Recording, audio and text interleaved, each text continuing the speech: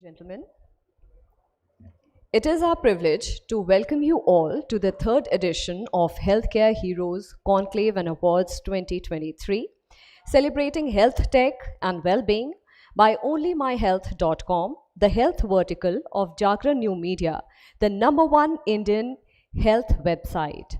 Jagran New Media is the digital wing of Jagran Prakashan Limited, India's leading media conglomerate with pan-India presence and wide reader base.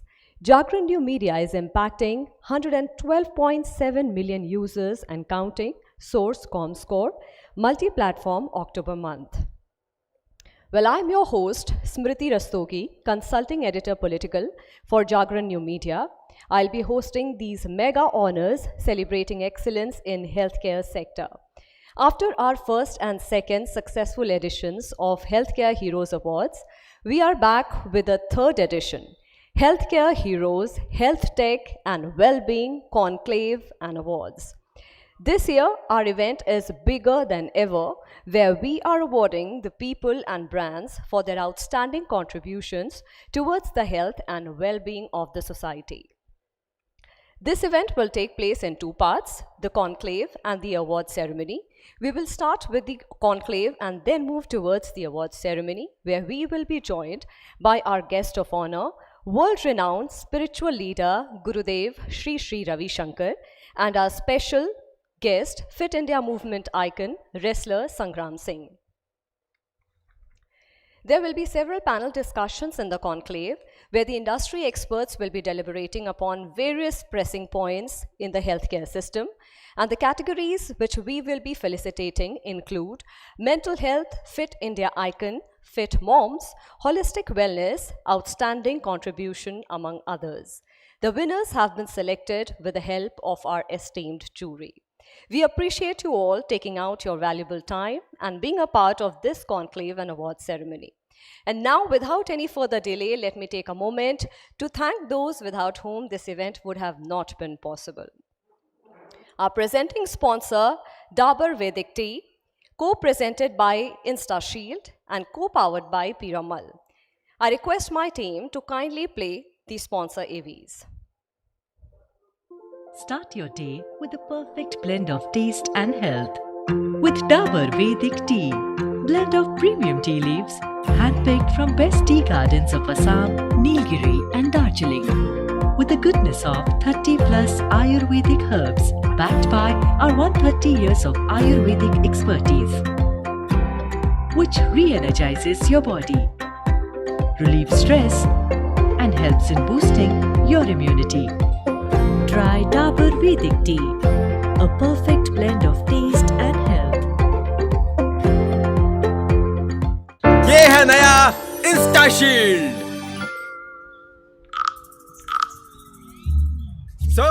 लो, एक और नया purifier. ये InstaShield है, air purifier नहीं है। Air purifier हवा को साफ करता है और InstaShield हवा के सारे वायरसेस को मार देता है। पापा, कोरोना वायरस भी। हाँ बेटा, कोरोना वायरस भी। वो भला कैसे?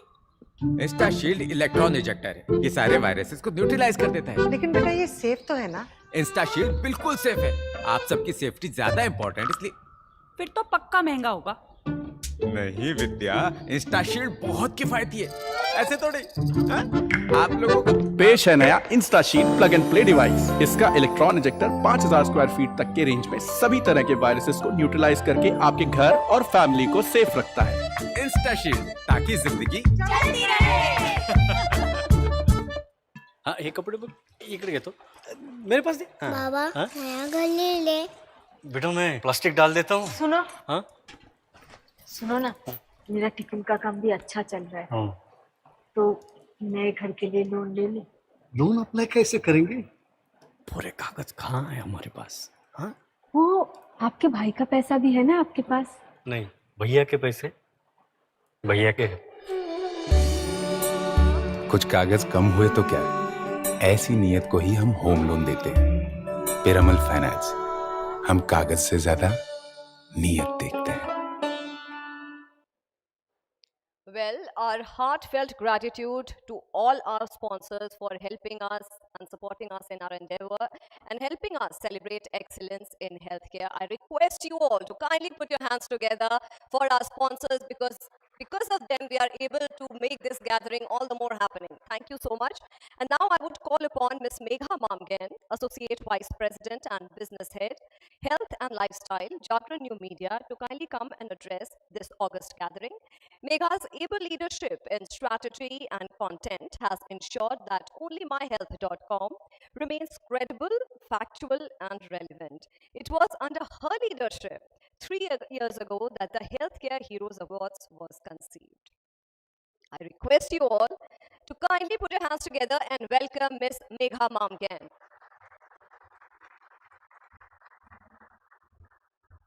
Thank you, Smriti. Good afternoon, everyone.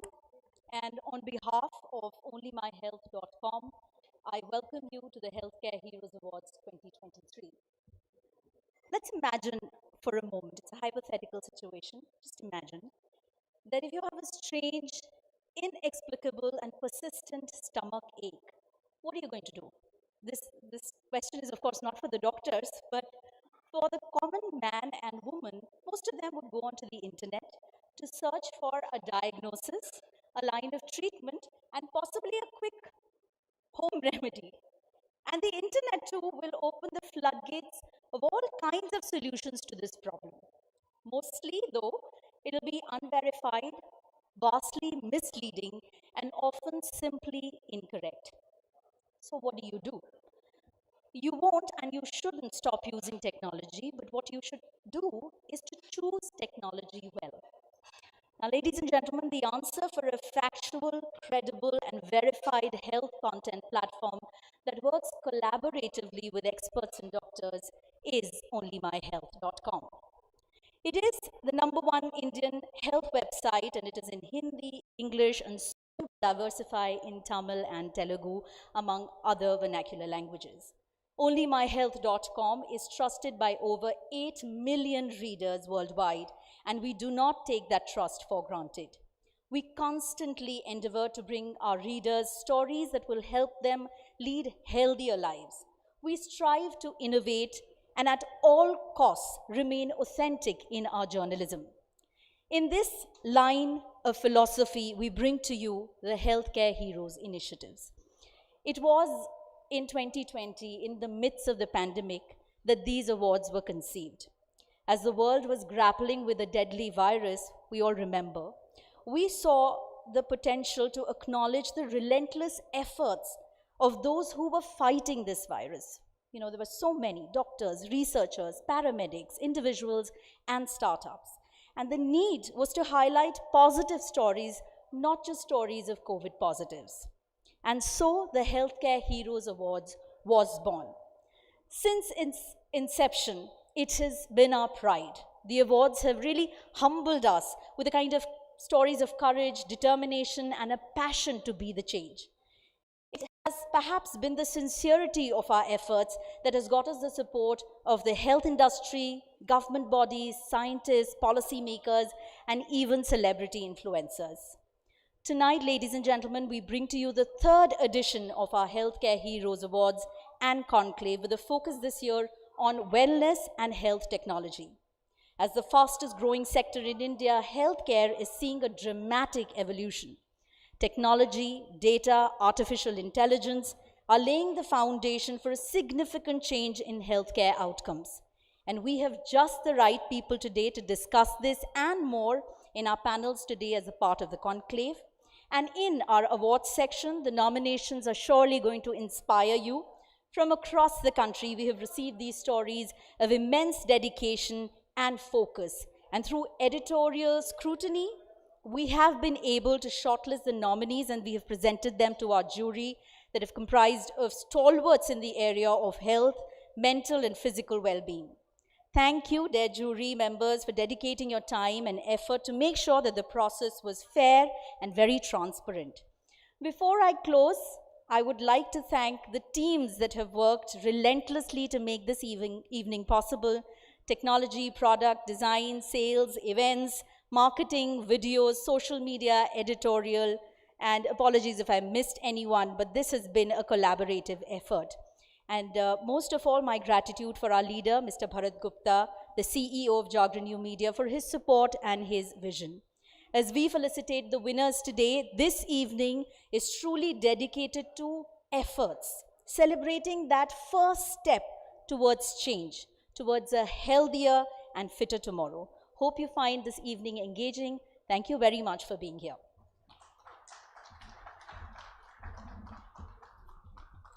Thank you so much, Ms. Megha, for aptly setting the tone of this conclave.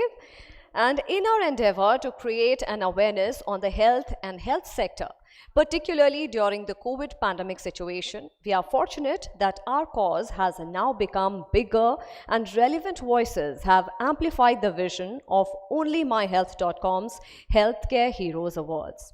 We have an important video message from Dr. Randeep Guleria, Chairman, Institute of Internal Medicine, Respiratory and Sleep Medicine, Director, Medical Education, Medanta, Global Health Limited, ex-Director, AIIMS Delhi, and newly appointed President of AIIMS Bilaspur. Dr. Guleria was conferred with Dr. B.C. Roy Award in 2014 and the Padma Shri in 2015. Dr. Guleria had been pivotal in pioneering the health education and precautions during the COVID pandemic. I request my team to kindly play the AP. Namaskar. I would like to take this opportunity to really congratulate Jagran channel and Onlymyhealth.com for this excellent work that they're doing and for this program where they're recognizing heroes in the health sector. Unfortunately, I cannot be there today physically because of a prior engagement, but my best wishes are there with all of you and my congratulations to the individuals who have won the award.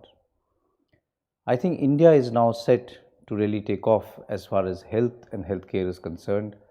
There is a lot of major advances that are happening both in terms of preventive health, in terms of providing care to people using technology so that we can reach out to the poorest of the poor and to people in remote areas and provide high quality health care.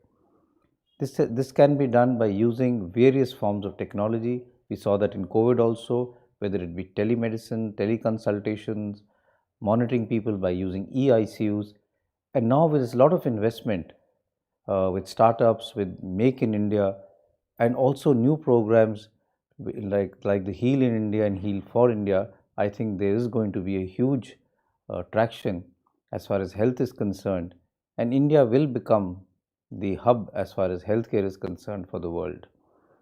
Also, there is a lot of investment in research, and that is what we need to do.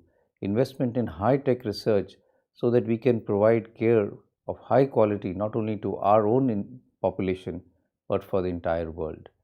And again, I think India will be the front runner in this. We are already known as the pharmacy of the world, but the vaccines in COVID showed that we are also very good in doing research and quickly coming out with not only one but multiple vaccines, as was done for COVID-19. COVID-19 pandemic has been a huge challenge for the whole world. But here again, I think India performed exceptionally well. We did better than many of the countries that are so-called developed in terms of saving lives, in terms of providing care, and in terms of vaccine rollout. If you look at the vaccine program, it went so smoothly and we were able to achieve such high targets which was not felt possible by many countries in the world. We developed vaccines on our own, indigenous vaccines. We did not have to rely on people. And we were able to even provide vaccines to other countries thanks to the initiative taken by the Honorable Prime Minister. Also, we were able to provide care to people across the world, across the length and breadth of our country in forms of e-consultations, teleconsultations, and that helped in saving many lives as far as COVID is concerned. So I think the combined effort of not only physicians, clinicians, but a lot of support from policymakers really helped us battle COVID-19 in a very successful manner. And I think all of us, every Indian, was a COVID warrior and did his bit so that we came out of this pandemic with flying colors. At the end, again, I'd like to really thank Jagran channel for this program and for inviting me. I wish them the very best. Thank you.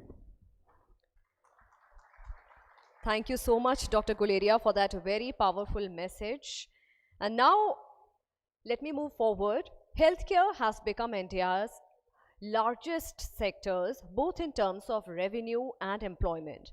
The Indian healthcare sector is growing at a brisk pace due to its strengthening coverage, services, and increasing expenditure by public as well as private players.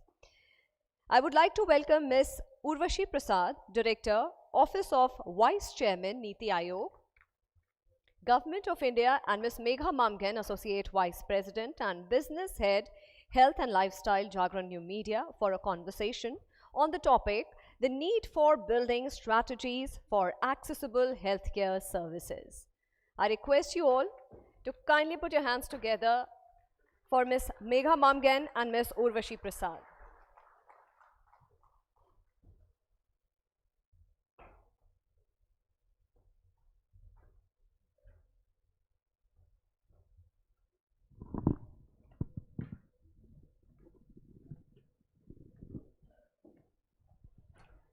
Thank you once again for being here, and thank you, Urvashi, for gracing this occasion. Urvashi Prasad is a public policy specialist in the Office of the Vice Chairman at Niti Aayog. Her work focuses in the Vice Chairman's office, focuses on policy matters pertaining to social sectors. She has authored over 80 articles and papers in the national and international media on health, nutrition, sanitation, gender, among other areas. Urvashi was previously a director at the Operations ASHA, which is India's largest tuberculosis control NGO. She also led the head portfolio of the Michelle and Susan Dell Foundation in India for 5 years. She's completed her bachelor's in genetics from the University of Birmingham in UK, followed by master's in bioscience enterprise from University of Cambridge in UK as well, and a master's in public health from the London School of Hygiene and Topical Medicine at UK. So fantastic to have you here, Urvashi. Thank you. And you know, there is a lot of conversation about how digitally there can be enhancement to healthcare and healthcare outcomes. Can you explain to our audience how that road forward looks like? Yeah, so I think, you know, when it comes to digital, there's, you know, lots of different dimensions in terms of its role in the health space. You know, one very, very important role is obviously when it comes to the data, health data. And that is something, you know, if you look at our health data, it is existing in lots of different, you know, data systems. We have different systems capturing different kinds of health indicators and data. So, you know, digitization is one very important enabler that actually allows us to pull all this data together and to run meaningful, you know, analytics on it, to sort of really interpret it for public health policy and decision making. So that is one very important use, you know, of digitization. And linked to that is the electronic health records, which, you know, again, some people might be familiar with, which is basically that, you know, eventually every patient should be able to have their health history in an electronic format, something which can be very easily accessed, you know, by doctors, healthcare providers across, you know, the country. And it can also streamline the kind of treatment somebody gets, the kind of diagnostics they have to go through. Because now, you know, electronically, if I have every patient's history available, then even as a doctor, it's much easier for me to, you know, act on it, or anytime they develop a new health issue, to sort of, you know, decide what's the best path forward. So in fact, lots of these are initiatives which the National Digital Health Mission, which the government rolled out, is focusing on. So that is one aspect of digitization, but more broadly, digital technologies, you know, as we also heard in the video from Dr. Guleria, digital technologies, especially during the pandemic, there was a massive acceleration in terms of adoption of these technologies. Whether it's telemedicine, whether it's electronic, ICUs, whether it's remote monitoring, a doctor sitting in an urban center being able to monitor a patient in a rural or remote area. So there's innumerable possibilities that digitization and digital technologies bring with them. The challenge there that I would just highlight is that we need to build capacity of our health system, our health workers, everybody who uses that digital technology or is an intended beneficiary of that.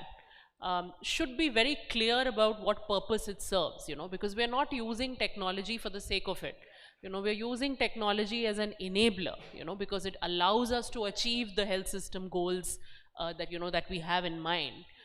So I think alongside technology, focusing on the human aspect, the behavior aspect, incentives, for using that technology, that is also very, very important, when we think about digitization. Absolutely. And I was going to ask you about how do we equip our hospitals, our doctors to make use of that technology, and also the public. I think the role of media there would be important. But I also want to get your response and your insight, since you have worked in this zone, about do you see in India, in a country like India particularly, the access to healthcare do you think it's gendered? Is it different when it comes to women, just access, diagnosis? How do you view that? And across the different regions, from the rural areas to urban areas, do you see a difference there? And how can we navigate this? Yeah, absolutely. I think gender is a very important dimension. It's also a big challenge. And there's many reasons for that. A lot of those are socio-cultural reasons as well, which affect women's care-seeking behaviors, as we say, or demand for health services. A lot of times a woman also puts her health right into the background. And I think many of the women, we might be guilty of doing this, right? That we prioritize the health of our families, we always think of others, and our health sort of takes a back seat. So that is also part of the challenge, that a lot of times women actually don't themselves pay that much attention to their health till things actually get quite bad. And then we're left with no choice. But there is a socio-cultural dimension also, which in many parts plays out, and women are not so forthcoming when it comes to getting access to healthcare. There's another dimension when it comes to gender, that when we talk of women's health, a lot of times historically that has almost been limited to reproductive, maternal, health, even nutrition. When we talk about it in the context of pre-pregnancy or pregnancy, right? So everything about the woman's health somewhere gets limited to that dimension, right? And just like men, women also have many different health needs, right? It's not all about pregnancy or pre-pregnancy or post-pregnancy and so on. So whether it's mental health, whether it's cancers, now whether it's other types of non-communicable diseases or even infectious diseases, there's a whole array of health issues, menstrual hygiene related issues. So I think what we are trying to do is bring a greater focus on women's health in a more holistic manner. So even if you see the government's health and wellness centers, the objective there is that we look at health much more holistically. We don't limit it to reproductive, maternal, child health. That's still important. There's no denying. But you also need to think about non-communicable diseases, you need to think about other health issues, mental health, so on. So I think that is a shift that we're trying to bring. But I would just say that gender is a very important dimension. It's very important even when we look at our health data to ideally be able to disaggregate it by gender, so that we can make good sense of where are we really lagging behind, and where do we need to make more progress. So I think that is very important. But we also need to address the socio-cultural dimension, as I was saying, and media, society has a very big role to play in this, in basically telling women that don't wait to fall sick, take charge of your health, go ahead, seek that screening that has been pending for a long time, or go and get a health checkup done. Don't put your health on the back burner. So aptly put, Urvashi, and I mean, there are so many doctors and medical practitioners here who would verify that women usually put their, even doctor visitations till the very last moment, till, they just cannot walk to the doctor. So here, the important point that you made is that conditioning, that, social conditioning that we have, that, least and the last serving to the women. And among other things, where do you see certain gaps, and do you see that startups, NGOs, media, for instance, individuals can help bridge that gap, so that this is a collaborative effort while we move towards healthcare in India? Yeah, absolutely. And I think every stakeholder in the health space has a very important role to play, and I think the pandemic really highlighted that for us. And now the challenge for us is that we need to continue that sort of multi-stakeholder collaboration that we saw during the pandemic. We saw during a crisis situation, everybody really came together. Whether it's governments, and when I say government, not just central government, but state governments, local governments, private sector, is in terms of the research and development efforts, in terms of the ability, for us to come up with something like a COVID vaccine so quickly. Vaccines are not easy to develop, right? If we didn't have this kind of commitment from the private sector, it would have been very difficult to do. Startups brought in a lot of innovation, right from diagnostic testing, and all this technology use that we've been talking about. Civil society played a big role in sort of getting that message to the last mile about behavior change. Yes. Masking and hand hygiene and physical distancing, and also reaching out to the vulnerable groups, right? Government, it was very difficult for the government in a crisis to reach out to every single person, so reaching out to that last mile, reaching out to disadvantaged groups, civil society had a huge role to play. So I think this kind of multi-stakeholder effort that we saw during a crisis situation, we really need to make sure this is something we're able to continue in terms of the momentum, because in health, you need all stakeholders to come in. You need the public sector, of course, but you can't do without your private sector. You can't do without innovation. You can't do without civil society bringing about the social behavior change as we're talking about. So I think there's a very, very important role for all of them. But the challenge for us is, how do we sustain this momentum? How do we sustain this, collaboration at scale? Because in India, anything that we do has to be at scale. We're never talking about to see impact. We're always talking about millions of people. Correct. Urshi, I also want to bring your attention to the rising cases of cancer. Cardiovascular diseases. We had somebody like a Sushmita Sen, who's regarded so fit, talk about her heart attack. What is the kind of burden that you see in healthcare around these diseases, especially when it comes to the young adults? Because in India, we're talking about a young population. How do you address that policy-wise? Is there a solution that you see?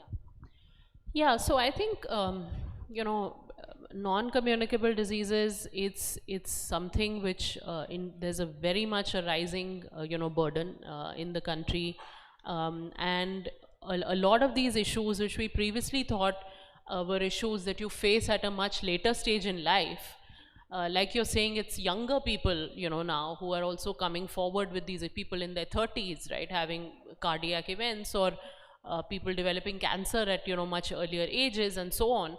I think that the main issues with non-communicable diseases is twofold, really. One is, of course, the prevention aspect, and there's a huge prevention aspect to all of these, which is basically through promoting a healthy, balanced lifestyle, right? And so that is one part of the endeavor which we all have to undertake, all these stakeholders that we've been talking about. Is to say that we have to encourage people to eat well, to exercise, to have a balanced diet, to have adequate sleep, to try and minimize their stress levels. So all of these are just basic principles of good living, which are actually, if we look at our Indian systems, these are not new. If you look at our Indian systems of healthcare or alternative health systems, whatever you might refer to them, it's always been inherent, that you follow a good lifestyle. So that's a big prevention dimension to non-communicable diseases. But then the other very important element is, if you do actually happen to develop one of these, early detection is your best bet. What is worrying is, for instance, when it comes to cancer, cancer is no longer necessarily a death sentence, right? We hear the word cancer and it just creates fear, and we think, okay, that's the end of the road. That's not true. Cancer treatments have advanced significantly, and you can actually still live a very good life. But the key to that is early detection. A lot of the cancers that we are still diagnosing are at advanced stages, stages 3 and 4, when it's much harder to treat them, and it's also more expensive. So those are two very critical dimensions when it comes to NCDs. Of course, treatment and all of those are there. But I think the most critical is prevention, promotion of good health, and early detection. Catch these things as quickly as you can, so that you can take the necessary corrective measures and you can really minimize the impact on the life of the individual. Absolutely. And I think there again, the role of awareness of getting your screenings done, for instance, especially for women. Urshi, I'm going to wrap up this conversation, but I cannot do that without talking about the pressures that our healthcare workers, doctors, paramedics have gone through over a period of those 2 years, and continue to be under that pressure. There have been, we saw ugly instances of this sort of outburst that also they had to face, but they have stuck by it, their sort of dedication to serve. In terms of policy and in terms of also society, what can we do to make this a less pressure, a less stressful situation for those who are actually helping us lead better lives?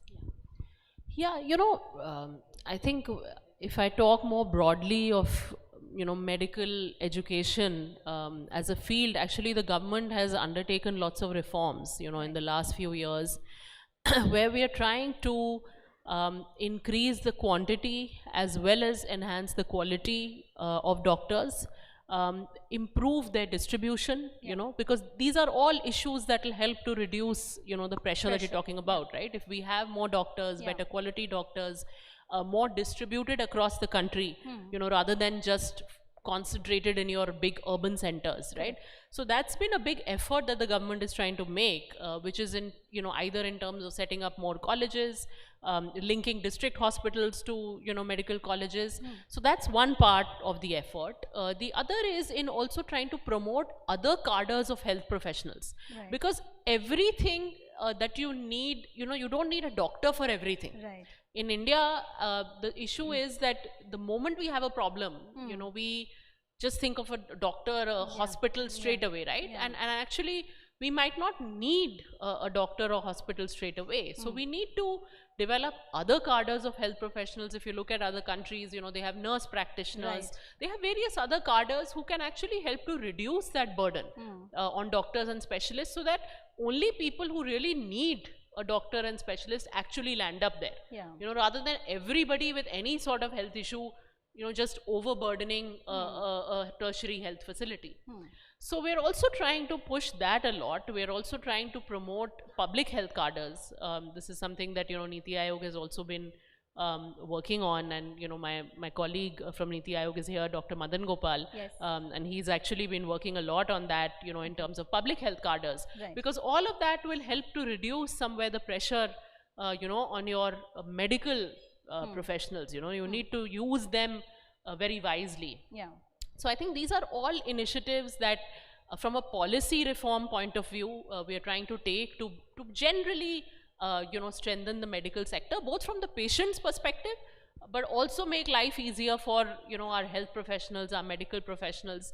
But I think, again, here I would say, the societal discussion, the media's role, making sure that we create awareness that, you have to deal with doctors and, your health professionals with respect. you have to extend them the courtesies, you have to, you know, so I think that kind of education is also important. I mean, it's understood that a patient who goes to a hospital health system, you are under stress, your family is under stress, you know, that's well understood. I mean, nobody likes to go to a hospital, right? So I think that's understood, but you know, dealing with respect, you know, following that kind of code of ethics, you know, generally that patient-doctor relationship. So I think that's also something we need to do in terms of creating more awareness and sort of more, you know, societal buy-in on that issue, apart from, you know, what we do on the policy side and that reforms. Absolutely, absolutely. And I'm a great believer of collaborative efforts. Before I let you go, Urvashi, importance of, you know, platforms like this, where discussions happen, where, you know, there is a promotion of a healthy lifestyle, which we have been trying to do on onlymyhealth.com, Jagran New Media. Just your last words, and then we can wrap up this. Yeah, I think it's wonderful, you know, like I said, pretty much in every question that I answered, I very clearly spoke about a role, important role for media, important role for platforms like this. So I think it's great that you know, you're creating awareness about health issues, and it's something we need to do constantly. You know, like I'll just, you know, quickly end with this, that, you know, during the pandemic there was a surge of these kind of events, right? Every other day there was a health related event, and the fear was that, you know, it's all going to die down, right? Once COVID goes, we'll sort of go back to business as usual, which we can't afford to do, because COVID is not the only health issue we are facing. We are facing so many other things. So we need more such platforms, and we need them to happen on an ongoing and regular basis. Thank you so much. And I can vouch that this is a sustained campaign from our side. 2 years in the pandemic, and it's the first time that we are doing this outside of the virtual space. So we are excited to continue this campaign, and our commitment to bring you stories that will help you choose a better life. Urvashi Prasad, ladies and gentlemen, thank you so much. It was indeed an insightful discussion, and we thoroughly enjoyed it too. I request Ms. Megha Mamgen to kindly felicitate Ms. Urvashi Prasad. A lot of takeaways from this conversation.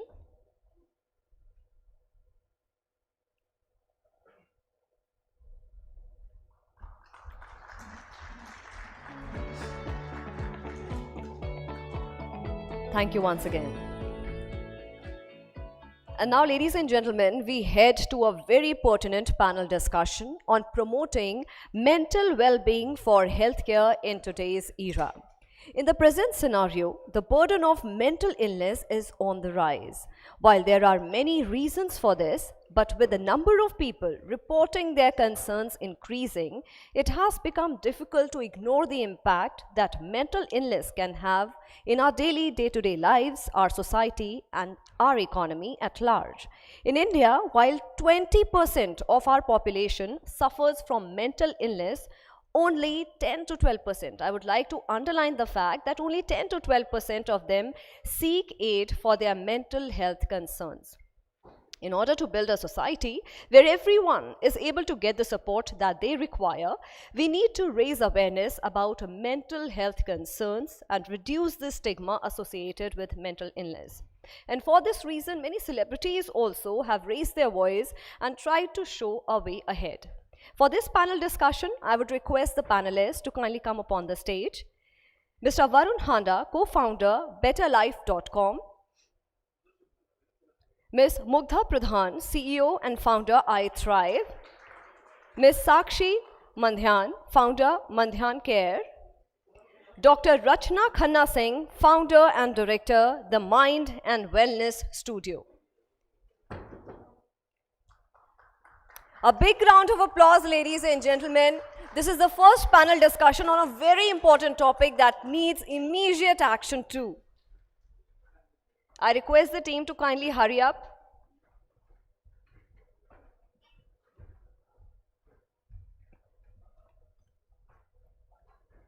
Mr. C.J. Jadhav, Chief Executive Officer, InstaShield.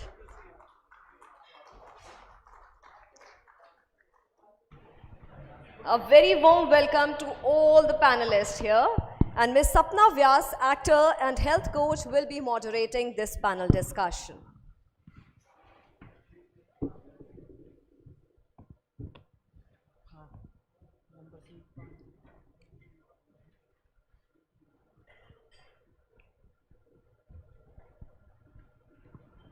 I request Ms. Sapna to kindly come and take her seat.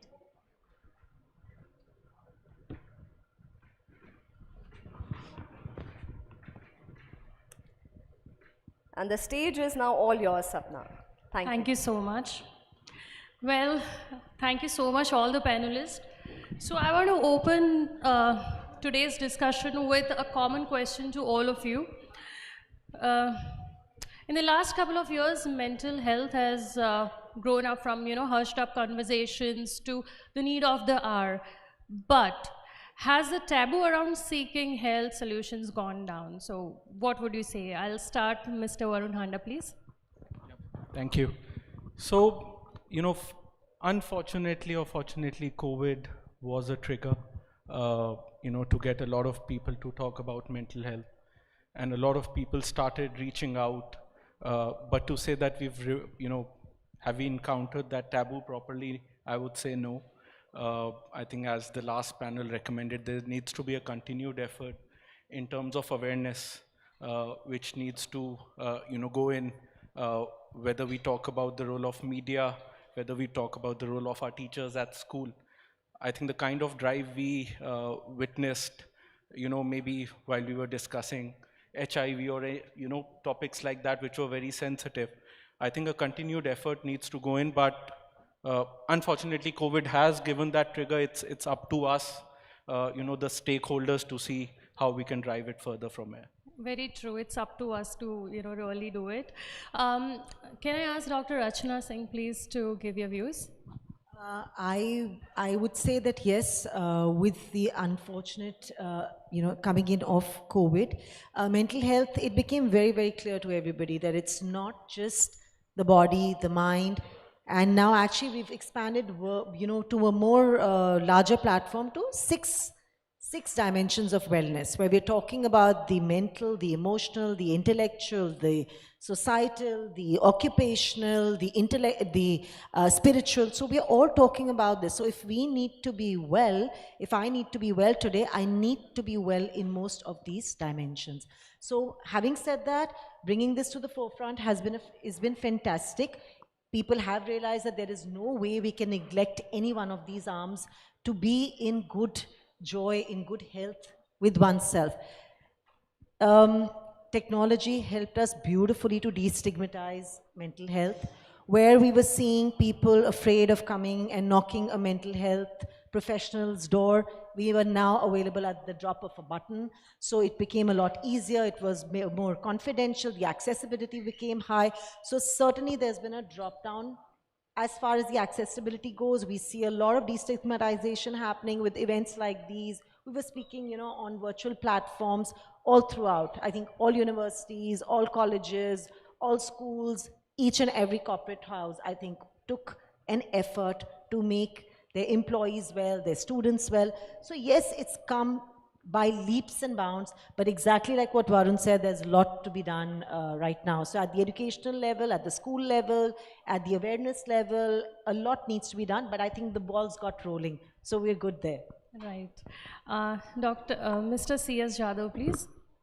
Yeah, I think to me, post-COVID, has been the triggering point for most of this mental health, where people have started, sort of discussing honestly, openly.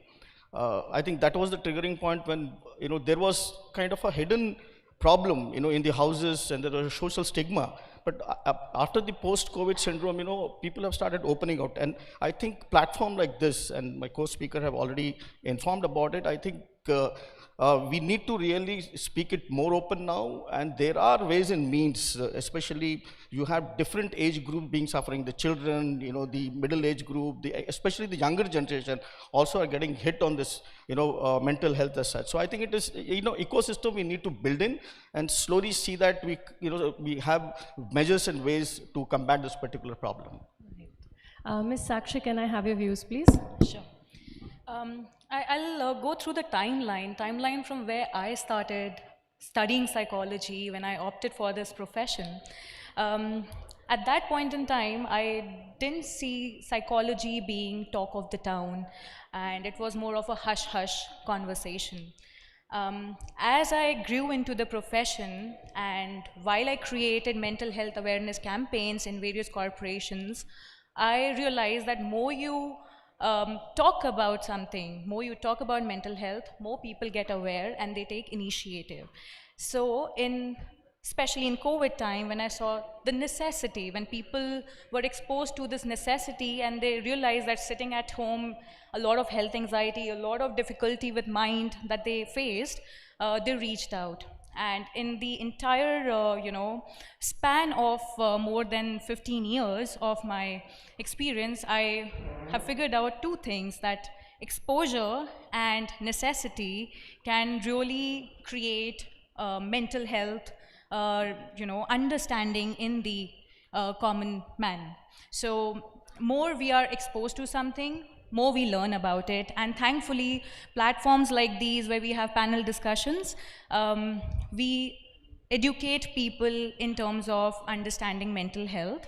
And I've seen that people now are taking initiative, corporations, and even, our air industry. If you see, recently it was, said that all the crew and the pilots and people from the flying industry have to go through mental health checkups, and also the facilities are to be provided. So I personally have experienced this, that the taboo has reduced, but like both of our panelists said, that there's still a lot of work, and that work can be done via exposure.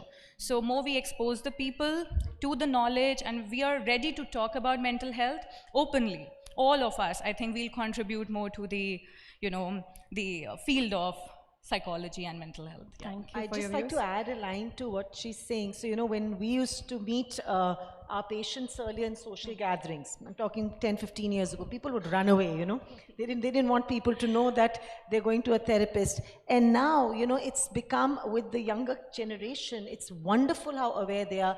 Celebs, it's wonderful. They take you by their hand and, show you around saying, this is my therapist, because it's become as natural, and it should become as natural as going to a nutritionist.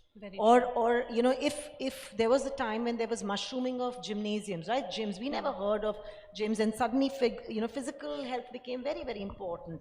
And now is the same change happening at the level of the mental health. And the more we speak about it, exactly what Sakshi is saying, I think we're going to get there.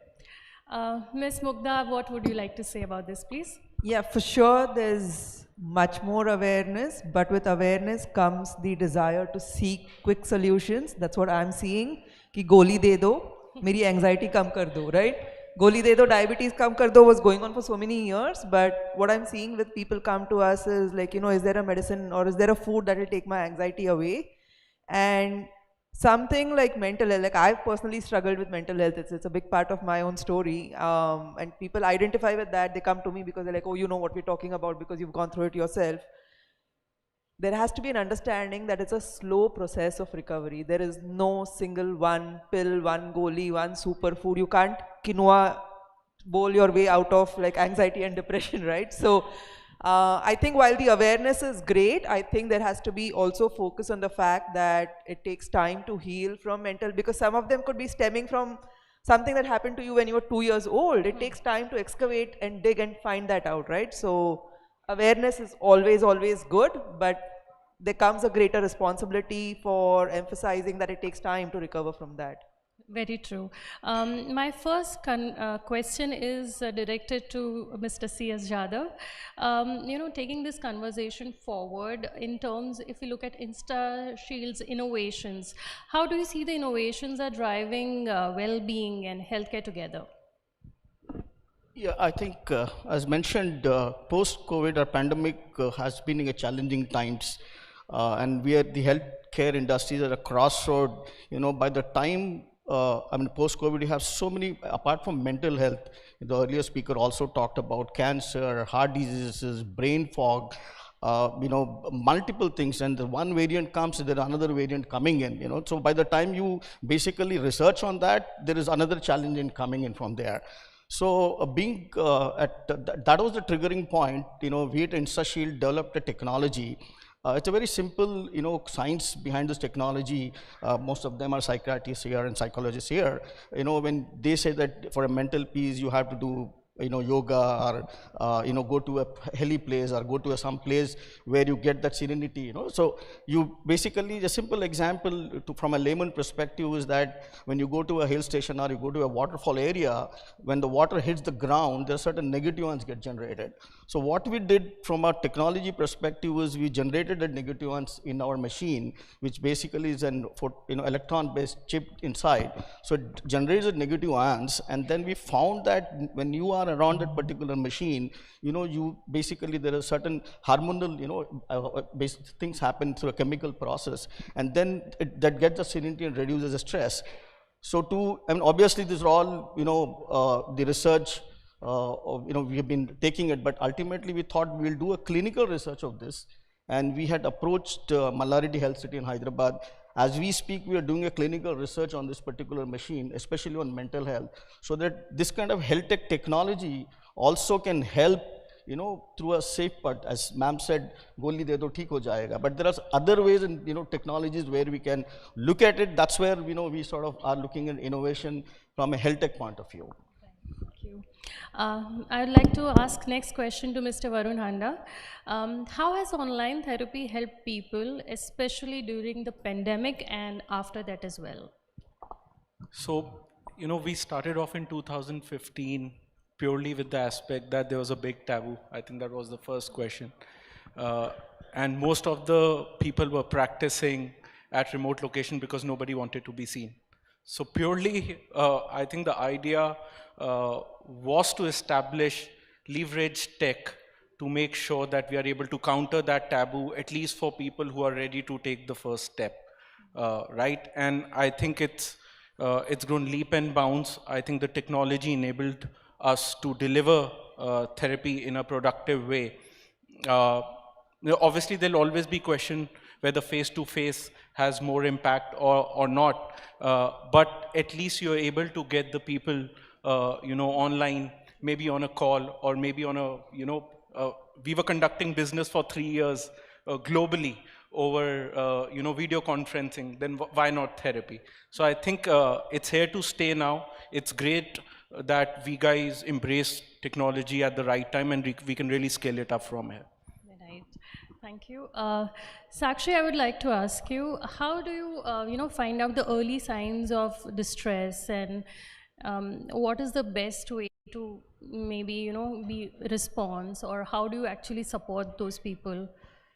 So. Okay, so the early signs, if I have to categorize them, there'll be 4 categories in which you can recognize the signs and symptoms. The first one would be somatic, or bodily signs, physical symptoms that a person can see. The physical symptoms may comprise of, headache, aches and pains, appetite increase or appetite loss, too much of sleeping or less of sleeping. So other than that, getting tired very easily, palpitation, heart rate increase. So all of these are the physical symptoms that one can see when the person is going through mental health issues or stress. Similarly, cognitive is the second category. Cognitive symptoms one will see, where a person may see decision-making issues, memory issues, one is not able to focus really well, or one is remembering way too much. So forgetting too much or not remembering too much is also another symptom that you would see cognitively, mentally. Then comes the third category, which is emotional symptoms. Emotional symptoms would be when you are having crying bouts, mood swings, you have negative thinking, you isolate yourself, you do not want to meet people. So extremes of emotions that you see. And last is the behavioral category, where a person would see that there's absenteeism, that you don't want to participate, you want to, miss onto the events and opportunities, job, work, etc. Increase in intake of alcohol, caffeine, drugs, cigarettes, all of these, and poor motivation. So these are the 4 categories of symptoms one can see in himself when he's going through mental health issues. In order to deal with this, the 5 basic things that each one of us should do. And the first one is the lifestyle aspect. So you take care of your physical health, so exercise, you know. When you exercise, you're releasing healthy endorphins, which are pain relievers, and you release all the pain and you feel better, in turn you feel happy. Similarly, when you take care of your sleeping pattern, so sleeping on time is very important because you release melatonin, which is a healthy chemical to wipe out all the negativities that you've had throughout the day, and which is why when you don't sleep or you miss out on your sleeping pattern, you feel very heavy in your mind. So sleeping on time is important. The third one would be practicing your eating habits, healthy eating habits, where you eat on time, because when you eat your meals, you're releasing serotonin. Serotonin is the happy hormone which helps you in keeping yourself stable. And then comes your random act of kindness, where you do things for others which will make you feel more empowered. So, you know, when you are on the giving hand, you feel more empowered as compared to when you're on the receiving hand. So that releases your oxytocin, the love and the nurturing chemical.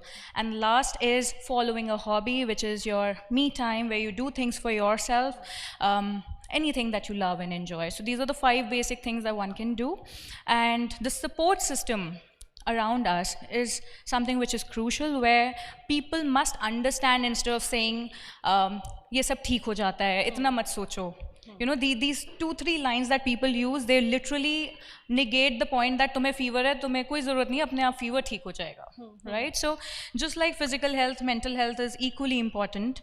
And I personally believe mental health is more important because all your hormones, all your chemicals are controlled from here, which is your pituitary gland, which is your main, gland for controlling all the hormones. So if you're not taking care of your mind, you will automatically see the first thing, which is physical symptoms. So the support system has to give a lending ear, understand the problem, and don't be the therapist or expert yourself. Yes. Please guide them to the expert so that they can get the right treatment. I think that's very well said. I really like that when you say that, you know, because we all have this habit of, you know, ye kar le, isse ye ho jayega. So very well said. Mukta, I'd like to ask you, what is the need for alternative healing? Like, how do we eat, or what and how we breathe make us, you know, ultimately, what is the need of?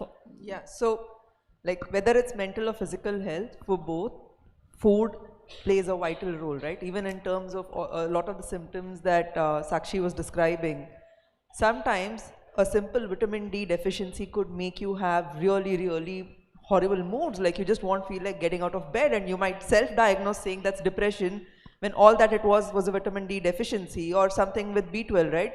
You don't have enough B complex vitamins, your neurotransmitters are not going to be made, you're not going to have enough dopamine, serotonin, none of these, and your brain's not going to function the way it's supposed to. So whether it's mental health or whether it's physical health, like just having energy to get through the day and do the things you want to do, having the resilience, like a lot of us, the panel before spoke of COVID and all of that, right? Like it wouldn't even have been such a big issue if we had basic resilience, right? Like people didn't have insulin resistance, the virus wouldn't have affected them so much. There were studies that showed that the highest mortality rate was in people who had low selenium, low vitamin D levels and high insulin resistance, right? So simple things that you can do with food can impact your quality of life, not just on a day-to-day basis, but even when something as global as a pandemic comes, we could have dealt with it so much better, right? Had there been a certain degree of awareness on that. So I actually honestly don't even like the term alternative when it comes to looking at food as the solution, because this is stuff you're putting in kgs through the day, right? From the time you wake up till the time you go to bed, if you weigh yourself, your weight would actually change at least 1.5 kgs, right? This is something that's going on into your body on a day-to-day basis. Everything else is an alternative except food. So food actually has a very primary role in how your mental, emotional and physical health remains. And to know what to eat, to know what your body requires is something that we should have been taught at school level, but instead we learn algebra. I don't know why, but this is something that we should have learned. However, as adults, if we choose to learn this for ourselves by again going to people who know what it means to really do nutrition and not following influencer fads on Instagram, because what influencers do is very, very different from what a human body really needs. So finding the right people who can guide you towards eating what your body needs has a huge impact. And like you spoke, right, like health has many dimensions, including the societal dimension. If you are integrated physically, mentally, emotionally, you're going to make the right kind of impact on society. Okay, so taking that self-responsibility for your food translates at so many levels. So not an alternative, but an essential part of healing. Very true. There's a very famous saying which says that, you know, Jaisa an, Maisa man. Exactly. Because, and food is, it is the nutrition for the mind and the body both. I think all of us have faced this something called hunger at least once in a week or once a day, I would say, because we always focus on work so much that we keep on remaining hungry, and then at the end of the day there are mood swings and we don't know what was the root cause, and actually it was lack of food. So Dr. Rachana, what would you say about the changing trends in wellness, and how's the youth especially is impacted with it? Yes, I think the youth is the one which are the flag bearers and the torch bearers of our country, and as we're seeing that, you know, our country is going to be in the next decade having the youngest population in the world, right? So I think that is where we need to empower as teachers, as mentors, as therapists, you know, as parents. We need to empower the youth with the correct. Now the youth at this hour is grappling through a lot. The generations, the new generations coming up, as you can see, Y, Gen Z, you know, there is so much of a gap. People are unable to understand. Generations aren't moving now from what they used to move at our time. Literally every 5-7 years, you can see a generational change. So there is a huge change in the lifestyle which is happening. It's extremely fast-paced. There's a digital mode of lifestyle which wasn't there earlier at all. So they're also grappling. I mean, if you see the newer generation, they have no idea what it was to stay without the internet. We've seen that whole transition happening. So I think there's still a little bit of a balance there. But for them, there is a lot of dependency on technology. With the fast-paced world, it's the mental health, of course, becomes extremely important, extremely affected, and thereby they're also very cognizant of that. They're also very cognizant that they need to take care of their minds and bodies. We're seeing a large change even in the way the relationships are being handled, you know, where, as you're seeing dating platforms out, you know, on the forefront, there are fleeting relationships, there is a lot of substance abuse, there is also a lot of identity crisis, because they're grappling to understand how are they going to marry the value system which is being given, the Indian value system, with the Western culture completely. You know, there's a globalization. So how are they going to, because now everybody is just available, you know, across the globe. It's very, very easy. So in fact, we're having a lot of issue where we see a lot of young people dealing with a reality and a virtuality. There's a mix of the virtual world, because they're all the time on their apps, they're on their phone, they're, you know, everybody, like I said, everybody's available. The social isolation is what has started to seep. And the fabric of the society, as we people, like, you know, mark data as evolutionary psychologists do, and like, you know, the fabric of the society is altering. And I think we all need to be cognizant that this fabric is changing. Of course, we need to allow it to change, but we also need to give that secure platform to give them a healthy and a happier future. Right. So now is my last question to all of you all, and I would like to know some practical ways to improve mental well-being. So I would like to start with Ms. Mugdha, please. The most practical way is, like, first start with your body. Even when Sakshi spoke, she spoke of the somatic, right? So start with your body. What do I mean by that? Get your blood work done. Check if you have issues with, like, nutrients itself. Fix that. It's like the easiest thing to do. Jo ek goli chahiye hoti hai na, it's literally that, right? Then start assessing the people you're with. Like, this is personally what I do also, right? Because sometimes the people you're with or the environment that you're in, the workplace, your colleagues, your friends, your family, they could be impacting your mental health, right? Like, you on your own might be pretty chill, but because of the constant toxic inputs that are coming in, you could get impacted. So check your social network. So first check your physical body, second check your social network. And as practices, like on a daily basis, grounding is something that has helped a lot of people immensely. What is grounding? Basically being barefoot. If I had a choice, I'd have been barefoot here also. Right. But being barefoot on just this planet, Mother Earth, 5-10 minutes also is really good to kind of help people just feel more centered. The second practice is breath work, where you could do alternate nostril breathing or just like mindfully breathing. That again centers people. And the practice of gratitude, which I think you spoke about, Sakshi, or Dr. Rachna did. Yeah. So the practice of gratitude, these three things, like they're a major turnaround, right? They're free, you don't need to do anything for it. Like just expressing gratitude to someone else, gratitude to yourself, or just having a gratitude jar and putting a note in it, like end of the day. 3 practices, but start with the body, get your blood work done, find out what's going on internally. I mean, that's what I would say all the time.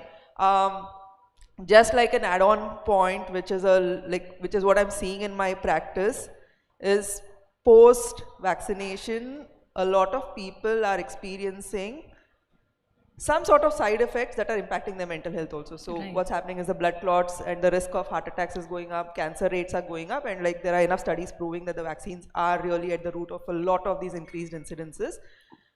Somehow there's because homocysteine levels are going up, it's really impacting the mind, right? So that's another thing that blood work is proving to me. I know it's a little off topic here, but I just wanted to kind of speak that out as well, that they could be contributing to issues as well. So find out what's going on in your body and then fix that. Thank you so much. Sakshi, can you please very quickly tell me some practical ways?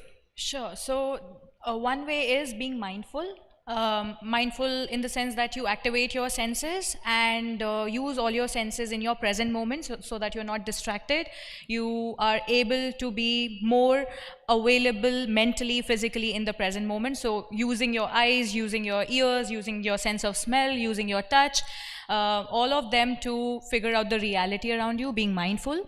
Second way would be practicing meditation. Meditation, I think for me, it's a must because it helps you to align your internal world with the external world. Simple meditation with your breathing can really take you far. And more important is your perception. If I have to say, perception is very important. What you see, what you are exposing yourself in everyday routine can really make you or break you. So ensure that you are filtering the life events and the people around you and putting yourself through more of the positive content as compared to the negative one. Thank you, Sakshi. May I please request Dr. C.S. Jadhav to give some practical ways of improving mental health? Well, actually, in fact, let me share my own experience. You know, when my daughter was 21 and she had suffered from this mental illness, and apart from, I think, as a family member, as a father, you know, apart from food and, you know, yoga and meditation and things like that, I think we as family members will have to support them mentally so that they come out of that. I think it takes a lot of time, but ultimately we need to speak out openly, you know. And at that point in time, it was like a shock to us also, going to a psychiatrist, you know, it's like a social taboo, right? But I think now she's fine. I mean, she's studying there, so she talks about it very, very freely. I think apart from all this, very important that we support, you know, our younger generation in terms of getting out of this particular larger problem. Thank you. Mr. Varun, can I please have your thoughts on this? So I believe a good rhythm is absolutely important. What COVID did is it clearly, I think there's a gray area which came into play when you talk about work and home, because most of us were working from home. And when the companies recently said, let's join office now, and you know, we were not prepared. So we have cases where companies initially, we were educating people about how to balance life, sitting at home, working from home. And now we are trying to guide people of how to come back to office. So I think a good discipline is absolutely important. That's what we've lost in the last 3 years. So I would really recommend everybody to work on a routine, have a hobby. Getting off the phone is extremely important. Hard for me to say because I'm on it myself as well, but I think it's absolutely important to maintain that hygiene. So that's what something's lost over the last few years. Thank you, Mr. Varun. Dr. Rachna, very quickly, what would you say? So I think I'll just sum up everybody. So an hour and 15 given to yourself every day, a wonderfully kept discipline with making sure that you don't have erratic meals, erratic sleep patterns, so keeping those intact. An hour 15 given to yourselves every day for about 45 minutes of physical exercise every day, 10 minutes of breath work, 10 to 15 minutes of mindfulness / meditation. If we put this as a prescription for ourselves along with the support of loving people, that definitely, and earlier we used to say if you have 5 people on your fingers who you can reach out to, feel blessed. Now we say even if you have 3 people after the second wave, please feel blessed. And I would just like to tell everybody that as far as mental health concern goes, if we people, each one of us, put forward an intention that, you know, each one save one or each one help one.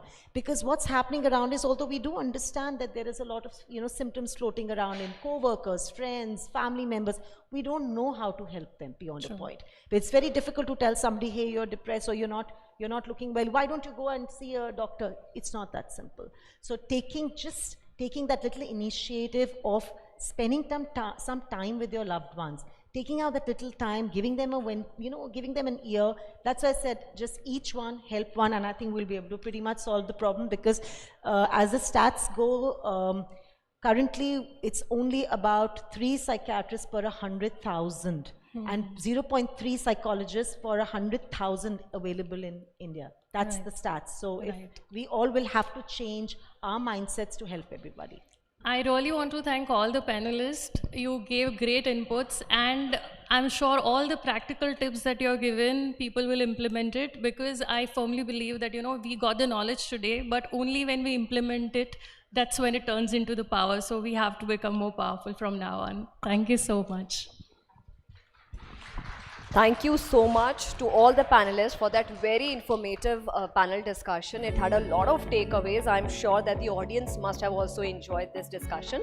I request Mr. Gaurav Arora, Chief Revenue Officer for Jagran New Media, to kindly come forward and present a token of appreciation to all our panelists. Ladies and gentlemen, a big round of applause, because this was one of the issues, because it was the first panel discussion on mental illness and well-being. So it was very well conducted by Ms. Sapna also. First, I would request Mr. Varun Handa to kindly come forward.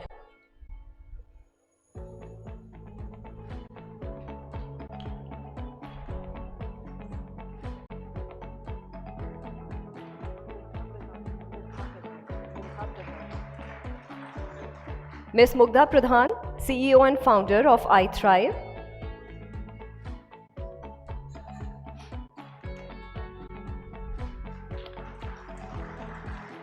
Ms. Sakshi Mandhyan, founder, Mandhyan Care.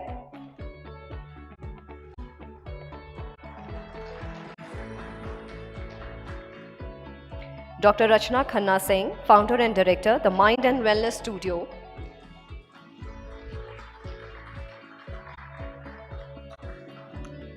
And Mr. C.S. Jadhav, Chief Executive Officer, InstaShield.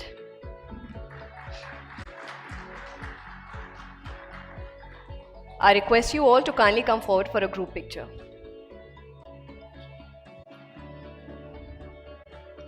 You also. No, you also.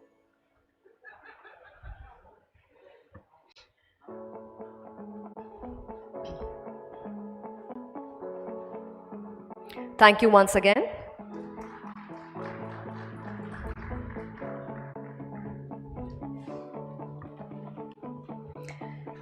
The future of Indian healthcare lies not just on latest technology and connectivity, but also on building basic healthcare infrastructure in smaller towns to ensure last-mile healthcare delivery. The COVID-19 pandemic made us realize the importance of strengthening the public health system even more. Health systems and policies play a crucial role in determining how services are delivered, utilized, and affect outcomes in the health sector. In India, reaching the last mile remains pivotal because it is an inclusive healthcare system that can only bring about an impact. Furthering this, there is another panel discussion on a very interesting topic: healthcare for all, reshaping health services to reach the last mile. I would request the distinguished guests to kindly come and take their places on the dais. Mr. K. Madan Gopal, Senior Consultant Health, Niti Aayog.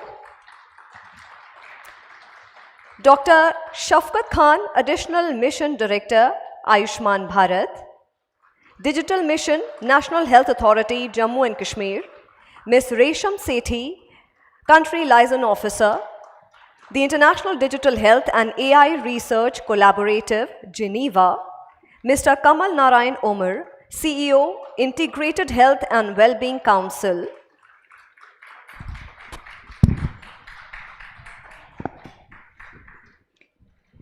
And this session will be moderated by Ms. Megha Mamgen, Associate Vice President and Business Head, Health and Jagran New Media. Megha, I would request you to kindly take your seat on my left. For rest of the panel discussions also, there is a humble request that the moderator will be sitting on my left side and rest of the eminent panelists can take their position accordingly. Thank you, Megha. The stage is all yours. Thank you, Smriti. Thank you so much, all of you, for being here. This really means a lot because you are really the voices that will be able to showcase and give us the right insights that are required for this discussion. Also, there are about 100 doctors who are gracing this occasion today. Thank you for being here. And we hope that this discussion really, is fulfilling for you as well. Now, coming to this discussion, I think the topic is stemming from the fact that we see that the efficacy of healthcare for a country really, the value of it comes when it reaches the very last mile. And it transcends the barriers of class, region, gender. And let's take a look at where we are in terms of, where we are in the healthcare situation in India across states, and what are the things that can be done to mitigate some of the challenges that we have. I'd like to start with Mr. K. Madan Gopal. So we, last year, crossed the 1.4 billion mark in terms of population. And, we're a big country and a young country. In a country like ours, sir, I want to ask you if you can outline the top 3 contributors to the burden of disease in India. Thank you, Meghna ji. If you look at, we have been talking about disease, we have been talking about health, we have been talking about wellness, we have been talking about well-being. Our journey from disease, health, wellness to well-being has been very interesting, because if you have seen, we have been able to reach up to the nook and corner of the country in the form of extension of services. The community health volunteers are there. In every village, you are having a volunteer. Yeah. That's one thing. The question which you have asked, because previously we used to grapple with the issue of communicable disease. Yes. Now we are having challenge of communicable disease, non-communicable disease, and the injuries and the road traffic accident. You have mentioned about burden of disease. So what is burden of disease? Is the mortality, and it is sum of mortality and morbidity, which we call as burden of disease. And there is a matrix which is used, which is known as disability adjusted life years. That means 1 daily is equal to 1 productive life year lost, either due to death, premature death, disability, or other reasons. Yeah. So if you talk about these 3 things, if you take these parameters, we have cardiovascular diseases, respiratory infection due to tuberculosis, and the neonatal mortality. If you talk about the neonatal diseases, that contribute to around 3,000 daily years. That means per 1 lakh population, 3,000 daily years. That's the largest thing. The next comes the cardiovascular disease, which is around 2,800 daily years per 1 lakh population. The third is what I mentioned about the communicable disease. And the other thing which is coming up, which is quite disturbing, is the road traffic accident. Right. It is contributing to around 1,100 daily years per million. But whatever system we are making, as you have mentioned, 1.4 billion population, we have to just be of the conscious of the fact that the climate change is happening. Right. The second thing is the natural catastrophes and the disasters, whether our systems are able to cope with that or not. That's another thing we have to always keep in our mind when we are planning that thing. Right. These are the three things, and the way things are moving, and we do have certain intervention from the government side. We have moved from the primary healthcare strategy to comprehensive primary health strategy, and the 4 core programs of the government are there, which are trying to address that thing. And in the coming years, you will be seeing more about that programs and how this comprehensive healthcare strategy has been implemented for addressing the issues of universal healthcare as well as meeting the SDG goals.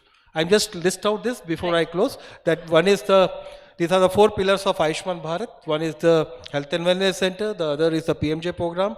The third one is the digital mission. And the fourth one is your health infrastructure mission. These are the 4 pillars. I think in the coming days you will be seeing more about this. Yes. In fact, I was going to ask you about the digital healthcare under Ayushman Bharat, but let me also bring in Dr.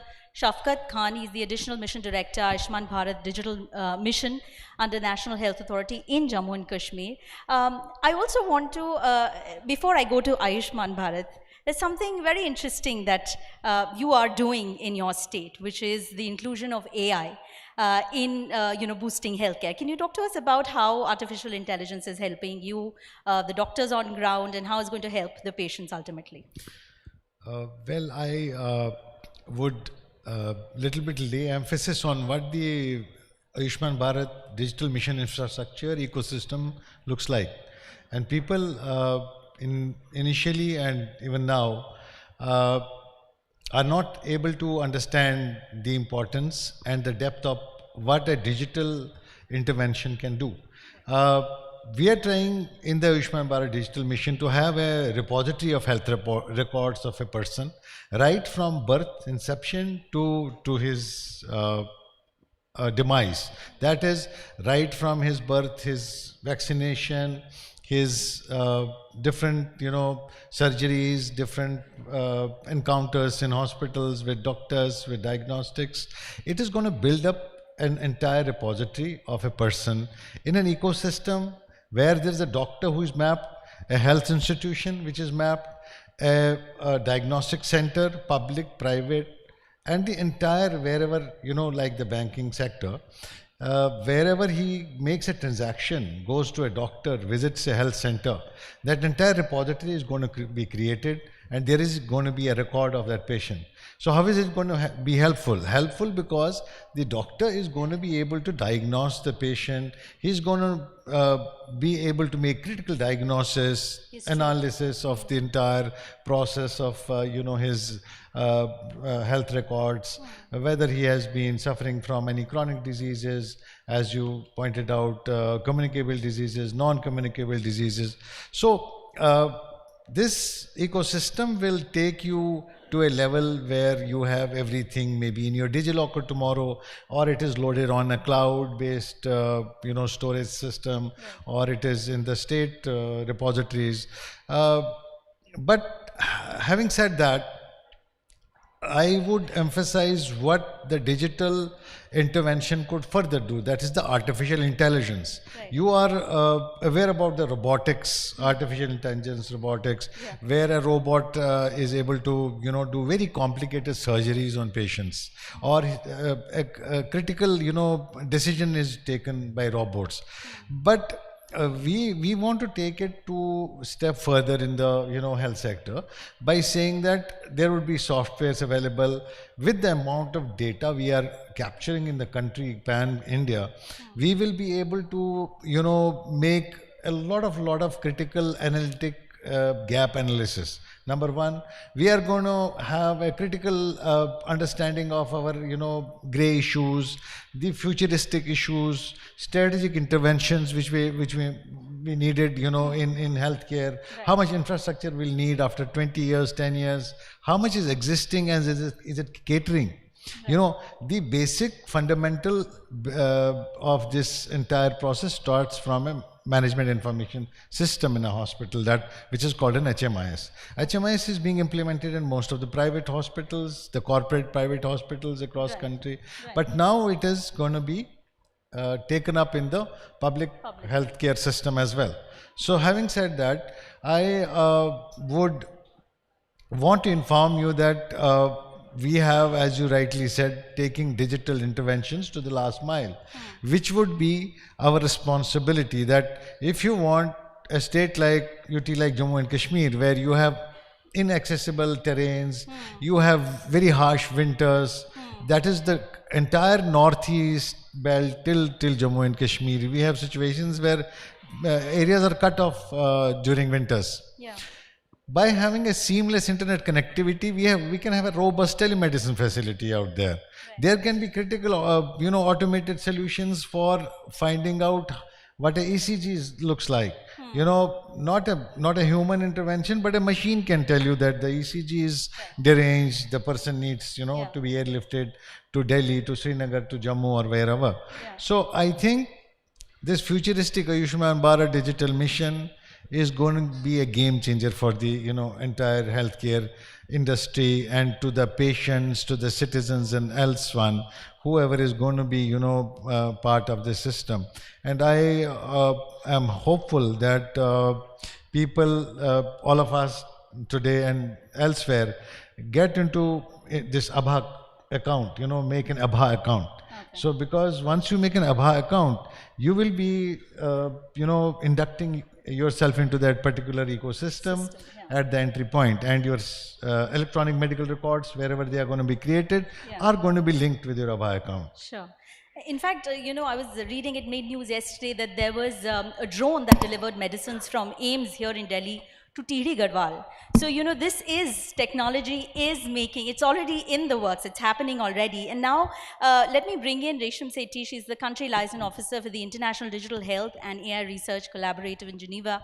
Resham, Dr. Shafkat was talking about, robotics, robots doing operations, and smartwatches that are telling us our vitals. And just a decade ago, this would sound like some science fiction, right? But this is the reality that we are in today. I think you, for one, can tell us what the trends are looking like for the next decade, or where will technology take us? Thank you. Firstly, many thanks to organizers and everybody present here, and to all the dignitaries for giving your time to us. Thank you. In terms of trends, technological infrastructure, and emerging tech, I think we're going great. I think I would like to answer this question twofold. First is talk about all the positives that's happening, and second about how disruptive the technology can be. Firstly, when we talk about accessibility to health services and using emerging techs and trends, I think COVID pandemic has exacerbated how technology is impacting and affecting our lives today. When we talk about universal health coverage and aligning with the Sustainable Development Goals of 2030, there are three very important elements that India is trying to achieve, and that is accessibility to health, quality of health services, and financial protection, that is affordability. Now, privileged people like you and me are able to access digital interventions, or go to private hospitals and access a lot of robotic surgery. But what about the other 60% of India, right? That's how emerging tech is trying to address. The other day, I was conducting a landscaping study in one of the states in India, which has over 90% tribal communities. Because of COVID, the telehealth services were great. It was very successful. I spoke with a lot of stakeholders that were being impacted through the telehealth services. But there was one issue, and one issue was the digital divides that it creates and the disparities that exist. We all know that even though we are talking about smartwatches and we are talking about AI and digital health services, there is a major portion of India who are not digitally literate to even understand how their health is being used or how to access digital services. So while we are talking about trends in terms of emerging tech, and by emerging tech I mean AI, IoTs, IOMTs, virtual realities. In the same time, it's very important that we build skills of our health workers and healthcare workforce, as well as communities. Another example I would like to give is IDARE. We created a global digital good called as Global Research Map. And because the previous session was on mental health, so I'm just going to draw a little bit more on that. We analyzed scientific publications, 2.5 million scientific publications and patents, just to understand what are the research trends that exist globally, not just in India, in terms of mental health and digital mental health. And this was between 2015 to 2022, and the analysis showed major exacerbation of trends in digital mental health services. However, the issue is that first there used to be bullying, but now there's cyberbullying. Right? Yeah. So we have to understand that even though technology and emerging tech is really impacting our lives, this is very disruptive too. So the trust that we need to form with stakeholders is very important. The education and awareness that we need to create through ICTs, that is information and communication technologies, across urban, rural and tribal India is also very important. And when we are talking about digital transformations, one very important aspect that we need to address as healthcare technologists is addressing the health inequities that exist and using technologies to distribute the services digitally equitably. Thank you. Right. Thank you so much, Reshma. I'm going to take that question when I come back to Dr. Kemadan. But first, let me bring in Mr. Kamal Narayan Omar. He's the CEO of the Integrated Health and Well-Being Council. Kamal, I want to understand from you the really tangible impacts of approaching healthcare from the grassroots up. Thank you so much. From the healthcare point of view, when you are talking about taking healthcare to the grassroots level or the last man in the line, a lot of it has been lacking. But over the period and what we are seeing, especially after the launch and initiation of Ayushman Bharat as an insurance cover, and also Ayushman Bharat wellness centers, which are, Dr. Madan Gopal is extensively working on that also. So that 1.5 lakh centers where we are revamping our, CSCs, PSCs, it is happening a lot now. But what I would, kind of like to emphasize that when we are thinking about building a healthier nation, and we are talking about building a Ayushman Bharat, which is a really, in sense of Ayushman Bharat, where we have a longer productive life. And not only for those who are well off and can access healthcare or preventive mechanisms, but also for those who are, kind of marginalized, living in our rural areas, and then areas where, the access is really difficult. We, personally believe in a, holistic health, kind of system in creation. And when it comes to holistic health system, it goes beyond healthcare alone. And there comes the whole role of the preventive sides of it, the social determinants of it, the infrastructural determinants of it. What I very strongly believe, and that's what our institution also believe, is that there are 5 important aspects which determine how the health of the nation or the society will be. And it is about good food, which you get, and you have been talking in the last panel, we heard a lot about, the food, the role of food. So the good food, good air, good water, good lifestyle. Good lifestyle doesn't mean, having things to splurge or, that lavishness in your lifestyle, but the lifestyle which gives, adequate attention to, the sleep, to exercise, to, maybe the act of kindness as well. And then comes healthcare. So these we call as a high five of health. And we have to look at all these 5 elements equally. Interestingly, and we have been fortunate that while our country is, and which kind of expedited post-COVID scenario, and in COVID we have seen that we can really go to the level of reaching to the last person in the line, and the last person in the row. And you have seen the vaccination drive, from ponies to boats to drone. We have used everything, and we have reached to almost every person who is willing to get vaccine. So there has been a very, very equitable access of vaccine when it comes to COVID management.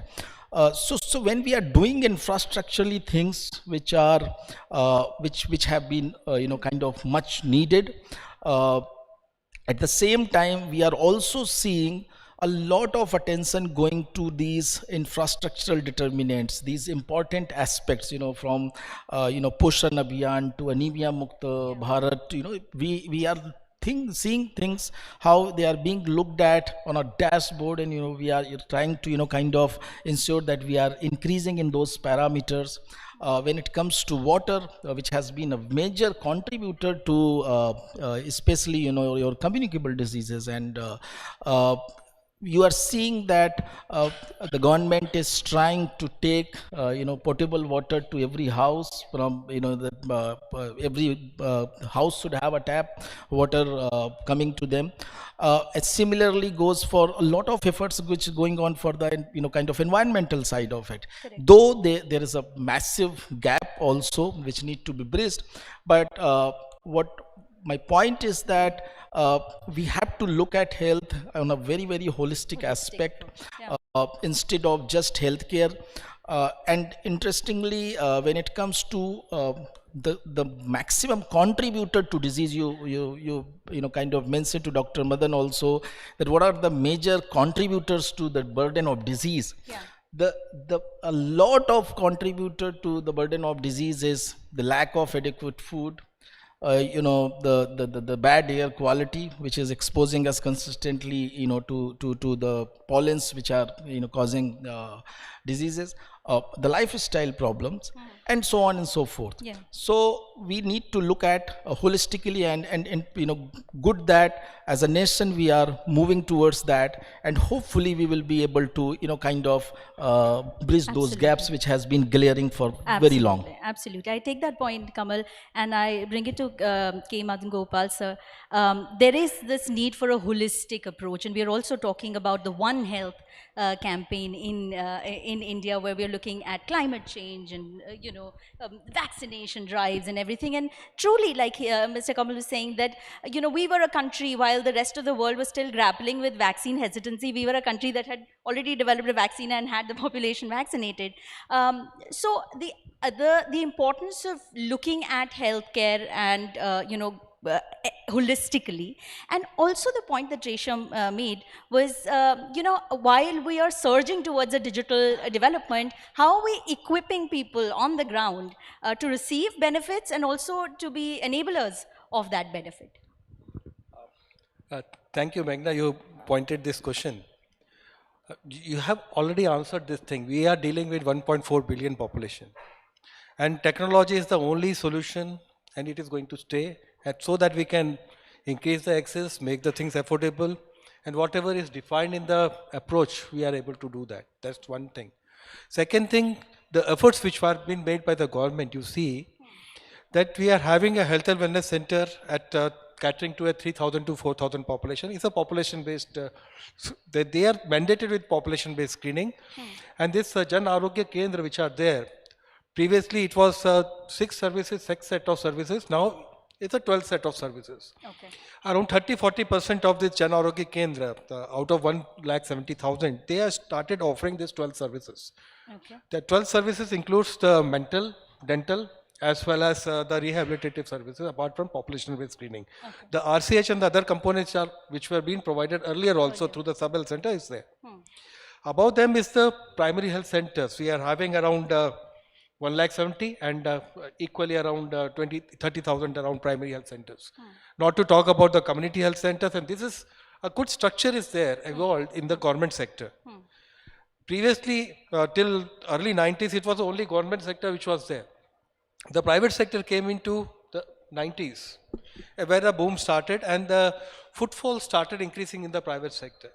The expenditure also started happening in the private sector.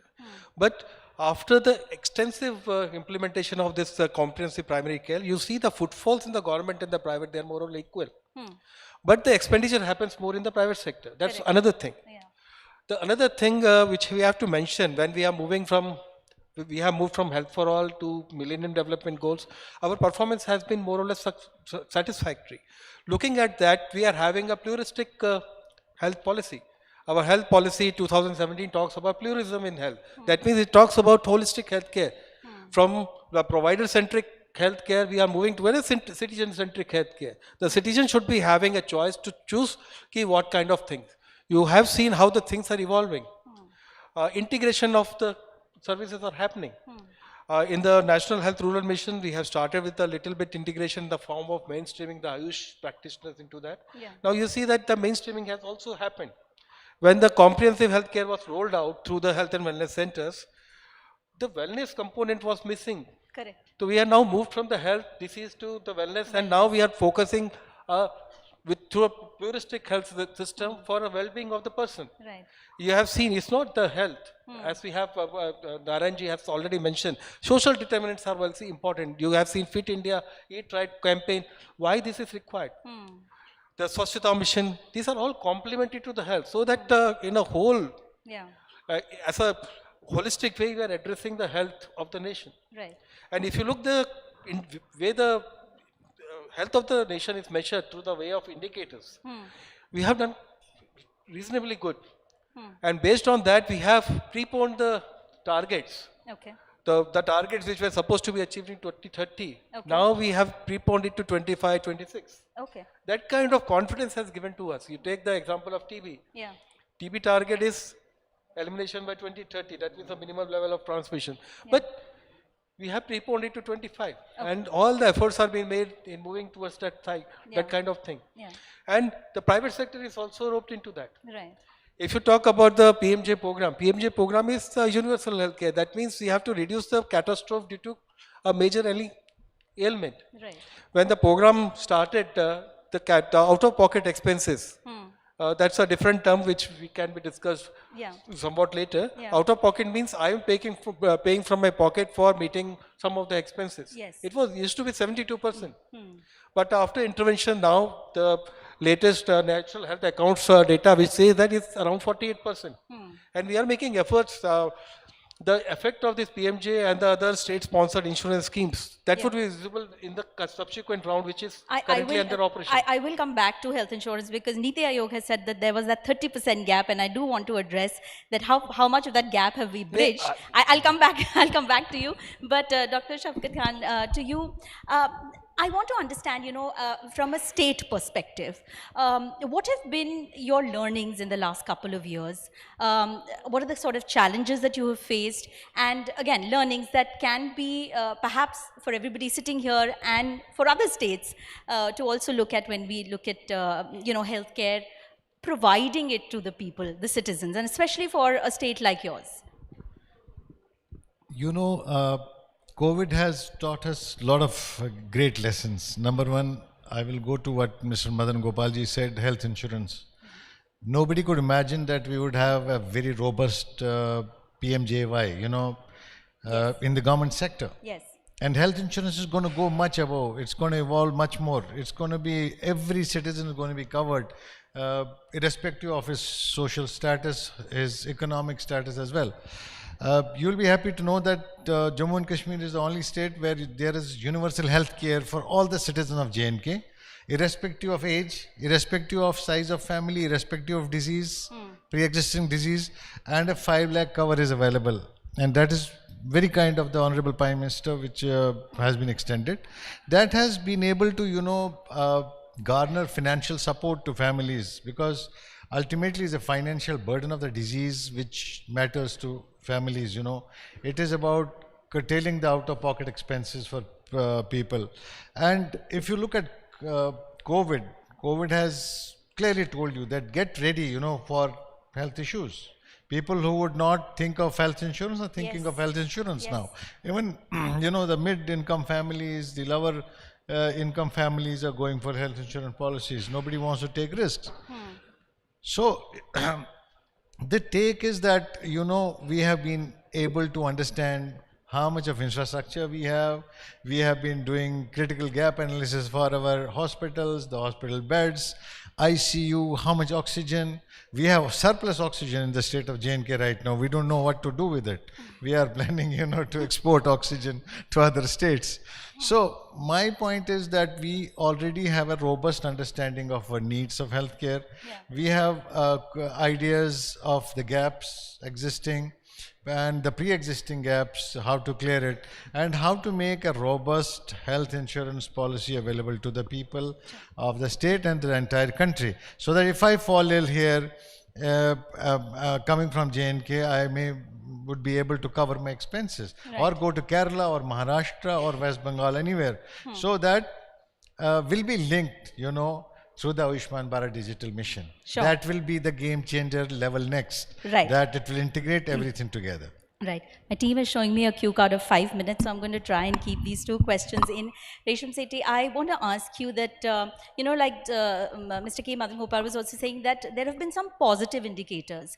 You know, life expectancy has increased, and however, communicable diseases is something that we continue to struggle with. Access to clean drinking water, like we were discussing. How do you see those problems being solved? And do you see these discussions happening at a global level as well, or is it a very India-centric problem? I'll quickly answer that question through a story. So I was working in Maharashtra schools, rural schools, government schools. And over there, children were playing in the mud. So there were a lot of children from different communities that came, including workers, children of brick-kiln workers and agriculture workers and all of these people. So they used to come to school, and there are midday meals provided in government schools, right? So they used to come, play in the mud and everything, and immediately they used to sit for the meals, bina haath dhoye. So UNICEF had started with a wash program where you had to wash your hands, and they showed 6 to 7 different steps of washing your hands. That is such a simple thing that if before eating we need to wash our hands and eat, because germs हमारे हाथों पे रहते हैं और वो हमारे पेट में जाएंगे तो उससे हम बीमार हो जाएंगे. ये वो स्कूल्स में बताया ही नहीं गया था बच्चों को. इतनी सिंपल बात. तो हम लोगों ने वहाँ पे वॉश प्रोग्राम शुरू किया ताकि बच्चों को पता चले कि एक सिंपल हाथ धोने से क्या फ़ायदे हो सकते हैं. This was before COVID. This was before COVID. Yeah. This was years ago. Yeah. Now the thing is, according to me, communicable diseases, infectious diseases is collateral damage of our choices and decisions, behaviors, environment, our occupation, working and living conditions. And I think it has a lot to do with social and behavioral health.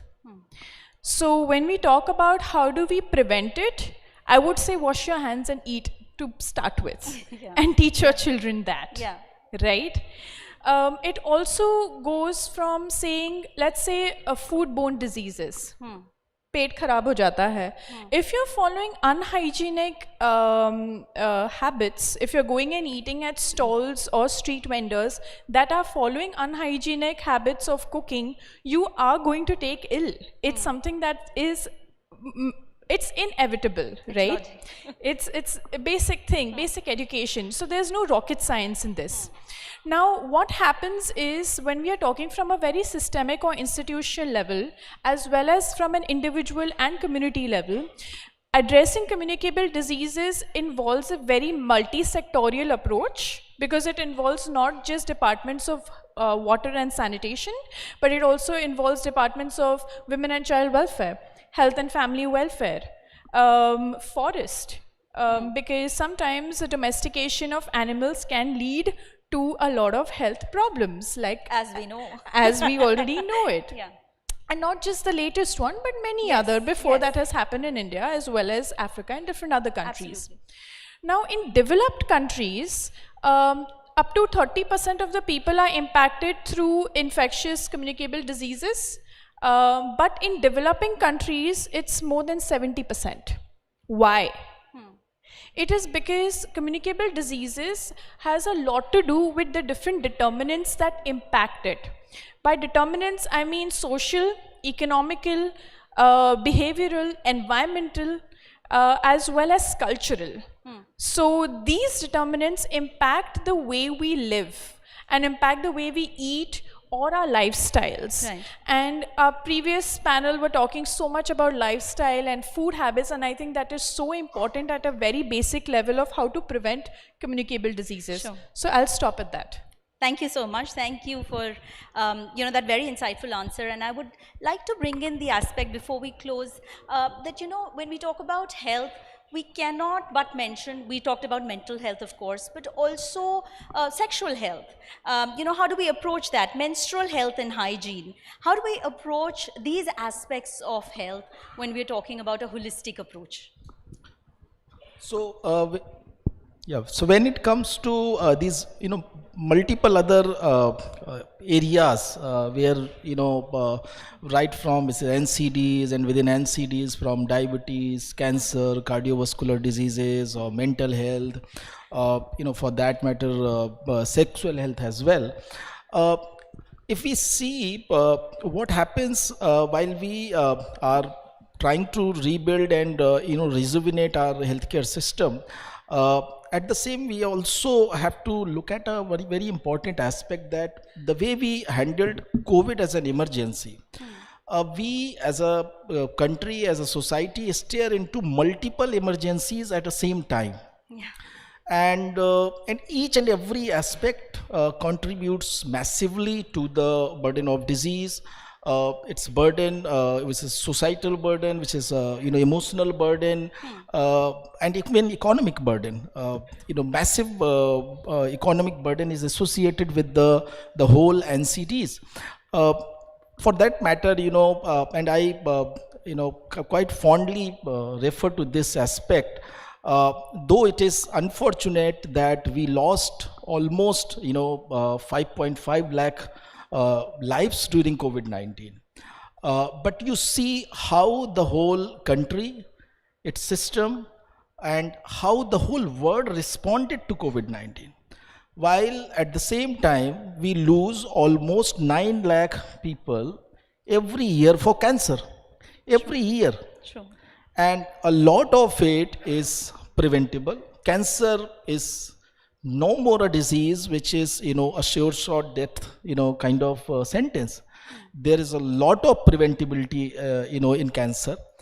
Provided you are kind of diagnosing it on time, screening it on time. So we don't have the, the systemic provisions for looking at all these things. When it comes to, many other aspects, and Resam also mentioned about, dealing with children. Interestingly, whenever we are discussing anything related to health these days, we come to the topic that how we can educate our children to, address many of such problems, whether it is sexual health to, preventing cancer, because they can be the, the change agent, they can be, the pressure group to, reduce the tobacco consumption. So children become at the center of, all our hope. We are pinning all our hope on our children. Now, do we really have some strong mechanism to make these children that knowledge reach to them? So, Urvashi talked about creating the whole new cadre of public health, professionals. I believe we need to build a whole new cadre for, that focuses on children. As imparting this knowledge about multiple aspects, and this is going to be a most critical step, I think, towards the preventive and promotive side of strengthening the health system of our country. That's a very interesting idea. And before I wrap up, because I'd promised Mr. K. Madan Gopal, I'll give him a very briefly, sir. This was a Niti Aayog report in 2021 that health insurance for India is missing middle. It said that 30% of the population was devoid of financial protection. Have we bridged that gap? How far are we? Very briefly, sir, because I promised you I'll come back on this question. No problems, because I was working on that report. It took us 2 years to understand the insurance landscape. That report talked about voluntary contribution or the voluntary insurance from the private sector. It never talked about whether the government would be giving or extending. While we are strengthening the PMJ program and the other government-sponsored program, so we are trying to see that how the voluntary insurance, because to put it one word, the missing middle is too rich for the government programs and too poor to afford that program. Too poor to afford the private insurances.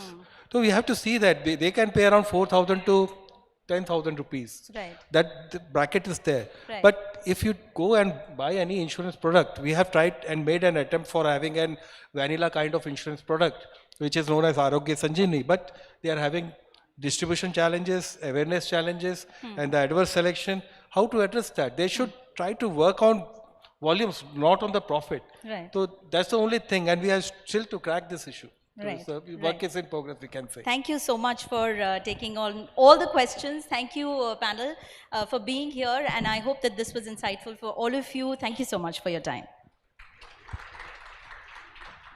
Our gratitude to all the panelists for such an informative discussion. Thank you so much, Megha, for very nicely moderating with a lot of takeaways. I request Mr. Gaurav Arora to kindly come forward and present the token of appreciation to all the eminent guests here.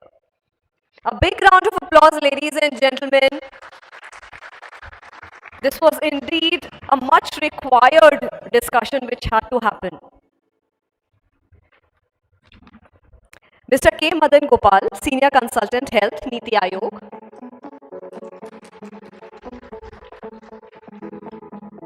Dr. Shafqat Khan, Additional Mission Director, Ayushman Bharat, Digital Mission, National Health Authority, Jammu and Kashmir.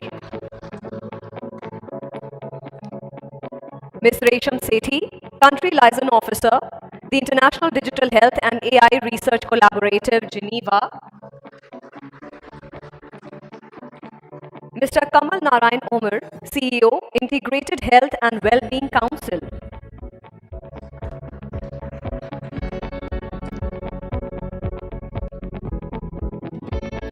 I request all of you to kindly come forward for a group picture.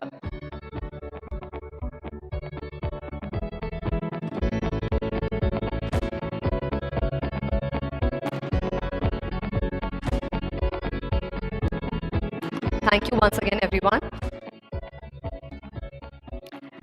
And with this, we are moving to our next panel discussion on a very important topic, digital healthcare adoption and transformation for the future, leaders' perspective. The COVID-19 pandemic has radically accelerated the adoption of digital health technology, given further impetus to long-term trends that were already underway.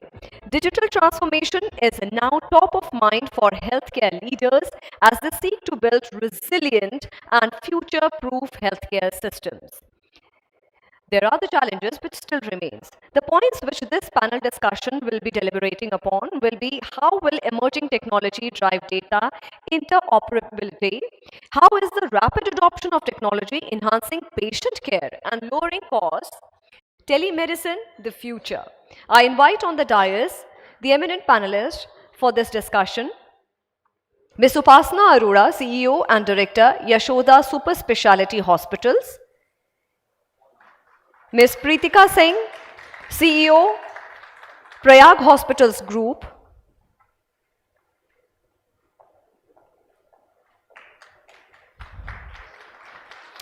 Mr. Nikhil Goyal, Vice President and Head, Information Technology and Projects, Max Healthcare.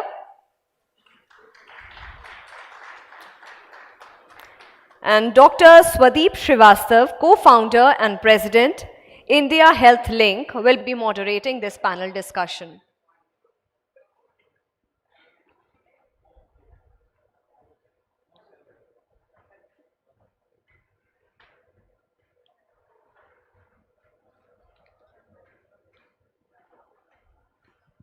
Can I start? Thank you so much to all the panelists. I request Dr. Swadeep Srivastav to kindly go ahead and moderate this session.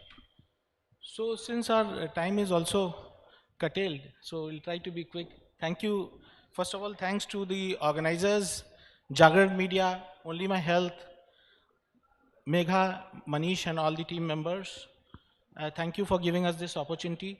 I see it's a very balanced panel, an experienced stalwart leader like Dr. Upasana Arora, a young healthcare leader, Dr. Pratika, and the seasoned health tech professional and digital adoption expert, Nikhil with us, Nikhil Arora.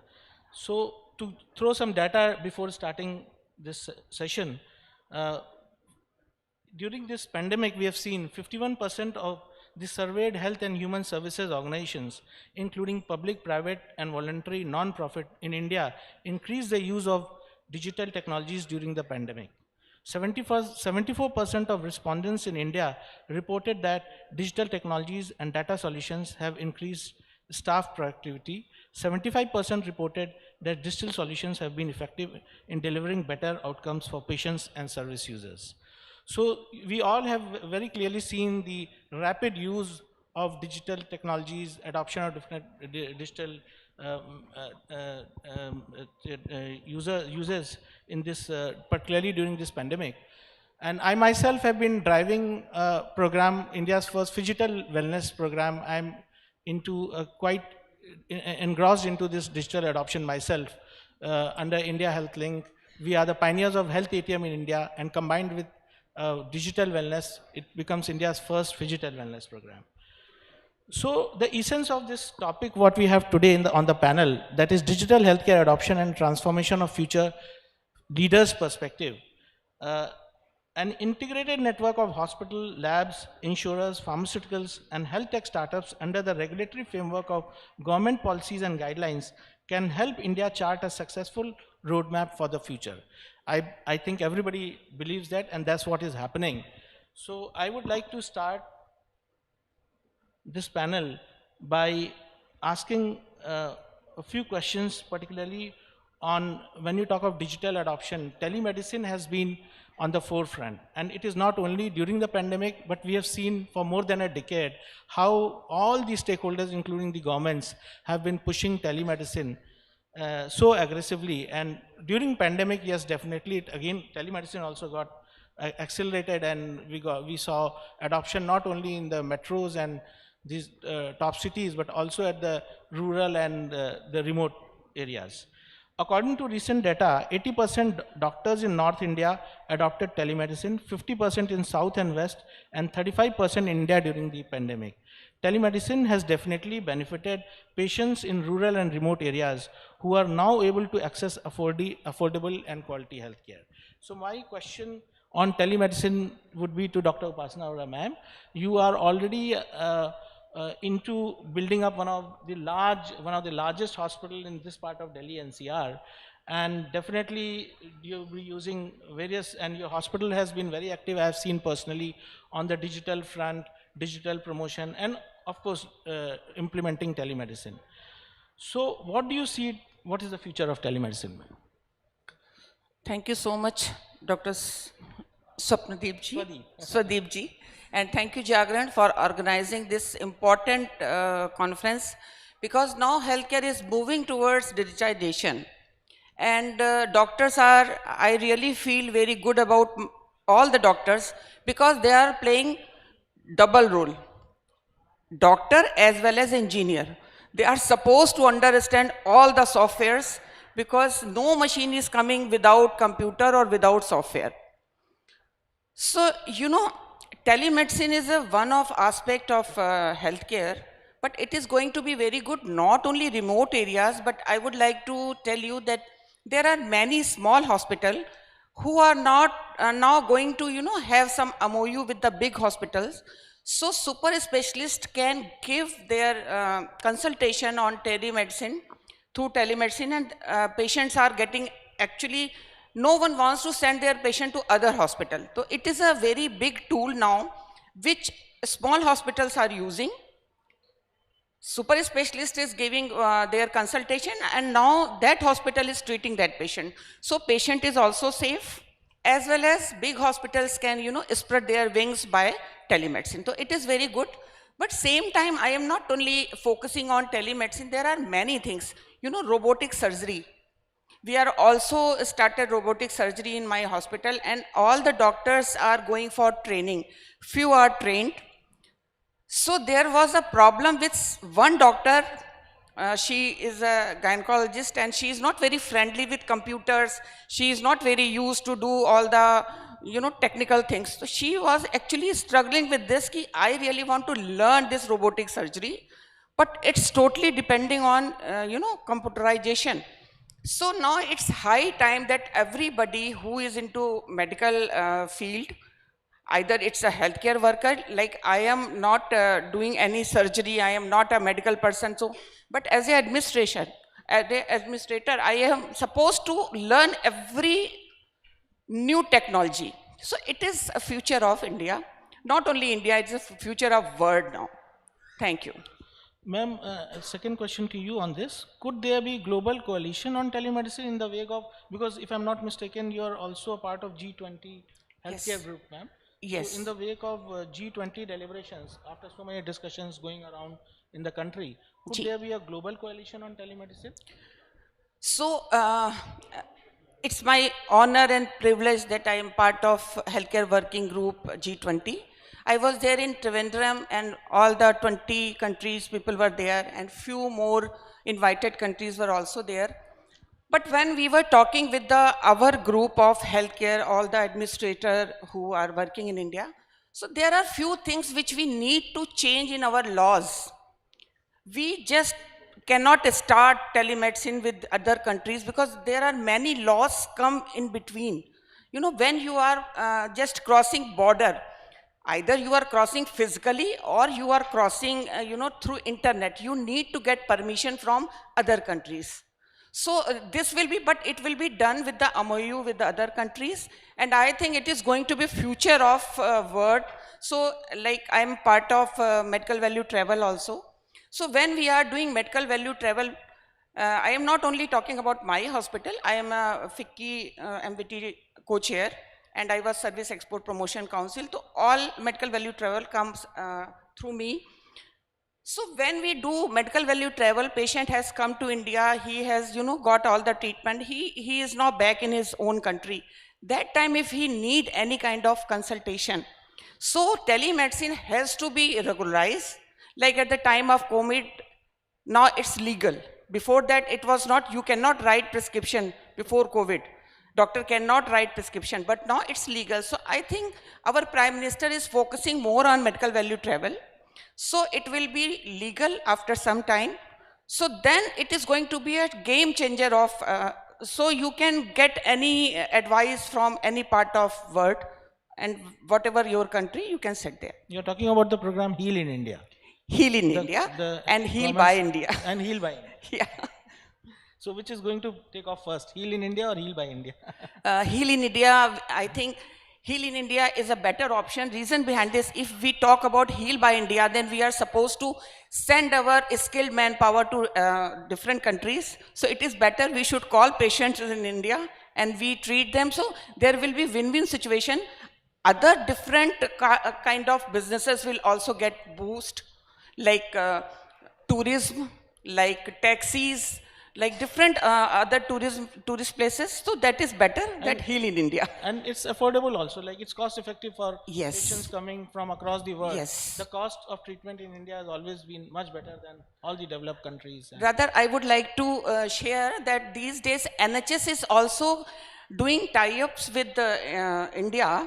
So there are many patients who are admitted in NHS and there is a long queue.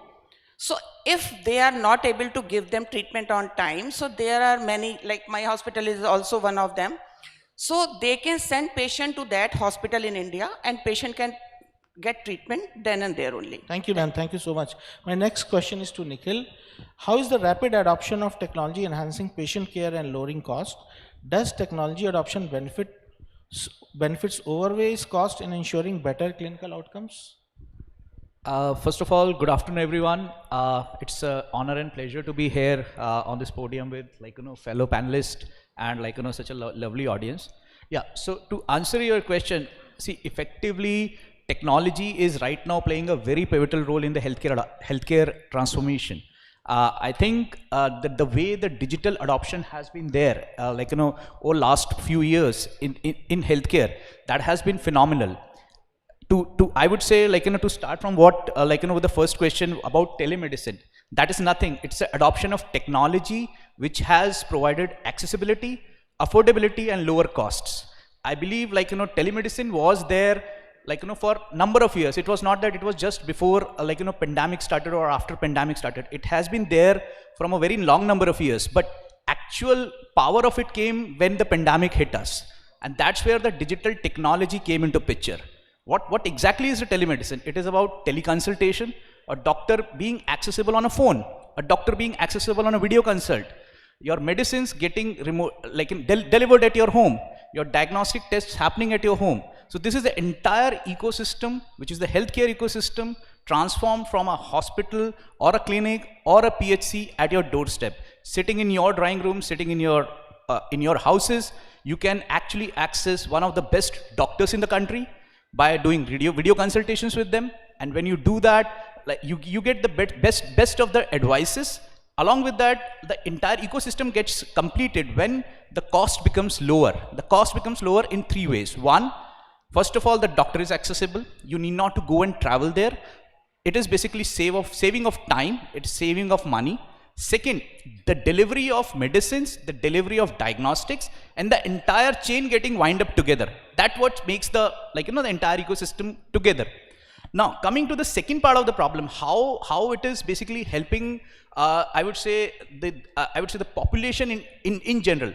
One part is about the OPD, wherein you're doing the telemedicine and you're making people accessible to the doctors. But second part of the problem is IPD, wherein the admissions are happening, and that is where the adoption of technology, adoption of lot of digital initiatives is reducing cost. Things like discharges, which take a lot of times in the hospital. A doctor writes a discharge at 10 a.m. in the morning, but actually a patient gets discharged at 5 p.m. in the evening. Why? It is because there is a lot of lag, there is a lot of, I would say, process gaps which are there in the hospitals, which is causing this. How this can be addressed? It can be addressed by robotic process automations. It can be addressed by a lot of low-code, no-code use of technology, adoption of cloud, and a lot of technologies in terms of AI ML, wherein the overall time reduction can be done and the cost benefits can be brought in. So I would say it's mix of OPD, IPD together, along with the way entire ecosystem has been knitted together, and how the delivery is happening is what is more important. So I think that's where it makes a lot of difference. Very valid point, Nikhil. So coming to Dr. Pratika now. So interoperability is one of the important aspects in digital adoption. So how will emerging tech drive data interoperability? Would it empower patient right choices and affordability? And are there any roadblocks in seamless interoperability across healthcare delivery ecosystem? If yes, how to tide over? Well, thank you so much, Dainik Jagran, for having me here. I think, in our healthcare industry, especially in hospital industry, whenever we come up with a new technology, a new system, a new structure, that comes with a lot of pros and cons. Like too much data availability also leads to sometimes, problem for the hospital, the doctors, and even the patient. Because the data that you're accessing, you don't know the deep-root reality of that data. Where that data is coming from, what is the past background of that patient, what is the past treatment of that patient, and whether they have followed that treatment pretty well or they haven't. So, I can't say whether it is going to be very good or it's going to be very bad. It depends how you perceive the data and how much you trust the data. Because nowadays, being a part of administration, I see a lot of patients, they approach the doctor with a lot of study on the internet. And, during the COVID, when we had a shortage of ventilators, people those who had money, they actually wanted to buy ventilators and keep one ventilator at home, But just looking at the information on internet or just going through some thesis paper, you cannot operate a ventilator. You know, you need a doctor, you need a setup, you need a manpower. And the most challenging part is that we need to have a very strong IT-based system. And to make that strong IT-based system work efficiently, we need to have very high-skilled staff. They should be very good with their softwares, they should be very good with their language, they should be very good with their computer codings. So I think, you know, it depends how you are perceiving the data, how the customer is perceiving the data, because when the patient approaches a doctor, they already know that this is the problem I have. For example, an allergy. Everybody knows that for an allergy, I can have an anti-allergic medicine like Allegra, very common brand name. So, you know, a lot of times the doctor also faces a problem in telling the information, because patient is already coming with a lot of Google information, which is not 100% accurate. So I think it depends how you perceive the data. But how do you manage the challenge in terms of balancing between the traditional old doctors, experienced doctors who might be quite reluctant, and they might be definitely creating a roadblock, you being a new age doctor as well as administrator yourself. So how do you manage that challenge? Well, that requires a lot of training, a lot of knowledge, a lot of you know, awareness to the customer first, then awareness to the staff, the doctors, because, you know, we have such amazing doctors in our country. They have 60 years experience, 70 years experience, and suddenly we pop up with a technology boom, you know, and that's the time where they also hesitate, you know. So, and the new doctors, the new generation, they're already trained. Especially if I talk about my generation, I think we all are very tech pro, because Facebook, Instagram, Twitter, YouTube has made us so tech pro that we don't find it any difficulty in, you know, facing any challenge with the technology. But when I talk about the expert doctors, those who have like a very good and a very strong experience, they definitely, you know, somewhere there they feel the technology as a roadblock for them. But to come over such things, we have a huge, you know, training schedules, seminars, conferences. You know, nowadays things are happening. So I think training requires a very important role. Yes. So coming back to Dr. Upasana, ma'am, it has been in the news that is 10 crore e-Sanjeevani consultations. It's been one of the flagship program of Government of India, Ministry of Health and National Health Authority. And when I go across all these states, putting up our health ATMs and the phygital wellness program in the primary healthcare centers, and so what I see that there is an insistence on integrating with telemedicine, with e-Sanjeevani all over. So is this just a tip of the telemedicine potential iceberg? Definitely, if you can see these days, people like me who are old enough for all this UPI transaction and all, still I am doing it and I feel it very convenient. So, you know, it is going to be, e-Sanjeevani program is going to be as popular as different programs of Government of India is now very, very popular. Aadhaar card, everybody is having, you know, there are many other digitization of through Government of India. People are using it and they are feeling very happy. You know, if you see our vaccination certificate, our foreign minister was sharing his experience when he was in New York, when he went there to meet his son. That restaurant person was asking for vaccination certificate. Our certificate is totally digitized, and his son was keeping his paper from the pocket, and that was just a written paper. So, you know, we are actually, India is doing very good. And we are going to be Vishwaguru, and I am 110% sure. Even in technology, you can compare us with UK. They are still struggling with the writing, and no appointment is available in the hospital through online. And you can go anywhere in India, every hospital is having all kind of digital technology. Right. So let's give a big hand to this statement. India is going to be the Vishwa Guru, particularly in adoption and use of technology. My last common question to all, since the time is over, my last common question I'll just like to throw to all the panelists, starting with Nikhil. Your Max Healthcare has been at the forefront of digital adoption. I have been following this for last 15 years, much ahead of a lot of other hospitals. So my question is digital adoption threatening the already eroding personal touch in healthcare? Sorry, I didn't Is get the last. digital adoption threatening the already eroding personal touch in healthcare? I would say not exactly, not exactly. See, digital adoption is required, like, to advance in healthcare adoption. Because until unless you adopt digital methods of treating people, you'll not be able to advance with the scale of the, population that we have.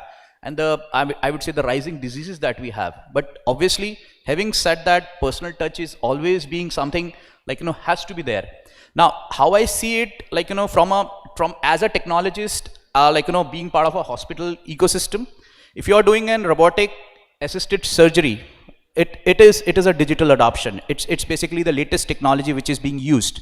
But can it be used in all the cases? No. The answer is no. It has to be precised, it has to be use case based, and it has to be based on the condition of the patient. Where in other cases, you need a personal touch, you need a consultation, you need a doctor consultation to be there, so that human touch always remains. So it is mix of both is what I would say. Yeah. Dr. Pratika, your comment? Well, I think it depends, customer to customer, patient to patient, because a lot of patients, even after seeing a medical consultation on medicine, they still want to visit the doctor. They still want to go, because that's the traditional way of a doctor listening to the history of the patient, taking the history, and the patient is going on telling this what happened, that what happened. So I think that personal touch, we cannot 100% have that on telemedicine. But yeah, I think it's very subjective. It depends patient to patient, because some people nowadays, they don't have time and they want to have at least 2-3 opinions about their even a small problem. They want to have a quick opinion, so they'll WhatsApp a doctor at any time if the doctor is flexible, or any app or any hospital, so it depends patient to patient. So the key is the balance between digital adoption and the personal touch. I came to know Sri is coming, so I'd like to wrap up this session quickly. An integrated network of hospital, labs, insurers, pharmaceuticals, and health tech startups under the regulatory framework of government policies and guidelines can help India chart a successful roadmap for the future. I think this is the message I would like to give under this digital adoption session. Thank you so much. Thank you everyone for this invigorating session. Thank you, Dr. Srivastava, for helping us with understanding the paucity of time, and thank you so much all the panelists. It was indeed a very interesting discussion. I would request Ms. Megha Mamgan to kindly come and felicitate all the panelists. A big round of applause, ladies and gentlemen.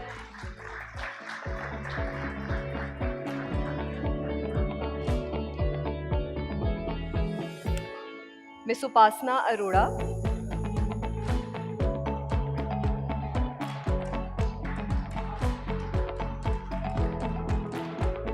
Ms. Preetika Singh.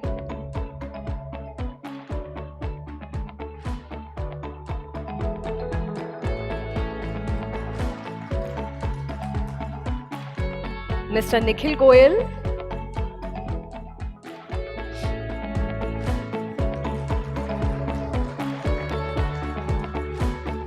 Dr. Swadeep Srivastava.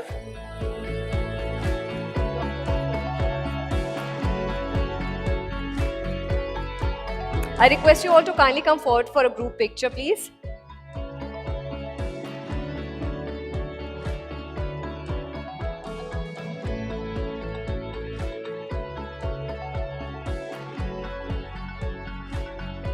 Thank you so much, everyone.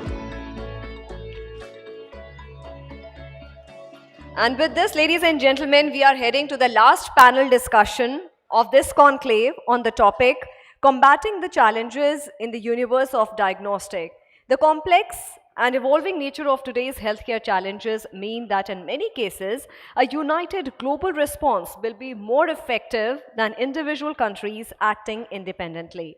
Our global experience of COVID-19 pandemic has proved that when a health emergency strikes, scientists, governments, political leaders, the private sector, including large companies and startups and regulators from across the world, come together and work fast and seamlessly to ensure that everything is in place. The important areas here which the panelists will be discussing will be diagnostics, business transformation in the past 2 years, how will emerging technology drive diagnostics, diagnosis under insurance coverage, boost or burst for the industry, investments in diagnostics, still the easiest bit. I request the panelists for this panel discussion to kindly come forward. Mr. Piyush Jain, Chief Digital Officer, SRL Diagnostics. Dr. Benita Priyambada, Lead Integrative Medicine, Even Healthcare. And Mr. Jaspreet Singh, Partner and National Leader, Client and National Market, Grant Thornton, will be moderating this panel discussion. I request you all to kindly come and take your seats. And there is a humble request, Mr. Singh, that we have to ensure that we have to wrap up this discussion at the earliest because our guest of honor will almost be here in time. 15 minutes will be good. Thank you so much. Sure. Good evening. Good evening. Well, I've been told we have about 20 minutes to wrap this up, but if I don't hear good evening, claps, etc., etc., see, thank you so much. Very good evening. Over the last almost 3 to 4 years, I've moderated a conference once a week, but I've never been this nervous. Look, talking about diagnostics to this eminent panelists, I don't know what questions to ask them. And for the first time, I've actually been given cue cards, right? So it's going to be really, really interesting. Personally, I think, last couple of years have seen a complete radical shift in the way diagnostics has been run, especially in this country, right? Whether it's allowance of doing the entire COVID tests at home by private laboratories, etc., etc., and the way, we were struggling during the second wave, third wave, to do the tests at home, to some of the advanced analytics. If I add on top of this the entire layer around wearables, doing self ECGs, people panicking just by seeing what my BMI ratio is and not understanding what really diagnostics mean, I think it's going to be a very interesting field on how do we manage this entire data and how does the future of diagnostics look like. So Dr. Benita, I would like to start with you. Your introduction, your introductory remarks, please.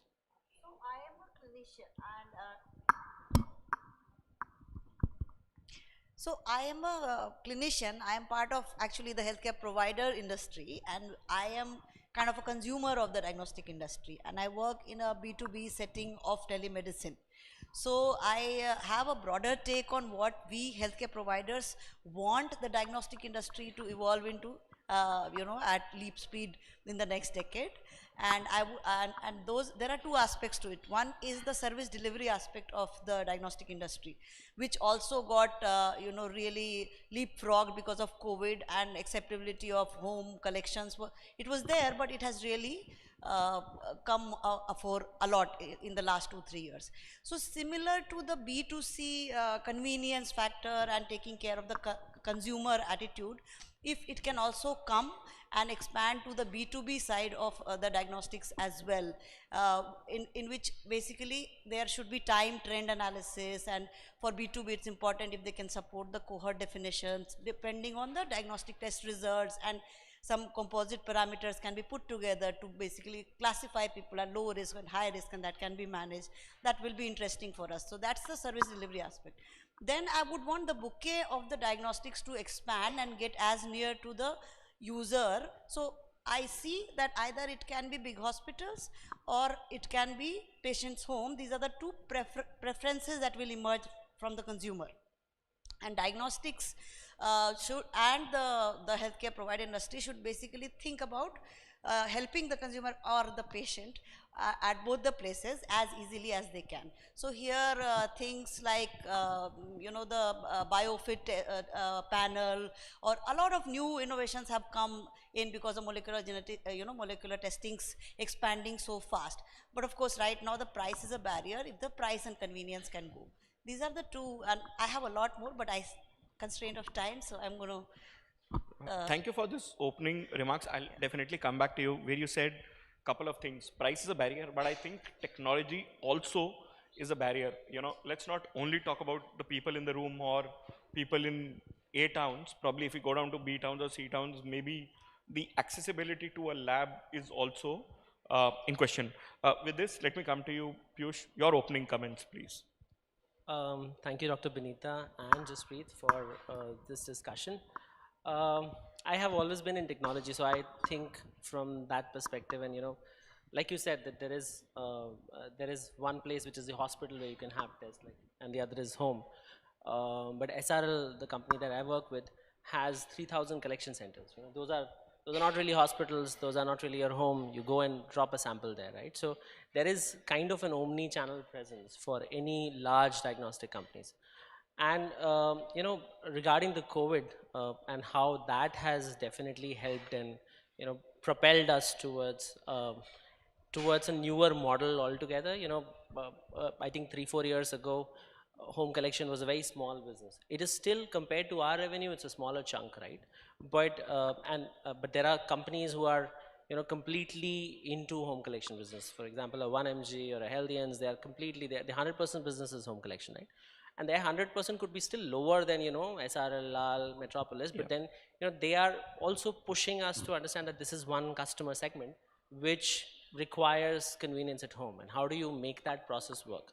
So if you look at it, then the whole diagnostic industry has to change, because the lab setup and all the operations, it's a highly operation sensitive business, right?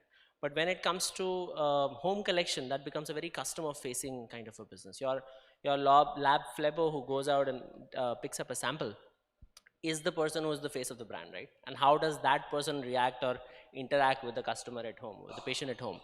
That makes a sizable difference, and that's one big pressure, that's one big customer experience lens that we have to layer on top of it. Because people talk about Amazon for customer service, but that person just comes and these days just drops the box in front of your door. You don't make that person come inside your home, sit next to you, touch you, draw a sample from you. So there is a whole level of customer experience which diagnostic has to offer, which is unheard of, right? And which is therefore an opportunity to solve. Companies like us are trying to make that process very, very seamless, trying to stitch different parts of journey, which has been, which were earlier in different journeys. Like you spoke about B2B, right? B2B is another big segment. So for example, in B2B, we would want to do similar kind of health checkups for people who are buying the same thing in bulk, something like an insurance cell, something like a corporate cell, something like a aggregator who could book it from a different platform but come to us, and then we do the home collection. There's a ton of things that we do here, but just these are opening remarks. Perfect. So customer experience is something which we'll definitely talk about as we go forward, because I think like you rightly said, maybe we could do a lot more in customer service, and that's more of what I've heard before this also from a healthcare perspective, and we can easily expand it to diagnostics. What are views on, we in the initial phases spoke about technology, the entire flood of wearables, etc., people doing their self-tests, etc. How do you think this would transform the entire diagnosis space? So the self-test is a very growing segment. It's a very interesting space also. There are tests for detecting pregnancy. There is tests for COVID self came with doing infectious diseases kind of tests, and there are tests in each and every segment. There are earlier there were the first ones to come was glucometers. Now that's become like a household thing to have at home, right? And they are very good. There are benefits of doing tests at home, and there are obviously cons of the same technology because it's not really as accurate as it can be in a lab setup. However, the ease and the convenience which it provides, there is also connotation of it provides privacy to people. You know, there are a lot of sexual tests which are done, which you don't want to do into a lab and walk into a lab, right? So there is a lot of tests which you can do at the convenience of your home, and therefore have those concerns weighted out. But you know, at the same time, the accuracy of those tests are not exactly 100%, and therefore, you know, for most kind of conditions where they are used, there is a very growing market. In fact, in diabetes today, you know, earlier we had glucometers. Now there are patches which you can probably wear on your arm, and it will constantly, you know, take a blood sample and keep testing that blood sample. That's very good for people who are highly diabetic. But again, the cost of those kind of technologies is very high right now. So if your thoughts, please. Yeah. So two parts to this. One is the test that people can do at home, or there is another variation in which you can collect the sample and ship it to the lab, and the lab will then do the result for it. And one of them, I mean, recently there has been change in guidelines coming for you know, cervical cancer screening. So HPV testing, earlier there was a lot of push for pap smear with HPV, but now WHO also has gone forward and said that if HPV testing can be done directly, need for pap smear, which is a very intensive in terms of sample collection and analysis. And the other option is that the woman can themselves collect the sample and ship it to the lab, and it can be analyzed. So that is one aspect in which, as has been pointed out, there also there has been a huge expansion of what all can you do at home. As he said, sexual services, HPV, a lot of testing can happen. But the other aspect that you were talking about is wearables. And that's where there's need for some caution, because what it does, it throws out so much data that if you don't know how to interpret that data, for a healthy person, and on top of that, I will give an example. So we did a trial of this where, you know, the Abbott has this wearable patch for diabetes, so glucometer variation, in which 15 days monitoring can be done.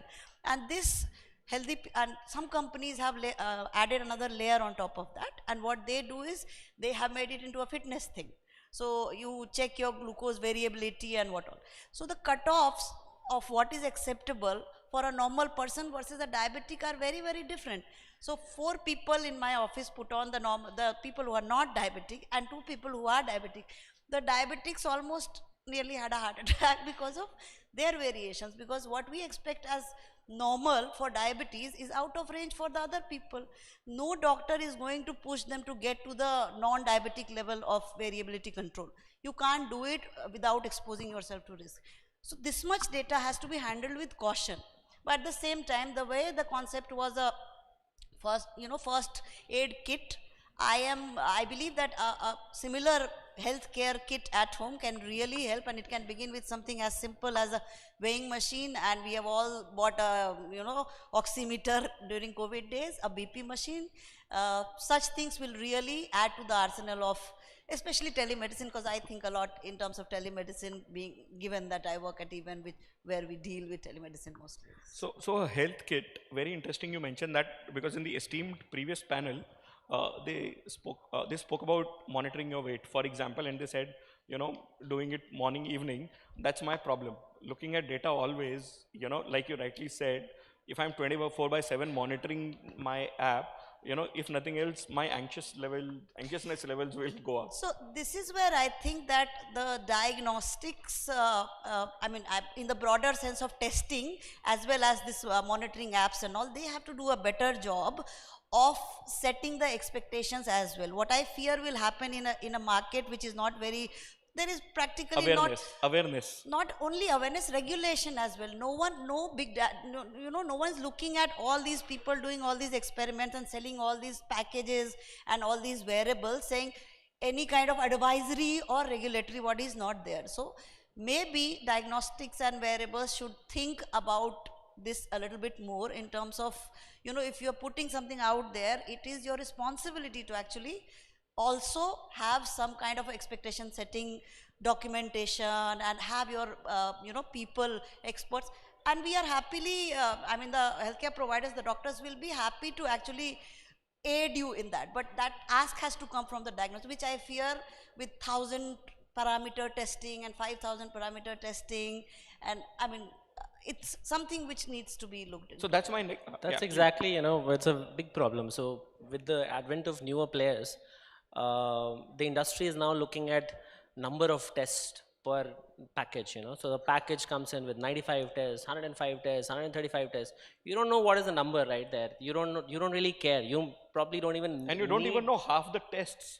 And you don't need those tests. These tests. Yes, right? absolutely. So there has to be, and exactly what you mentioned, right? There can be a health risk assessment which we're building here in SRL, right? Which basically is partly questionnaire, partly some wearable information or some information from some kind of devices which we can get firsthand to know what are your health risks and therefore recommend a certain package to you, right? So therefore, so every package per se has to be kind of bespoke in that matter, that you could create 500 packages, but what is best for you has to be like handpicked and drawn out for you as like, it's almost like a tarot card. There are so many of them, but you pick out that one for you and say that this one is more suitable for you, right?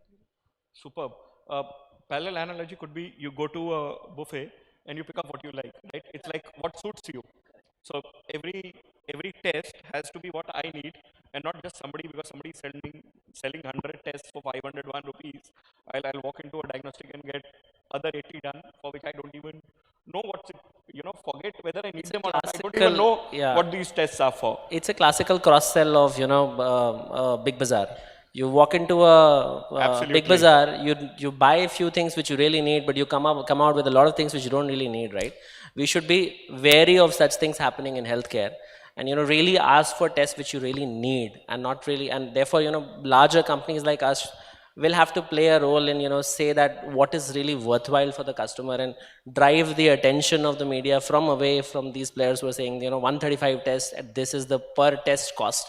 I think that kind of mindset is very dangerous. And at the same time, it lulls people in a false sense of security. Whole body, comprehensive body checkup now I have done.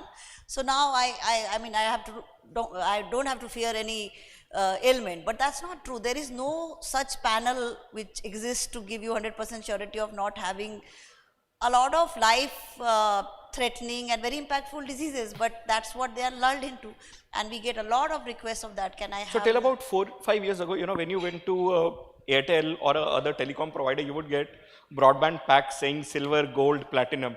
About 6 months ago, I walked into one of the best hospitals in Gurgaon, and they were selling executive health checkup like this, saying, do you want a gold package, platinum package? I said, boss, from a health perspective, I don't know how to differentiate between what's the minimum package versus what will you do in platinum, and whether platinum will guarantee, that next 30 years, I'm good to go, that the machine's good to go, right? So, Dr. Benita, your thoughts on, from a B2B provider, right, what we do expect the diagnostic center's future, next 2-3 years? So as a B2B provider, and again coming back to, since I'm sitting as the healthcare providers, but my focus is more on the telemedicine, like, the telemedicine aspect of providers. I won't be talking about the hospital setting. I will be talking more about the clinic setting or online setting when the consults are happening. What we are trying to achieve is basically send fewer and fewer people to hospitals, right? And that's a noble cause, and it not only saves them time, money, it also can ensure, if they learn to trust you, that they are more in the follow-up. So the data currently is that out of 1,000 people, a population of 1,000 people in India, number of consults is 1,111. If you compare it with Brazil, which is our peer, there it's nearly 6,000 consults per year per 1,000 population. So obviously this need is not being met by healthcare being provided the way we know it, right? And that's where digital online can come in and help. But for that, what do we need? We need two things. We need that our people, their diagnostics can come in and give me speedier turnaround time, and number one, and number two, because the diagnostics and I am expecting to be partners, they can also give me pointers, so they can define my population based into, okay, this looks like your out of the 5,000 people, these 1,000 you should focus on, because I have already put together for you that, okay, basis their sugar and cholesterol, these parameters, a composite metabolic syndrome calculator. These are the people you should focus on. They can give me that. And the third one is they can also help me in preventive as well as in the infectious diseases even more, expanding their service profiles. So a couple of points, before I hand it over to Piyush, I would a little bit be concerned on the privacy. If I were the cybersecurity and privacy had, if somebody shares my data saying, these are 5 out of the 5,000, these are 1,000 people that mean, but maybe, with proper laws and regulations in place, we could somehow tackle that exchange of information or patient health information between a healthcare provider and a diagnostics also. So as a telemedicine platform, your first job is to ensure that your patient's privacy is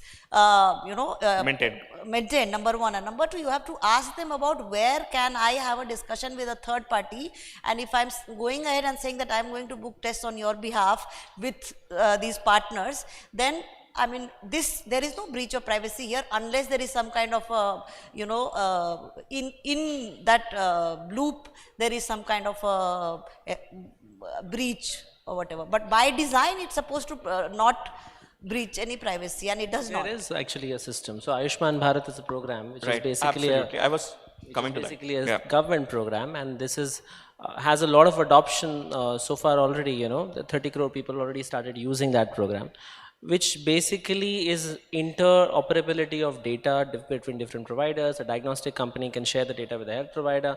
A health provider will share clinical information about the customer, about the patient to the diagnostic. And if you've like juggled between different health providers and diagnostic companies, basically your data is in one place and you can provide the data from one to the other using your consent. So it's a very good system.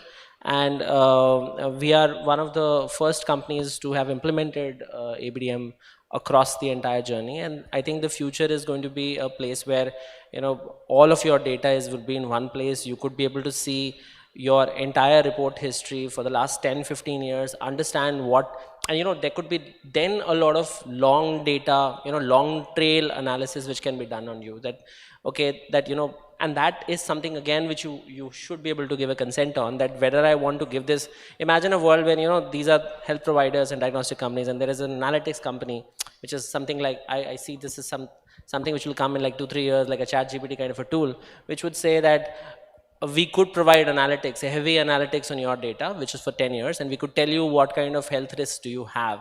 And those would be real, that could be statistically backed with a lot of data across different countries. And that would be very real, because then with that assessment, you could pick and choose what kind of health policies do I need, and even insurance policies, like what should be my insurance premium, what kind of packages should I regularly do, these are my health risks, I should test these 3 parameters every 6 months, these are things which I could do at a later date. I think that would be data has not been used so much in healthcare so far, and I think this would open up that thing. So 2 things you mentioned, data has not been used in healthcare. I think absolutely true, right? If I were to look at last 1 year, 2 years of even all the tests that a person would have done, it's a very manual exercise. I'm worried though if any ChatGPT tool like comes on healthcare, let's see. It's your consent base, right? If I say I have data for my entire family in one ABDM platform for 10 years, and I want somebody to analyze that for me, that's almost like saying that I want to know what's my credit score, right? I'm in need of a loan. I need a credit score, and therefore there is this company I'm either paying to or giving a consent to get it out for me. Very similar concept, and therefore data breaches is like with consent, and you giving that data, and therefore it is obviously one could see that this is very risky and this is very dangerous, but also it's very powerful, right? The way data could help healthcare. That kind of dimension we've really never touched on. That could be the pivot point for the future of diagnostics. Totally agree. Benita, I would want you to do the closing. Any closing comments, please? Well, my closing comment is that diagnostics and providers, they both should work. Actually, what I said is the trust aspect. There has been a huge erosion on the trust aspect, and for this, both industries feel the punch. Right now, the healthcare provider industry feels more of it, but if the diagnostic industry also does not learn from it and put those checks and balances in place, there is a chance that there will be a lot of discounting of trust, and people will take all of these with pinch of salt. So Thank you. Dr. Binita, Piyush, thank you. I learned a lot of things. We did manage to get all the questions in, and I hope we gave a lot of food of thought for the audience. A huge round of applause for my panelists, please. Thank you so much, Mr. Singh, for abiding by the time limit which we had. Thank you once again, and our gratitude to the panelists also on the dais. It was indeed very intriguing. The discussion, I think, had a lot of takeaways which the audience must have enjoyed. I request Ms. Megha Mamgan to kindly come forward and felicitate the guests. Ladies and gentlemen, a huge round of applause for Mr. Piyush Jain, Dr. Binita Priyambada, and Mr. Jaspreet Singh.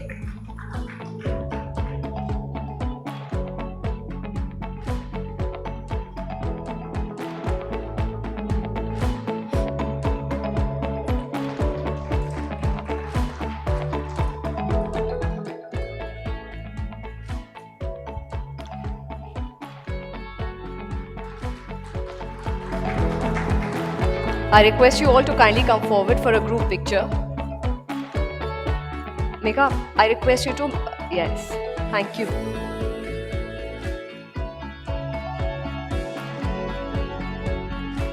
Our gratitude to everyone on the dais. Thank you once again, Mr. Singh.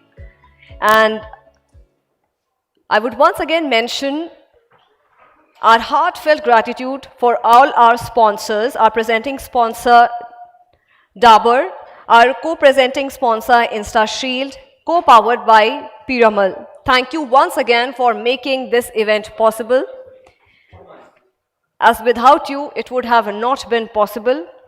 Once again, our presenting sponsor, Dabur Vedic Tea, co-presented by InstaShield and co-powered by Piramal. With this, ladies and gentlemen, we have come for the moment for which we all had been eagerly waiting for. I request you all to kindly settle down yourselves, because in a short while from now, we will be joined by our guest of honor, Gurudev Sri Ravi Shankarji. He is a humanitarian, spiritual leader and an ambassador of peace and human values. He is the founder of Art of Living. Through his life and work, Gurudev has inspired millions around the world with a vision of a stress-free, violence-free world. He has designed programs that provide techniques and tools to live a deeper, more joyous life, and has established non-profit organizations that recognize the human identity beyond the boundaries of gender, race, nationality, and religion. It is our privilege to host one and only the spiritual leader, the very renowned spiritual leader, Gurudev Sri Ravi Shankarji.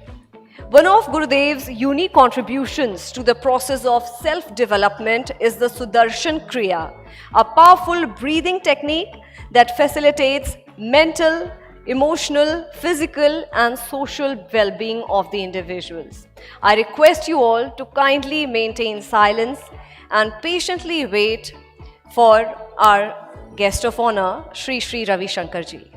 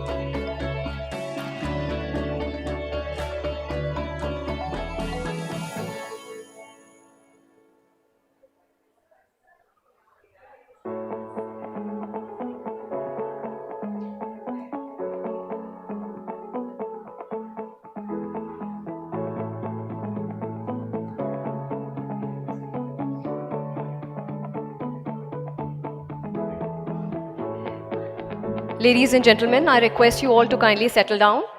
As our guest of honor, Gurudev Shri Shri Ravi Shankar Ji has arrived. Ladies and gentlemen, kindly put your hands together and welcome our guest of honor, Shri Shri Ravi Shankar Ji.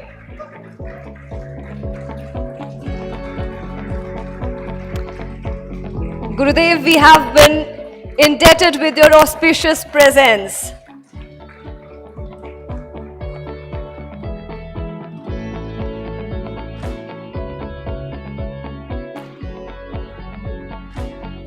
Ladies and gentlemen, I request you all to kindly settle down. A humble request to everyone in the hall to kindly settle down.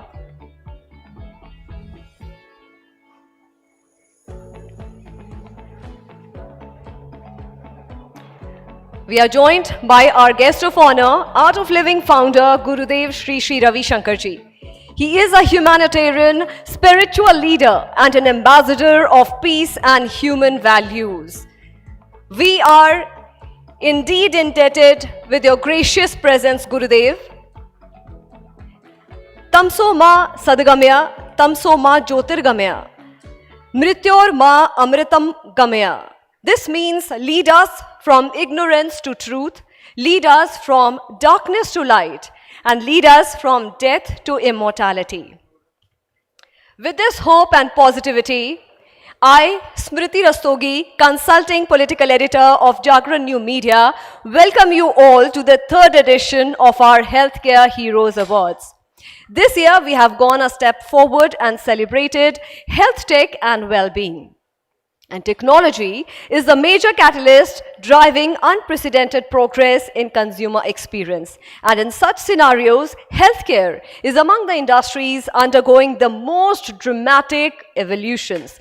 It's harnessing the potential of tech and improving patient care at a scale never seen before. On this note, once again, let me take this opportunity to thank our sponsors. Our presenting sponsor, Dabur Vedic Tea, our co-presenting sponsor, Insta Shield, and this event is co-powered by Piramal. I request my team to kindly play the event AV to help us understand the importance and relevance of this event better. Onlymyhealth.com presents the third edition of its flagship Healthcare Heroes Awards. In the last 2 years, the awards have lauded the efforts of healthcare warriors during the pandemic and those rebuilding India post-COVID. The awards have found support from the policymakers, health industry leaders, and also heroes of the big screen. This year, Healthcare Heroes Awards puts the spotlight on health tech and overall well-being. Individuals and organizations that are advocating and motivating fellow citizens to take charge of their mental, physical, and spiritual health. We received self-nominations from across the country in 9 categories. And after rigorous editorial screening, these were presented to our eminent jury members. From mental health warriors to those fighting taboos around sexual health, from fit moms to body positivity icons, from those advocating holistic wellness to nutrition advocates, we had a diverse collection of wellness flag bearers as entries. Tonight, we bring to you these outstanding stories and the winners in several categories. We salute the passion, perseverance and dedication to make India a healthy nation and each of its citizens truly happy.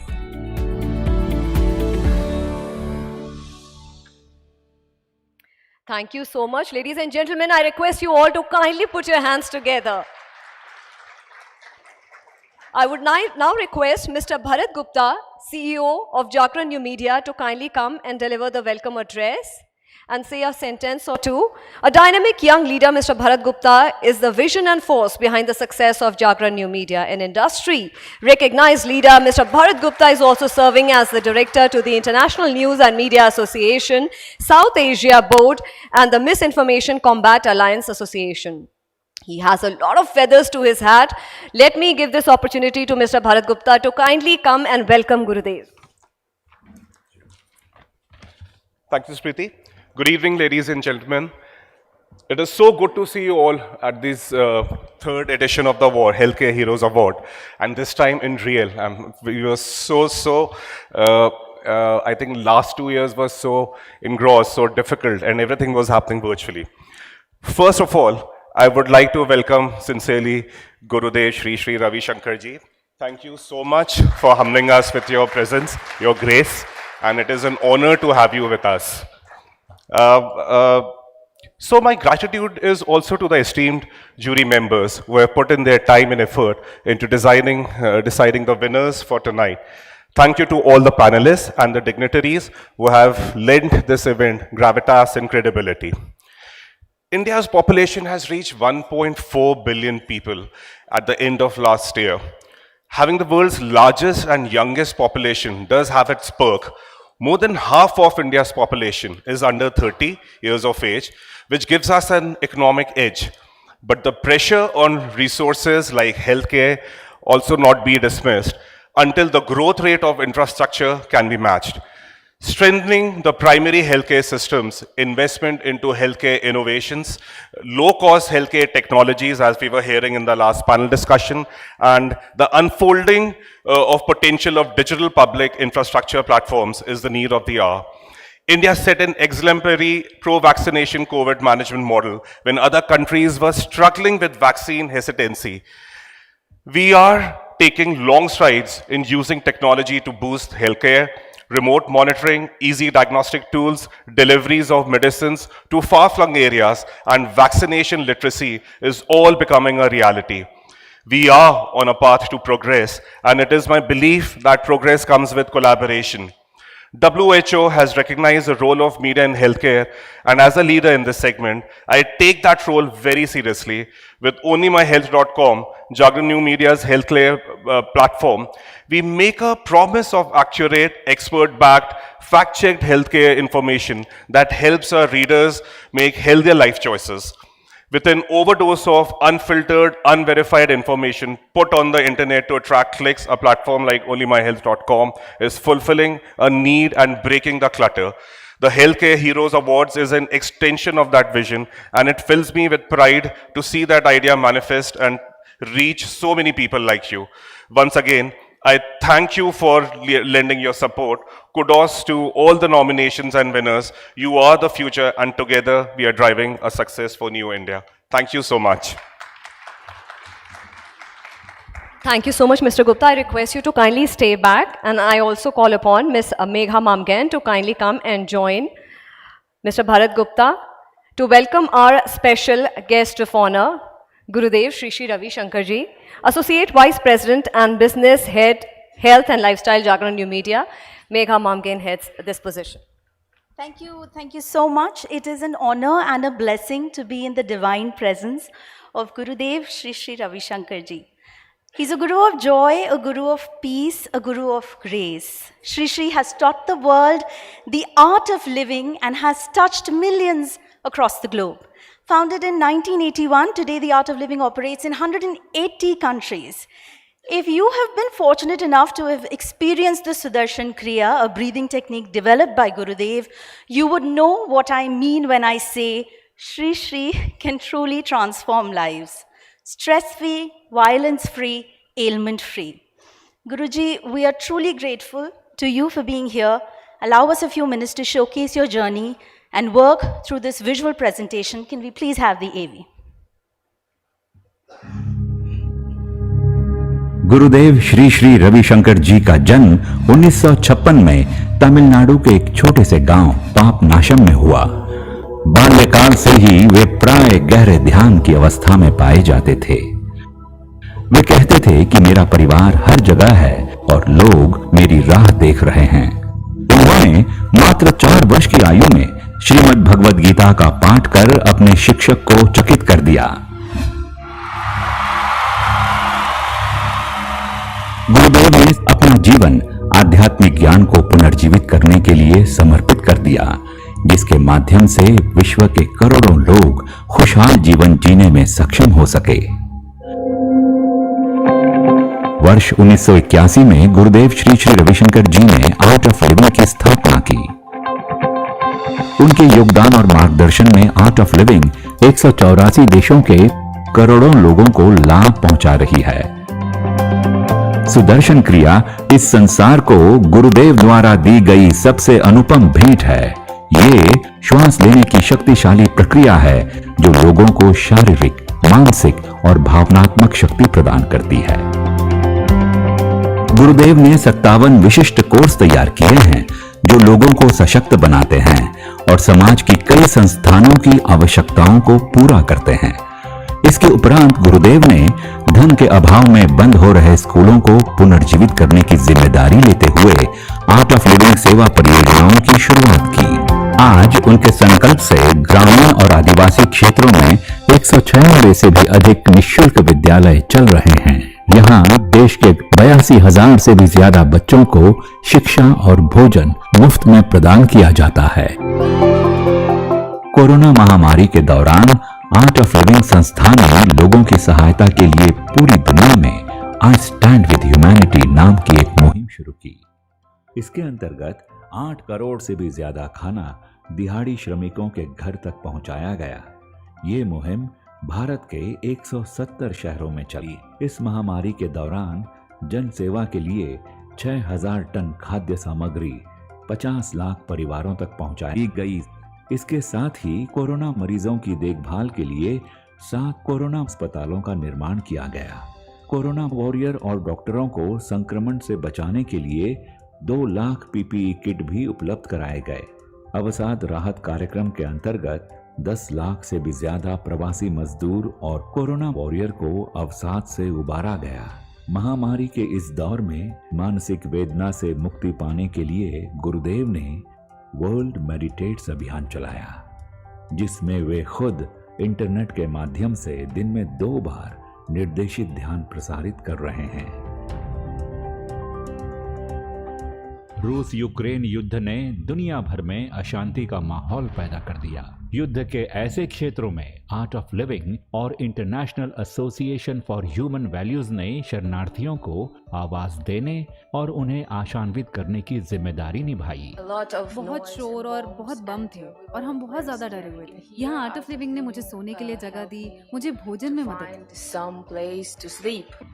गुरुदेव को विश्व भर में कई देशों के अनेक पुरस्कारों से सम्मानित किया गया है, जिनमें कोलंबिया, मंगोलिया, पराग्वे और सुरनाम के सर्वोच्च नागरिक पुरस्कारों सहित भारत के सर्वोच्च नागरिक पुरस्कारों में से एक पद्म विभूषण शामिल है। गुरुदेव को विश्व स्तर पर 25 मानद डॉक्टरेट उपाधियों से भी सम्मानित किया गया है। प्रेम और ज्ञान का सरल और सार्वभौमिक संदेश देते हुए गुरुदेव ने विश्व भर के लोगों को एक सूत्र में बांध लिया है। हर वर्ष लाखों लोग स्वयं की खोज में उनके पास आते हैं। गुरुदेव ने मानवीय प्रयास के हर क्षेत्र में अभूतपूर्व परिवर्तन किया है।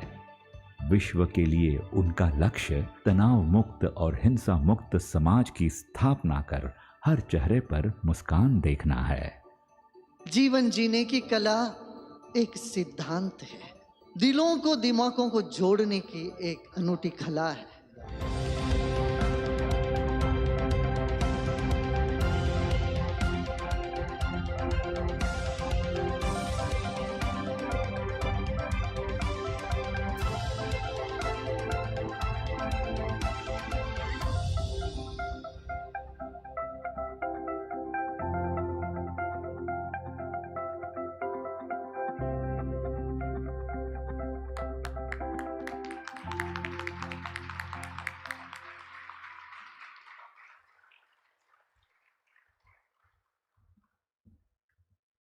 I would now request Gurudev Shri Shri Ravi Shankar ji to kindly come and grace the stage with his auspicious presence. Ladies and gentlemen, kindly put your hands together for Gurudev Shri Shri Ravi Shankar ji. I request Mr. Bharat Gupta and Ms. Megha Mamgen to kindly present a welcome token to Gurudev.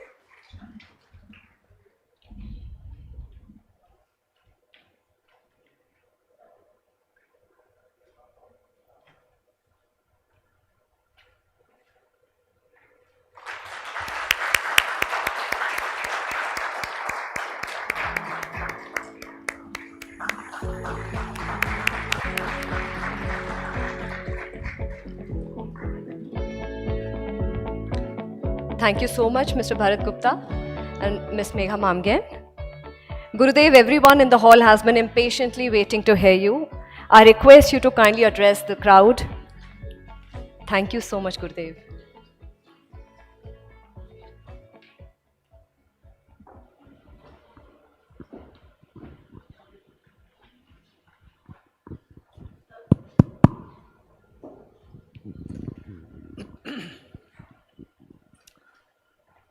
Wonderful being with you all this evening. You know, when I heard that Jagran is taking care of health, I said this is what is needed. Health care should be the Jagran in every home.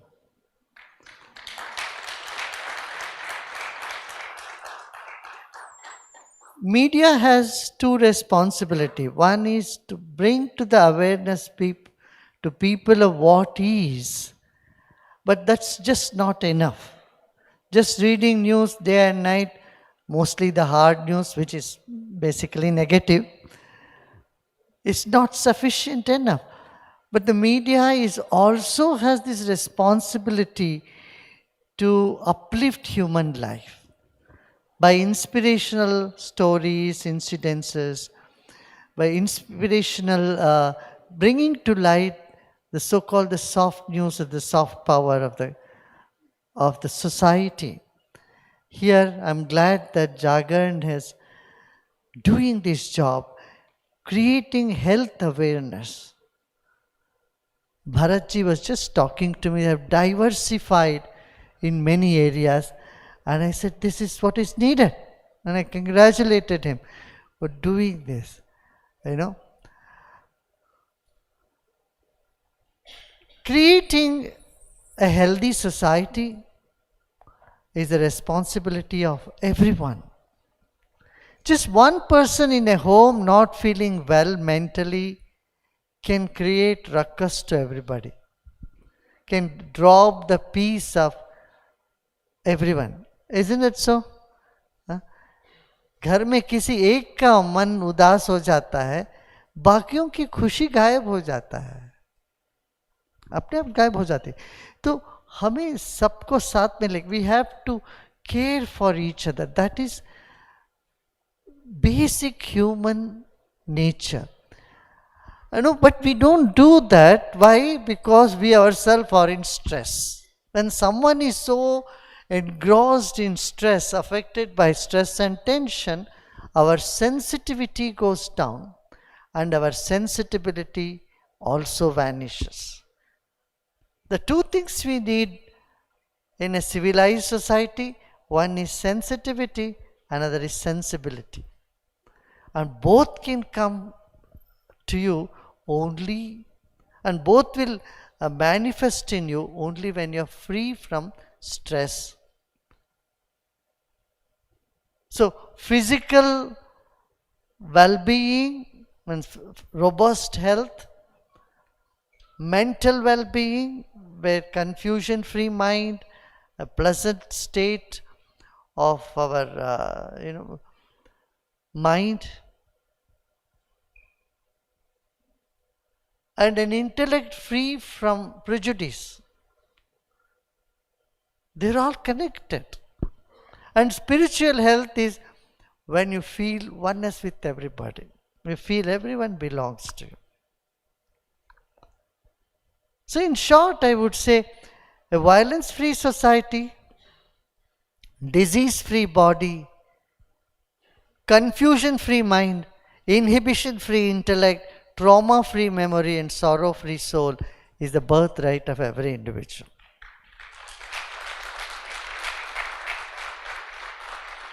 And today, heroes of health are being honored and awarded, and I said, I'll somehow make it in my all other things. I said I will definitely make a little time, because those who are taking care of the health of others are no short of Narayan. कहते हैं भगवान कहाँ है कि तीन लोगों में है. एक तो वैद्यो नारायणो Hari, The word Vaidya is synonymous to Lord Vishnu. Lord Vishnu's job is to maintain the world, and doctor's job is to maintain your body. So he is nothing short. Vaidya or a doctor is a manifestation of divine. Huh? So, but you see today doctors are in need of help. I was in America just few months back and I addressed the healthcare professionals there. What I came to understand was in the last year, 2022, 400 doctors committed suicide. Those who are supposed to save others' life, they themselves are taking their life off. So this week it gives a clear message to the society. A strong mind can carry along a weak body, but a weak mind cannot carry along a strong body. We have to have the mental strength. So the arena of medicine is not just limited to a healthy body. Our ancient people had swastha. Swastha means one who is established in self. One who has an undying smile is supposed to be a healthy person.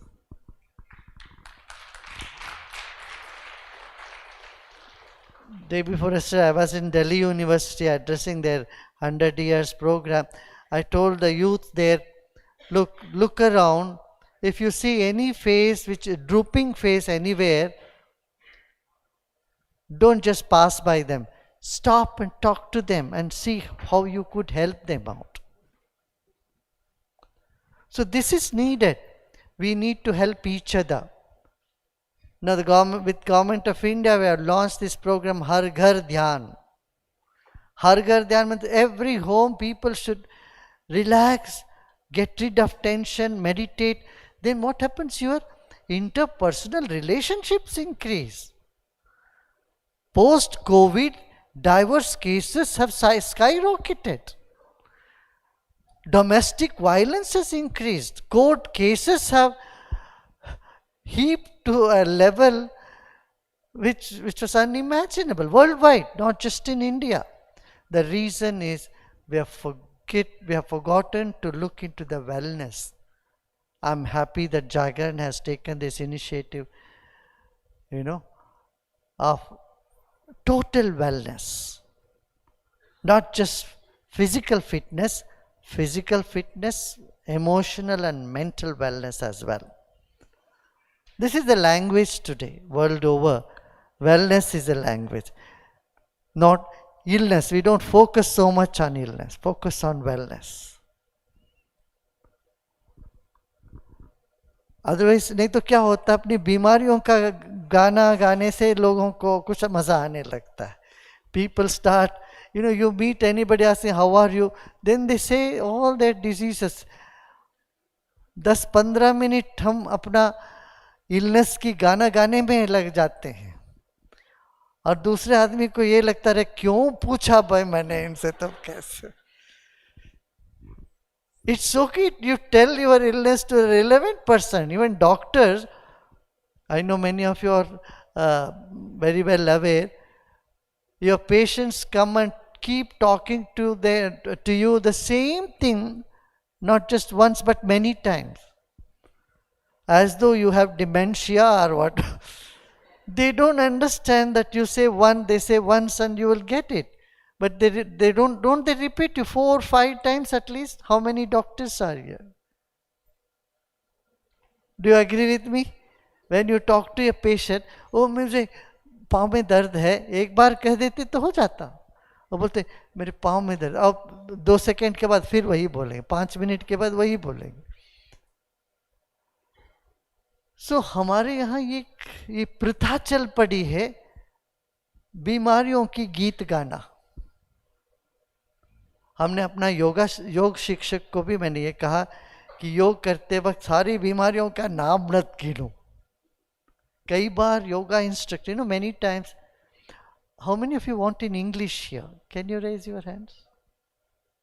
English में. Okay. How many want in Hindi? Some of you are not raising hands for both. What do you mean? Are you here listening? So योग शिक्षक क्या करते, योग करते वक्त सारी बीमारियों का नाम वहां पर गिनते रहते हैं, चैंट करते रहते. This is wrong. दैट अच्छा ये आसन करो तो तुम्हारा ये बीमारी ठीक हो जाता. वो बीमारी तुम्हें है ही नहीं, फिर भी तुम बीमारियों का नाम सुन सुन के तुम्हारी चित्त में वो अंकित हो जाता है, इम्प्रिंट हो जाता है. ये नहीं करना चाहिए. है कि जितना आप सटल जाते हो, the more you go subtle, your mind becomes more and more powerful. That powerful mind needs positive inputs. Positive input, जो बीज हम बोते हैं वैसा हम फल पाते हैं, उसका फल निकलता है ना. Our mind is like a supercomputer. So you say, I don't want rheumatic arthritis. बार बार ये बोलते चाहो, I don't want निकल जाता है, rheumatic arthritis हो जाता है, फिर ये जोड़ों में दर्द है, इधर दर्द शुरू हो जाता है. तो वेलनेस माने यही है कि मन को एक सकारात्मक लाइन पर लेके आना. भाव में कोई ऐसी चीज नहीं घुसे. Make your emotions more positive. That is letting go of stress in all levels. Having a broader vision about life. Bigger context to life can help you get over conflicts. Commitment to a great cause help you manage chaos. And compassion can pull you out of all type of confusion. So these three most pressing thing in life which disturbs your life is conflict, chaos and confusion. This can be countered by a greater context to life, compassion and commitment to a greater cause. आप देखेंगे हमारे जो previous generation में कहाँ diverse होता था, क्यों? Commitment था. कमिटमेंट होने से वो कंफ्यूजन को आराम से पार कर देते थे कि नहीं? ग्रेटर कॉज था. अब बच्चों का जिंदगी इंपॉर्टेंट है. आपस में जैसे भी हो किसी तरह से मैनेज करते थे, कुछ समय के बाद ठीक हो जाता था. What do you say? Huh? The conflict is a normal thing that rises between two strong individuals. When you have commitment, you are able to overcome these sort of conflicts easily, because there is a way out of it. Similarly, when you are committed for healthy lifestyle, it starts happening to you. If you are committed for a greater cause, the world, अपने आप होने लगता हो. बाकी सारी चीजें chaos से हम बाहर निकल पाते हैं. So once again, I congratulate Jagran and Bharat ji for taking such a wonderful initiative, expanding his arena for the betterment of the world and the society. Namaskar. Thank you so much, Gurudev, for your auspicious presence and precious time. You have been pivotal for our endeavor this evening. I request Mr. Bharat Gupta and Ms. Megha Mamgan to kindly come and join Gurudev on the stage.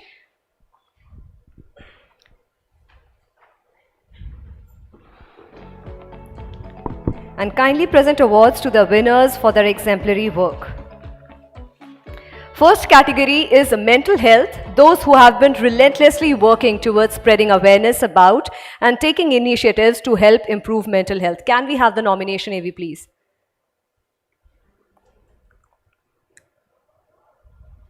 Can we have the nomination, AV, please? The Banyan. The experience of seeing a mentally ill woman on the roads of Chennai encouraged Vandana Gopikumar to start the Banyan, a home for mentally ill and destitute women. Vandana Gopikumar was awarded the Outstanding Achievement in the Field of Mental Healthcare Award by WHO's Swiss Foundation. Sumitra Gargai, volunteer with Ekjut. From Jharkhand's Ho tribe, Sumitra works with Ekjut, a civil society organization to fight taboos around mental illnesses and depression in rural India.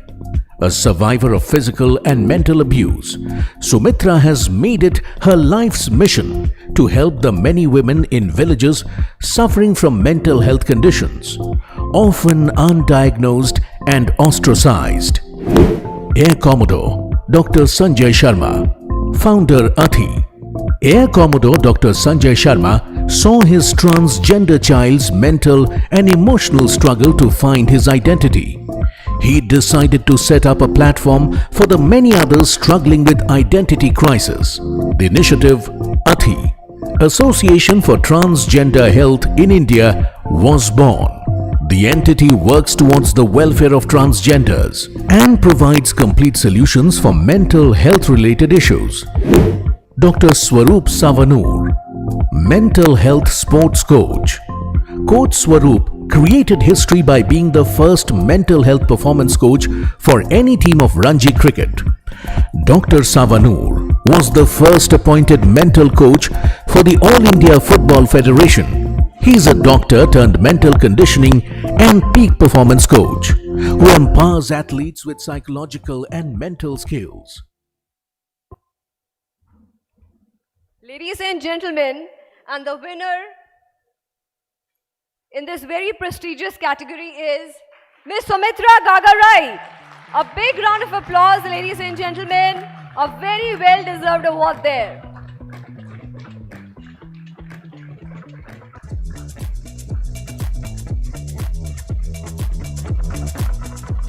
Sumitra ji, thank you so much. Sumitra ji ने अपनी बहन को depression के हाथों loose किया. She died by suicide, and that's when Sumitra decided that she is going to make a difference in her community. Thank you so much.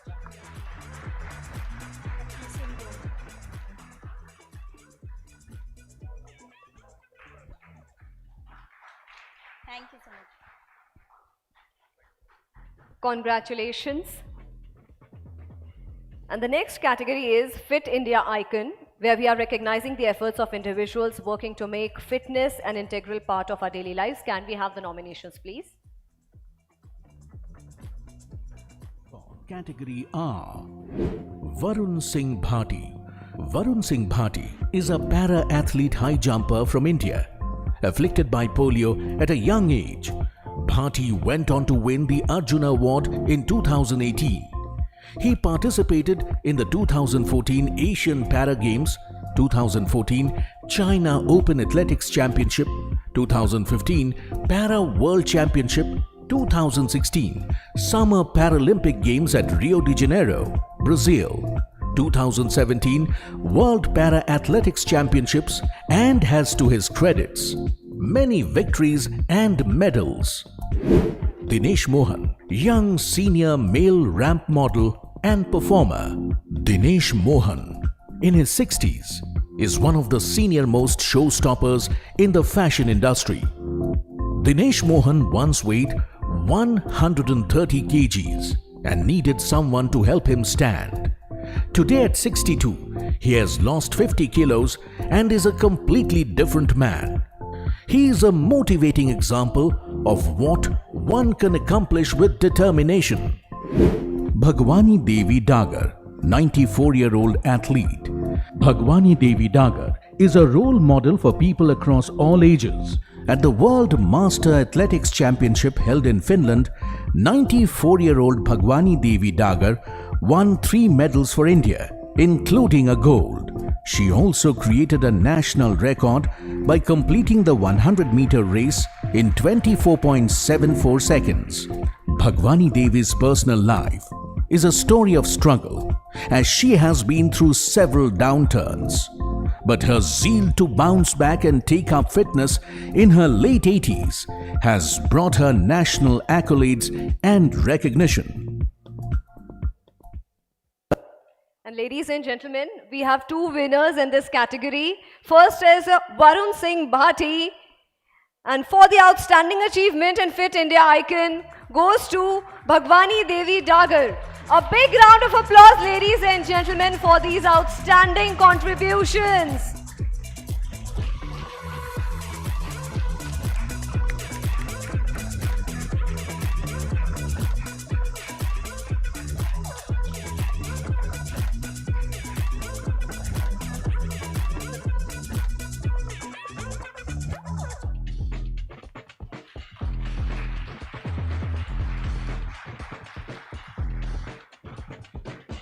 I request Bhagwani Devi Dagar ji to kindly come up on the dais. All right. I would request Mr. Bharat Gupta and Ms. Megha Mamgen to kindly present token of thanks to Gurudev Shri Shri Ravi Shankar ji. It has indeed been our privilege to host you for the Healthcare Heroes Awards, Gurudev.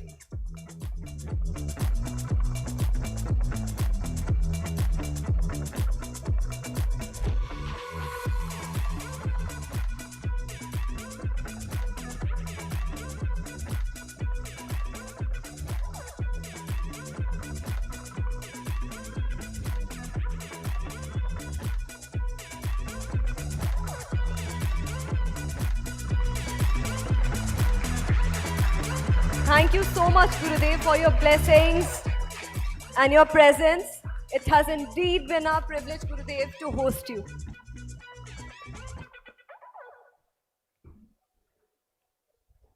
Ladies and gentlemen, I request you all to kindly put your hands together for a world-renowned spiritual leader, Gurudev Shri Shri Ravi Shankar ji.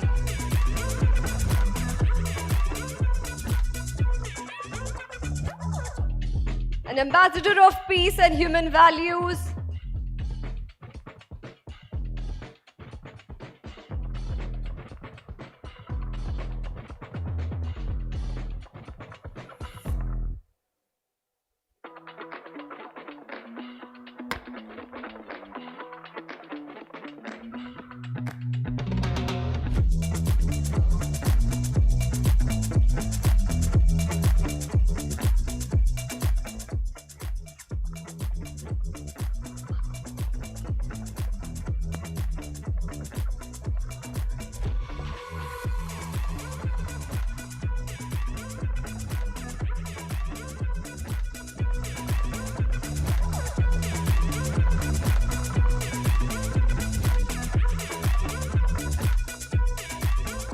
Thank you so much, Pushpatantu ji, for making it possible.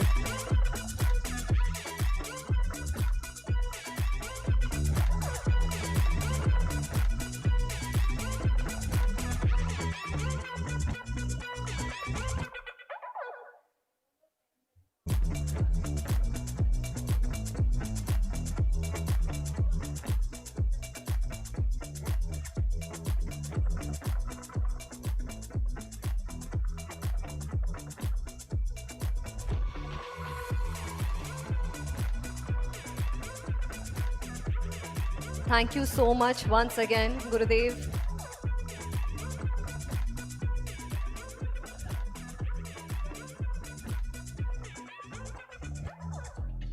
Ladies and gentlemen, I request you all to kindly take your seats as we have to ensure that the next part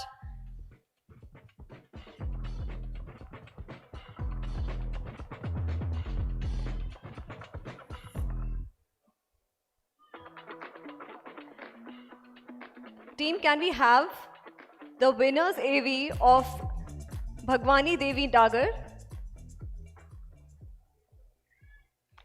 I request Someone from the team, someone on her behalf to kindly come and collect the award. I request Ms. Megha Mamgen to kindly come on the stage and present the awards.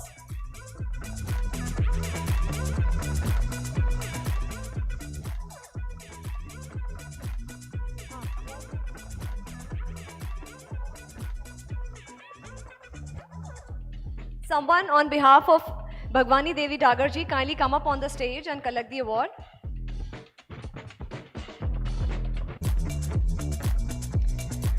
A big round of applause, ladies and gentlemen, for that outstanding contribution to the society overall.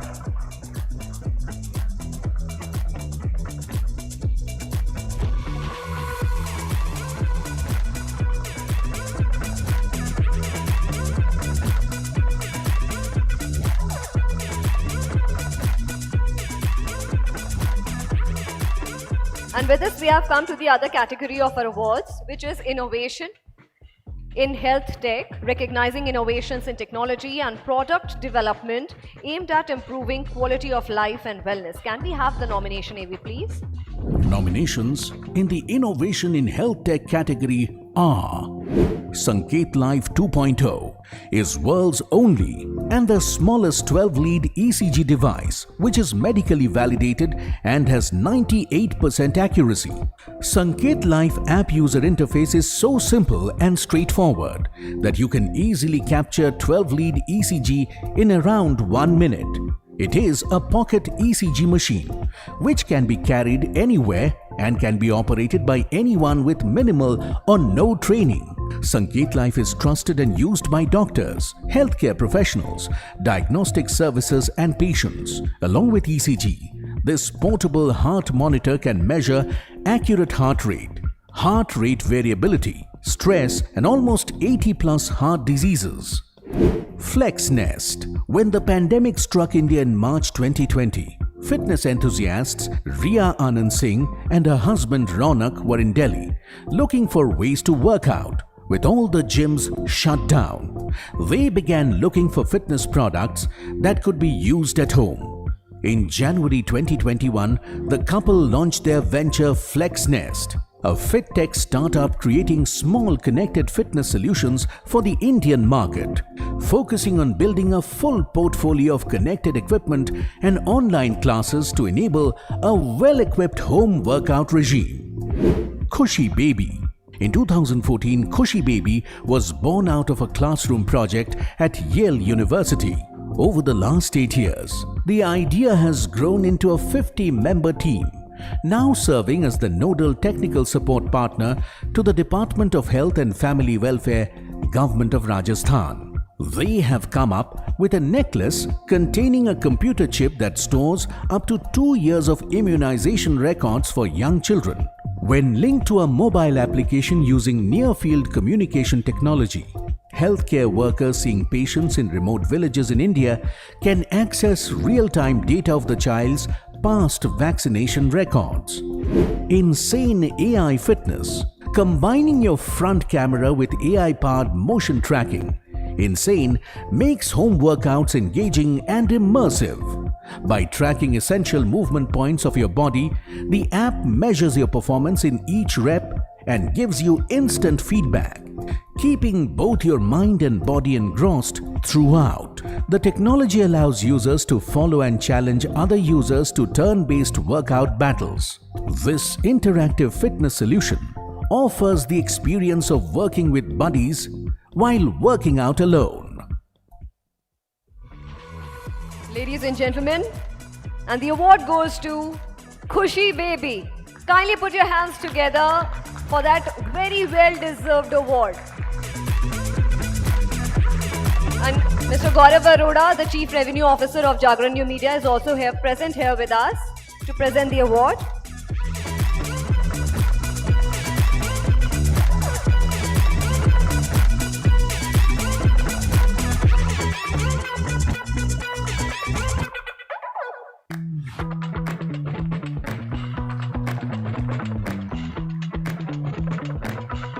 Congratulations once again, and I request Ms. Megha Mamgen and Mr. Gaurav Arora to kindly take their seats. As we'll disperse here for a short high tea break, I request you all to kindly come back and join us for the remaining part of the awards ceremony. Thank you so much.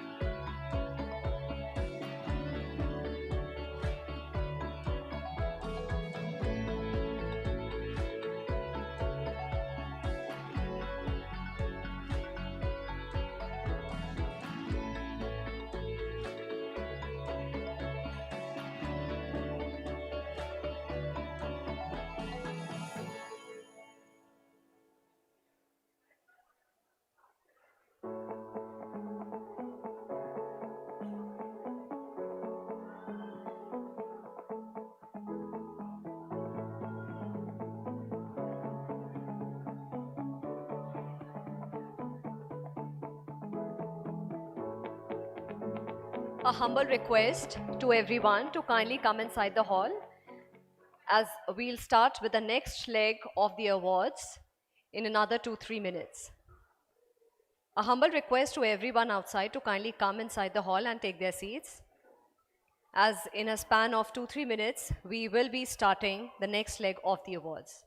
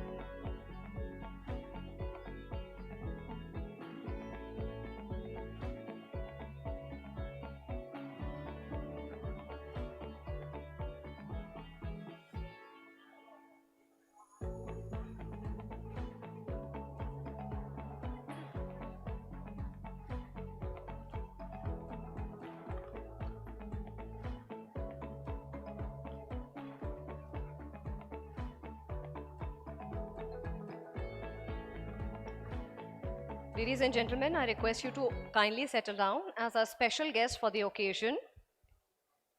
Shri Sangram Singh Ji is here.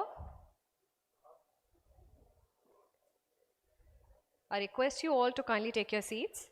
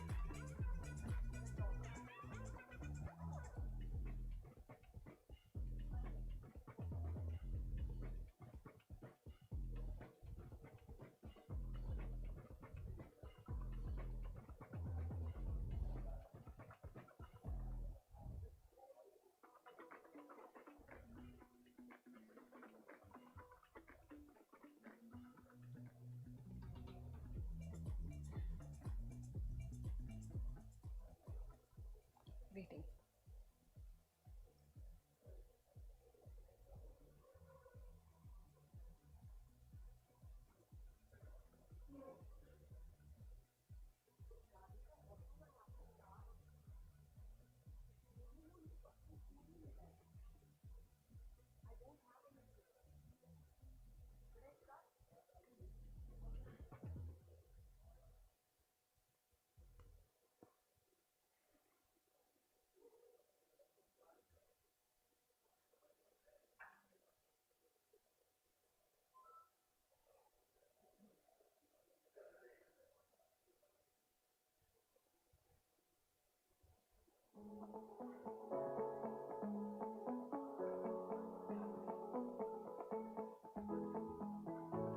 Welcome back, ladies and gentlemen.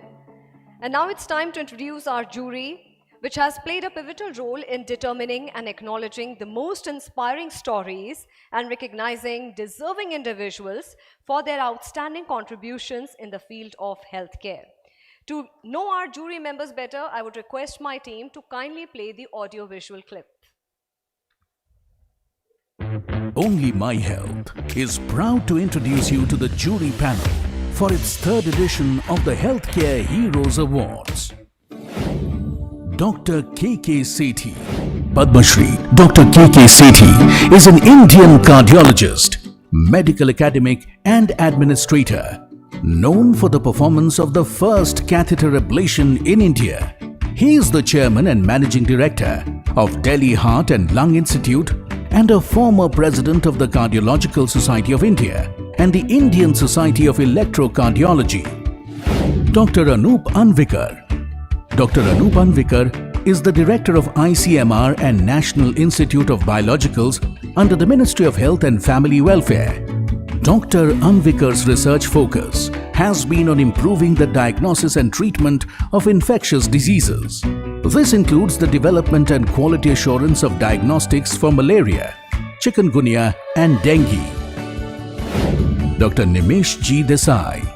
Dr. Nimesh Desai is the former director of Institute of Human Behavior and Allied Sciences in Delhi. Dr. Desai has been the head of psychiatric department at National Institute of Mental Health and Neurosciences, Bangalore, and has also served at Delhi's top medical institute, AIIMS, for a decade. Dr. Prachi Benara. Dr. Prachi Benara is skilled in reproductive health, in vitro fertilization, obstetrics and gynecology, IUI and medical ultrasound. She is consultant and center head, Birla Fertility and IVF Gurgaon. She is known for her success rate in the field of artificial reproductive technology. Sucheta Pal. Celebrity coach Sucheta Pal is a President's Award winner, known for pioneering the Zumba fitness program in India. Over the last decade, Sucheta has coached the likes of Gauri Khan, Yami Gautam, Bipasha Basu, Swati Bathwal. Swati is an author, TEDx speaker, podcaster, accredited sports dietitian, nutritionist, credentialed diabetes educator, and accredited anthropometrist. She has mentored and trained several young dietitians and helped them achieve professional success. Sapna Vyas. Health coach Sapna Vyas is a cultural brand ambassador appointed by the Ministry of Culture, Government of India. She is Forbes' top content creator and a columnist with leading newspapers. She is a TEDx speaker and acclaimed television personality. Megha Mamgain. Megha Mamgain is a senior journalist with a career spanning close to 20 years in broadcast and digital media. As Associate Vice President and Business Head for Health and Lifestyle at JagranNewMedia, Megha has received several industry awards for her leadership and editorial skills.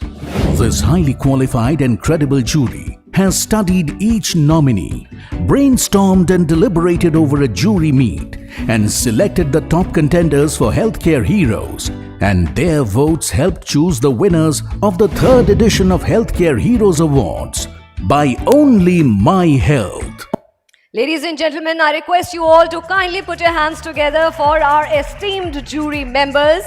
I request Dr. Prachi Binara, Gynecology and Infertility Specialist, Miss Sucheta Pal, Celebrity Zumba Coach and Founder, Mom.Board.Strong, Miss Sapna Vyas, Actor and Health Coach, and Miss Megha Mamgain, AVP, Business Head, Health and Lifestyle, Jagran New Media, to kindly come on the stage. And I would request Mr. Bharat Gupta to kindly come and felicitate our esteemed jury members. Very rightly mentioned, all women on the dais.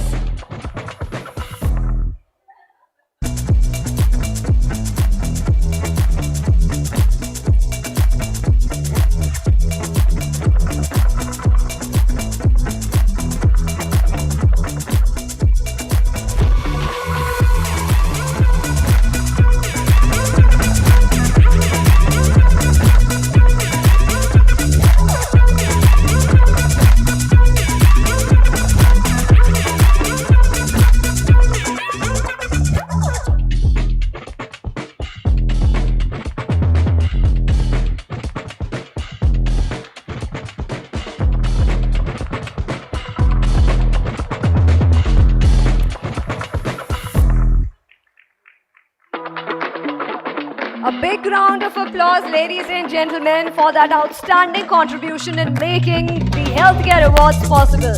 Thank you so much.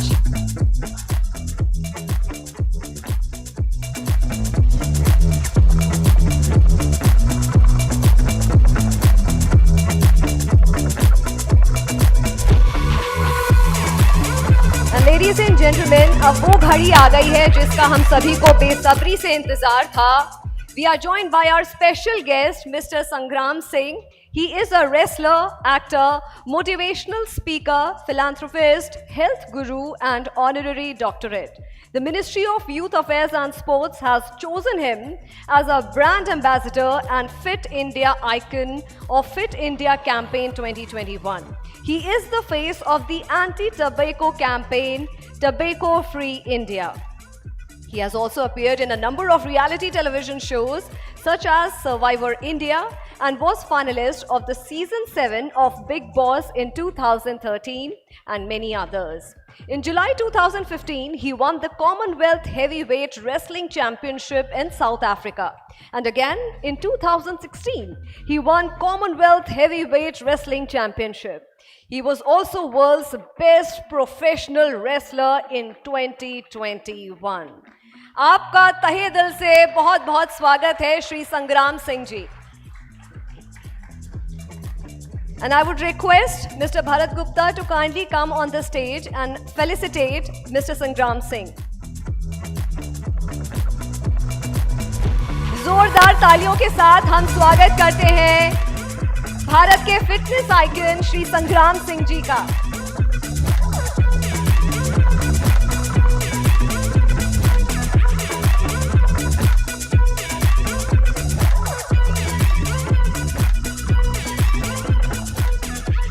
Thank you so much, Mr. Bharat Gupta. Can please someone take the shawl and tulsi plant? संग्राम जी, अब आप इतनी दूर से आए हैं तो आपको ऐसे तो नहीं जाने देंगे. There is a small fireside chat आपके साथ, and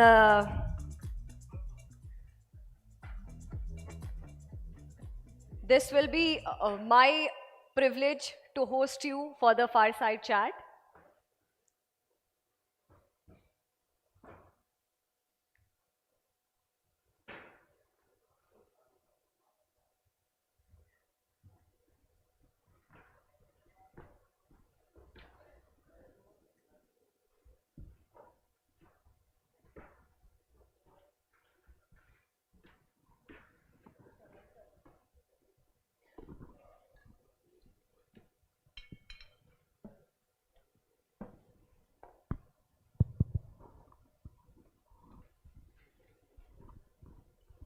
सबसे पहले तो संग्राम जी आपका बहुत बहुत स्वागत है. आपने अपना कीमती समय निकाला और हमारे इस अवार्ड्स को और भी ज़्यादा खूबसूरत बनाने के लिए आपने हाँ किया. आप मुंबई से सीधा यहाँ पे आए. आपका एक बार फिर से हार्दिक स्वागत है. जी थैंक यू सो मच, और thank you so much Jagran family, आप सबका कि आप सब ने मुझे इनवाइट किया, और इट्स माय प्लेजर कि मैं यहाँ पे बैठा हूँ. संग्राम जी, शुरुआत वहीं से करेंगे क्योंकि मुझे लगता है काफ़ी लोगों को ये बात पता नहीं होगी कि जो शुरुआत के 8 साल थे, क्योंकि हम फिटनेस की बात कर रहे हैं, जिस तरह का आपने एक माइलस्टोन अचीव किया है और जिस तरह से आपने जो चीज़ें सेट की हैं एक युवा के लिए, वो बहुत काबिल तारीफ़ हैं. शुरुआत के 8 सालों तक संग्राम सिंह जी को रूमेटॉइड अर्थराइटिस था, व्हील चेयर पर थे शुरुआत के अपने 8 सालों तक. किस तरह से वो स्ट्रगल, और यहाँ पे एक फिटनेस आइकन आपको देख करके मुझे लगता है हर किसी के मन में ये होगा कि क्या रूटीन रहता होगा, मगर मैं जानना चाहूँगी वो 8 साल से यहाँ तक के सफ़र के बारे में. देखिए मैंने ये काफ़ी जगह बोला, बताता हूँ कि मैं जब बचपन में मैं रूमेटिक अर्थराइटिस पेशेंट था. जब 3-3.5 साल का था तो मुझे पैरों से दर्द स्टार्ट हुआ, फिर वो धीरे धीरे घुटनों पे आया, वो बॉडी के हर जॉइंट पे आ गया.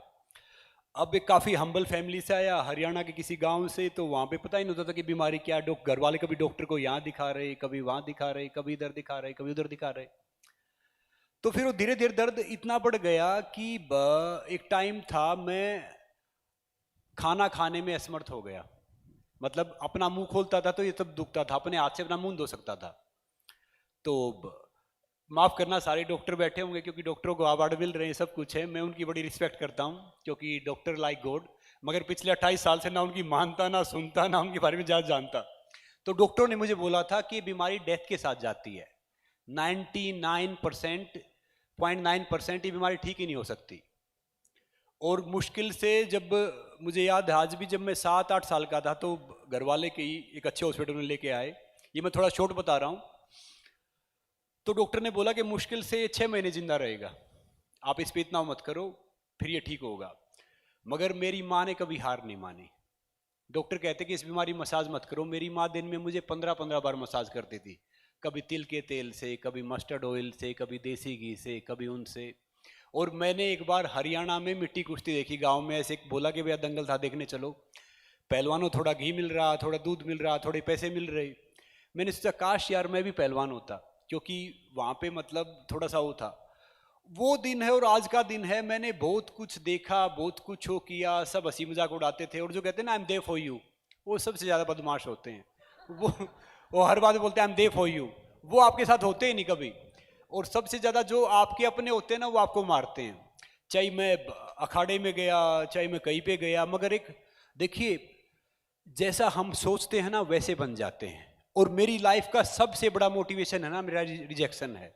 मैं कुश्ती में रिजेक्ट किया गया, मैं स्पीचेस में रिजेक्ट किया गया, टीवी पे रिजेक्ट किया गया, हर जगह रिजेक्ट किया गया. और मैं सारे काम वही कर रहा हूँ जहाँ पे रिजेक्ट हुआ था.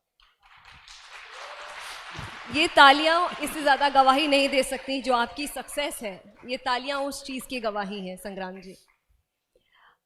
जी, हेल्थ और फिटनेस, अगर मैं आज के ज़माने में बात करूं, जिम में इतने केसेस आ रहे हैं कि कोई किसी को कार्डियक अरेस्ट हो रहा है, किसी को हार्ट अटैक हो रहा है, तो ऐसे में पहली बात है एक जागरूकता, खासकर कोविड जैसी वैश्विक महामारी के बाद कितनी ज़रूरी है फिट रहना एक आम आदमी के लिए। ज़रूरी नहीं है कि जिम ही किया जाए, किस तरह से आप फिटनेस का मंत्रा समझाएंगे? देखिए, शायद मेरे से सब एग्री नहीं हो, मगर मैं मानता हूं कि फिटनेस का पैमाना पता ही नहीं है। तकरीबन 98% को फिटनेस है क्या? फिटनेस का मतलब वो है कि हम अपने दैनिक कार्य आसानी से करें और हमें नींद आ जाए कि आराम से सो जाएं, वो फिटनेस है। बाकी कोई 10 किलोमीटर भागना, जीरो साइज हो जाना, सिक्स पैक होना, सबका फिटनेस का अलग अलग पैमाना है। तो बाकी आजकल जो प्रोडक्ट चल गए ना, अभी मैं परसों किसी प्रोग्राम में था तो बहुत हेल्थ के ऊपर प्रमोट करे, तो मैंने उनको एक बात बोली कि भैया हेल्थ के नाम पे चर्बी बेचने वालों, अभी वो लोग जिंदा हैं जो घी को पहचानते हैं।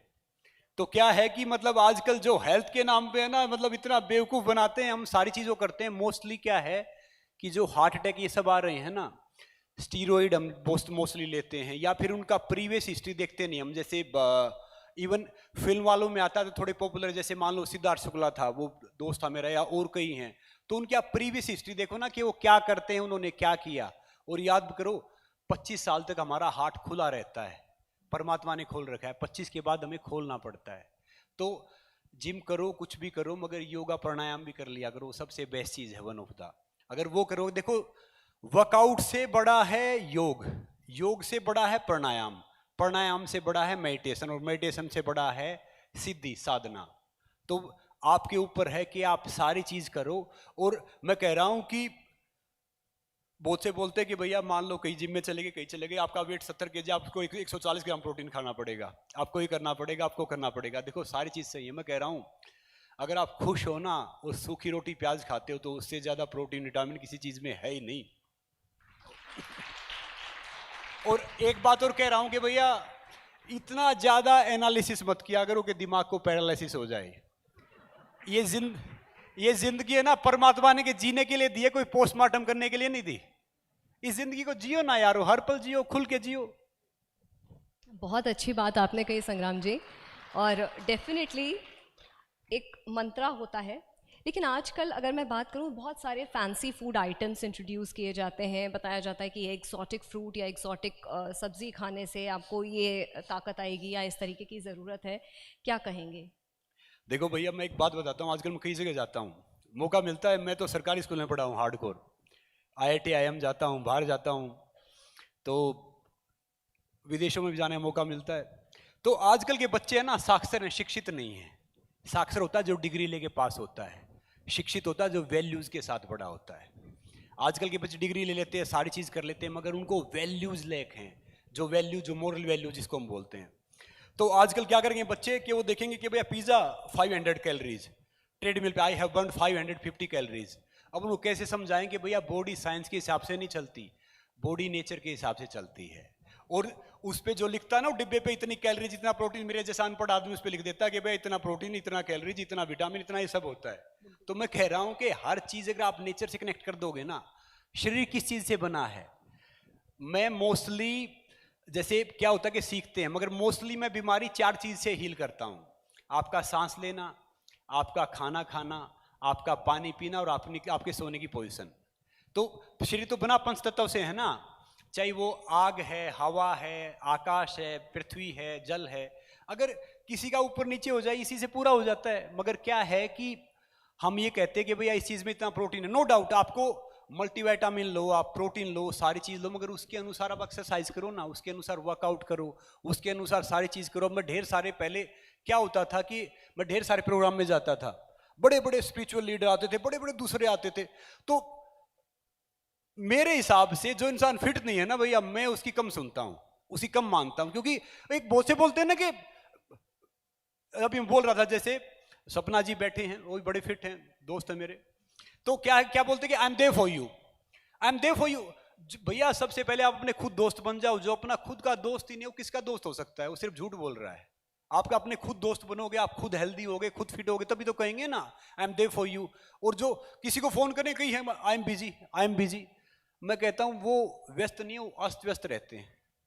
तो भैया अपना टाइम निकाल लो, थोड़ा सा टाइम अपने आप को दो। और जो ये प्रोटीन विटामिन की जो आप बात कर रहे हैं ना, नो डाउट कुछ अच्छी चीज़ों में अच्छी चीज़ भी है, प्रोटीन भी है, विटामिन भी है, मगर ये सब तब काम करेंगे जब आप एक हेल्दी लाइफस्टाइल फॉलो करते हो। मगर आजकल है ना उल्लू हो गए 98%। तो उल्लू क्या होता है, रात में जागता है और कुत्ते दिन में सोते हैं, रात भर पार्टी करते रहेंगे और बहुत से कहेंगे आई एम पार्टी एनिमल। वो 40 के बाद है ना चलता फिरता केमिस्ट बन जाते हैं। 2 बजे खानी है, 4 बजे खानी है, 5 बजे खानी है। तो भैया जिंदगी को सही तरीके से जियो ना, एक नेचर के हिसाब से जियो, जल्दी सो जल्दी उठो। अब बहुत से कहेंगे नहीं मैं तो रात में पढ़ता हूँ, भैया 6-7 घंटे सो लिया करो। और जो कहते हैं ना I was in Australia I did this, जो ज्यादा पढ़े लिखे होते हैं ना, जो ज्यादा उलझे रहते हैं वो ज्यादा दुखी रहते हैं। जो बहुत सिंपल होते हैं ना वो जिंदगी एंजॉय करते हैं।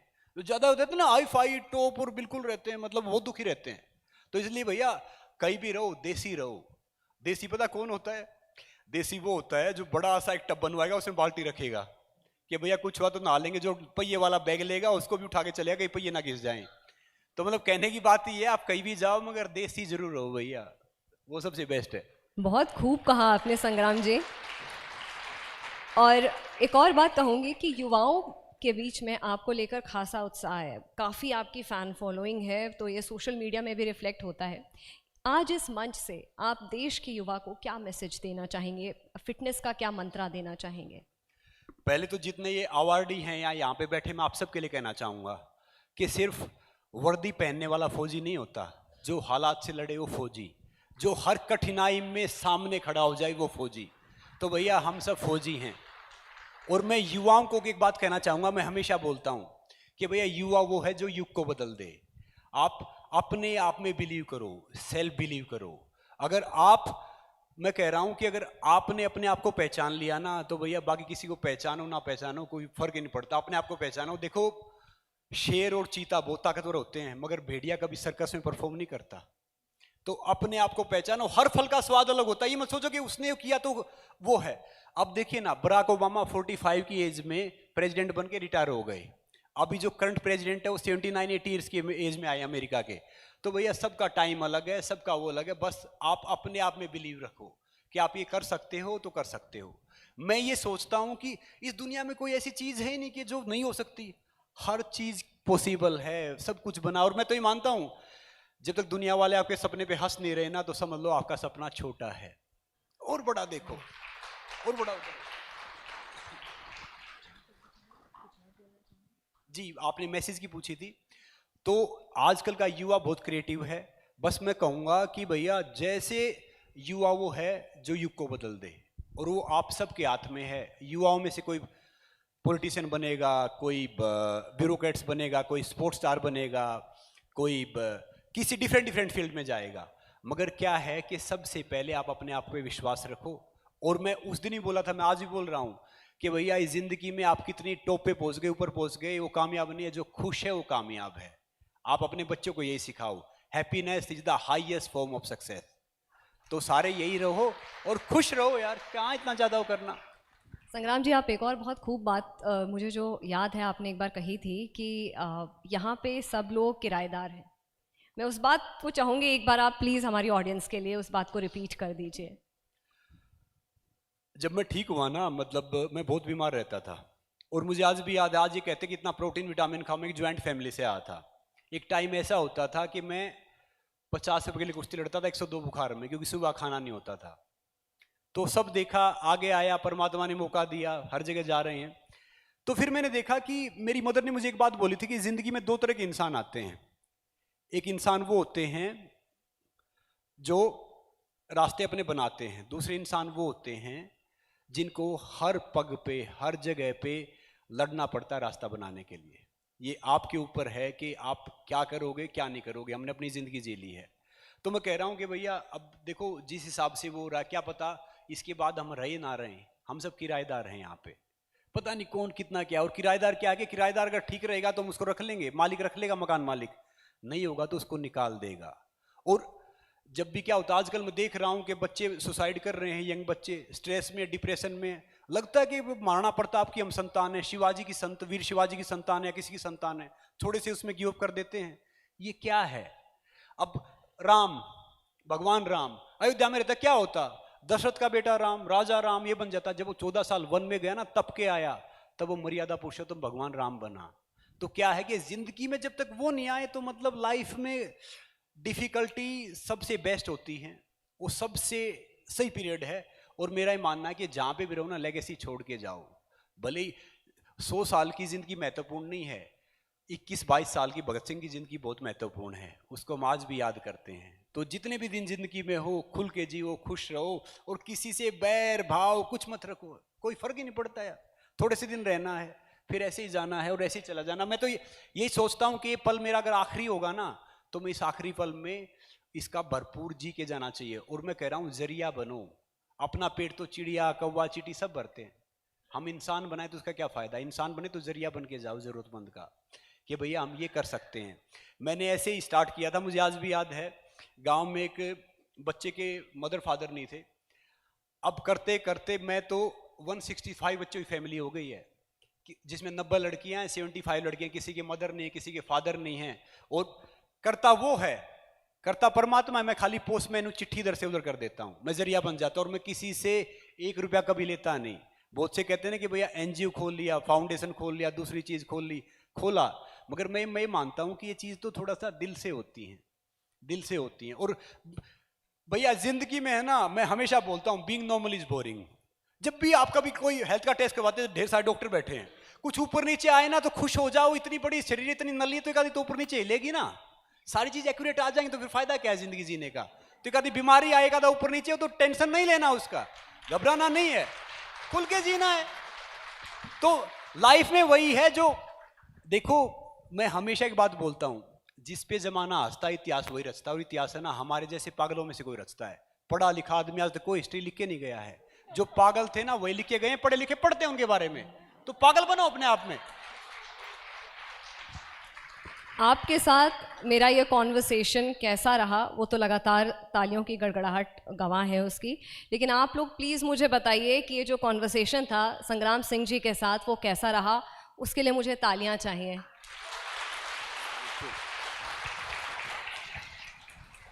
थैंक यू सो मच संग्राम जी फॉर जॉइनिंग अस। अच्छा, there are few prestigious awards जो कि हम आपसे गुजारिश करेंगे, हम आपसे रिक्वेस्ट करेंगे कि आप प्लीज़ प्रेजेंट करिए।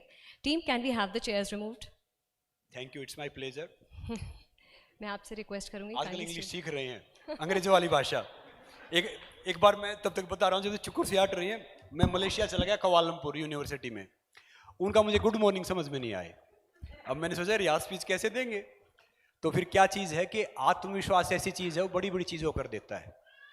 और आप सब यहाँ बैठे हो, अगर आपको पढ़ना है ना, अगर आपको एक्चुअली आप किसी भी धर्म से बिलीव करते हो, आप राम जी के बारे में पढ़ो, कृष्ण जी के बारे में पढ़ो। भगवान कृष्ण है ना, जिंदगी में अगर आए बात, जब वो छोटे थे तो उनसे माँ पिताजी छूट गए, फिर नन्ही यशोदा में ले वो छूट गए, फिर संगी साथी छूट गए, और तो राधा साथ भी छूट गया। मगर उनसे एक चीज़ कभी नहीं छूटी, वो थी उनकी सकारात्मकता, मुस्कान। और भगवान कृष्ण है ना, कोई नकारात्मक का प्रतीक नहीं है, दुख का प्रतीक नहीं, उत्सव का प्रतीक है। तो जब उनके साथ इतना हो सकता है, हम तो आम इंसान है ना। तो जब भी आपके जीवन में कोई कठिनाई आए, विपत्ति आए, तो समझ लो कोई बड़ी चीज के लिए बने हैं। अभी घड़ी बांध रखी है, ये गिरेगी तभी तो नहीं खरीदूंगा ना, नहीं तो ये बांध घूमता रहूंगा। तो परिवर्तन को आने से नहीं डरना चाहिए, परिवर्तन को रोकने से डरना चाहिए। नमस्ते, जय Hind.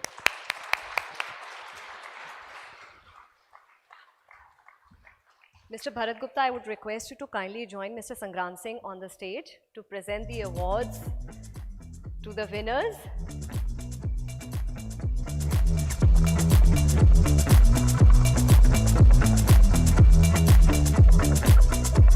The first category of awards is Outstanding Leader of the Year, Healthcare Technology. And the award for this category goes to Mr. Hitesh M. Patel and C.S. Jadhav, CEO, InstaShield. A big round of applause, ladies and gentlemen, for the Outstanding Leader of the Year, Healthcare Technology.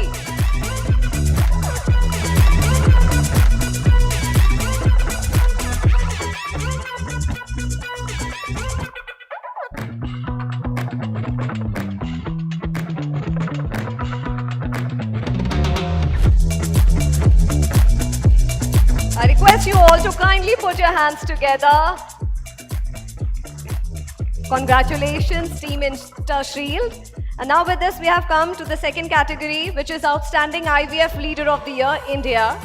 And the winner is Dr. Manika Khanna, Founder, CEO and Chairperson, Gaudium IVF.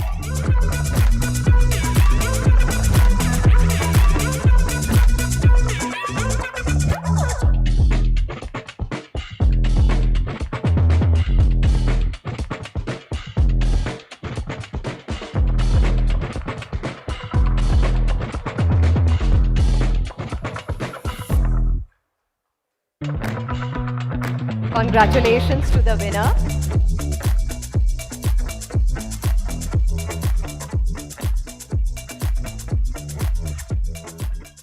Good evening, everyone. So I'll not bore you.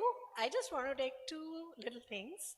One, I would like to congratulate Jagran and Bharat for really recognizing healthcare heroes.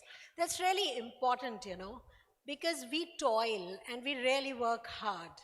And जब आप इनको recognition देते हैं, तो बहुत सारों को inspiration देते हैं. And संग्राम, आप बिल्कुल ठीक कह रहे हो.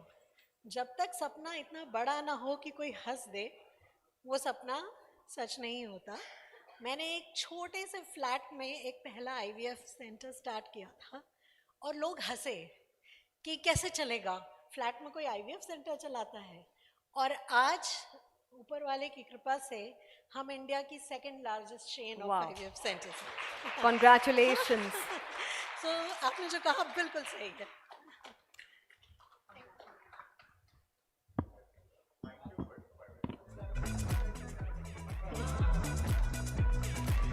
And ladies and gentlemen, moving forward, the next category is Excellence in Prevention and Cancer Care. And the winner is Mr. G.S. Naveen Kumar, IAS.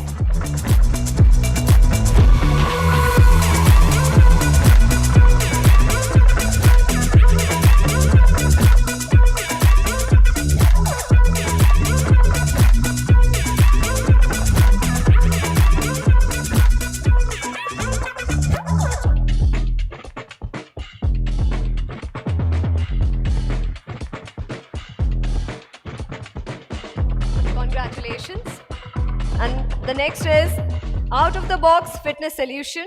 Here we felicitate ingenious and unique fitness initiatives that help break the monotony of life and motivate people to stay fit. There is a nomination AV for this. I request the team to kindly play the nominations. Nominations in the Out of the Box Fitness category are Sohini Singh, Aerial Silks Expert. Sohini Singh is a master of aerial silks. She has a well-developed strength training background and is an accomplished hand balancer. Her approach to a safe and injury-free aerial practice consists of rigorous conditioning and training. Her classes are beginner-friendly and a step-by-step approach to achieving tricks safely. Deepak Mali, Parkour Free Runner. A professional parkour and free running athlete in India, Deepak is known for his work as stuntman to coordinator for well-known Bollywood movies and TV commercials. With more than 16 years of experience in parkour and free running, Deepak has also been featured as a TEDx speaker. Guruji, Dr. Vikram Kapoor, Krav Maga expert. The founder of International Ultimate Krav Maga Federation, Dr. Vikram Kapoor created Shatru Nashak or self-defense system using Krav Maga. He has over 49 years of experience in hand-to-hand combat, military close-quarter combat tactics, and specialist law enforcement tactics. Kapoor offers Krav Maga training courses for civilian defense, self-defense for women and children, and has trained NSG commandos as well. And ladies and gentlemen, the winner is Dr. Vicky Kapoor. I request someone on behalf of Dr. Kapoor to kindly come and collect the award.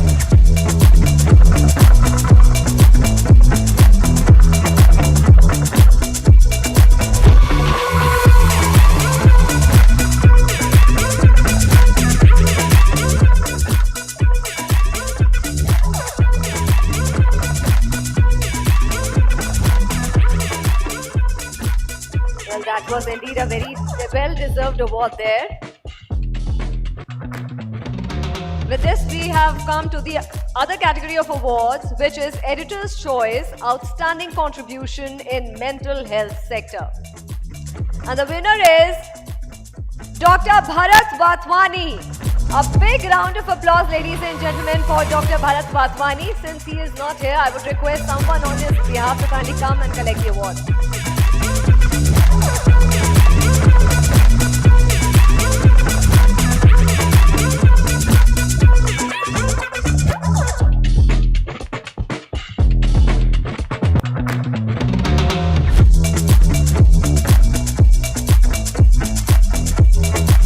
Last award, which will be presented by Mr. Bharat Gupta and Mr. Sangram Singh, is Editor's Choice Outstanding Contribution in Nutrition.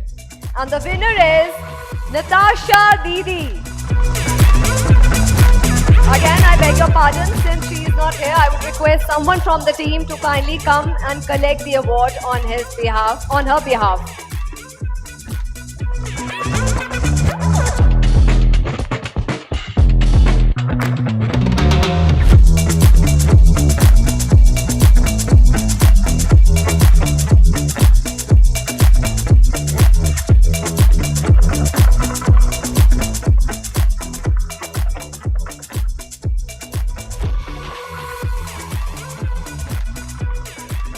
A big round of applause, ladies and gentlemen.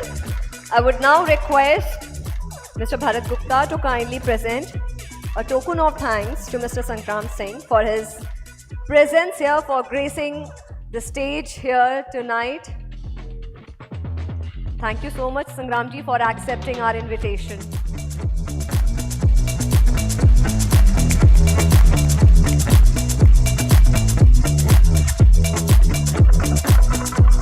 Thank you so much, Sangramji, for accepting our invitation. खाने वाली tips भी. एक second. Sangramji has a very important tips for all of you. Fit रहने का फंडा बता के जा रहा हूँ, सारे फॉलो कर लो.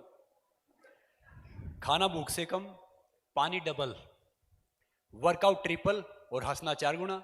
हो गया काम.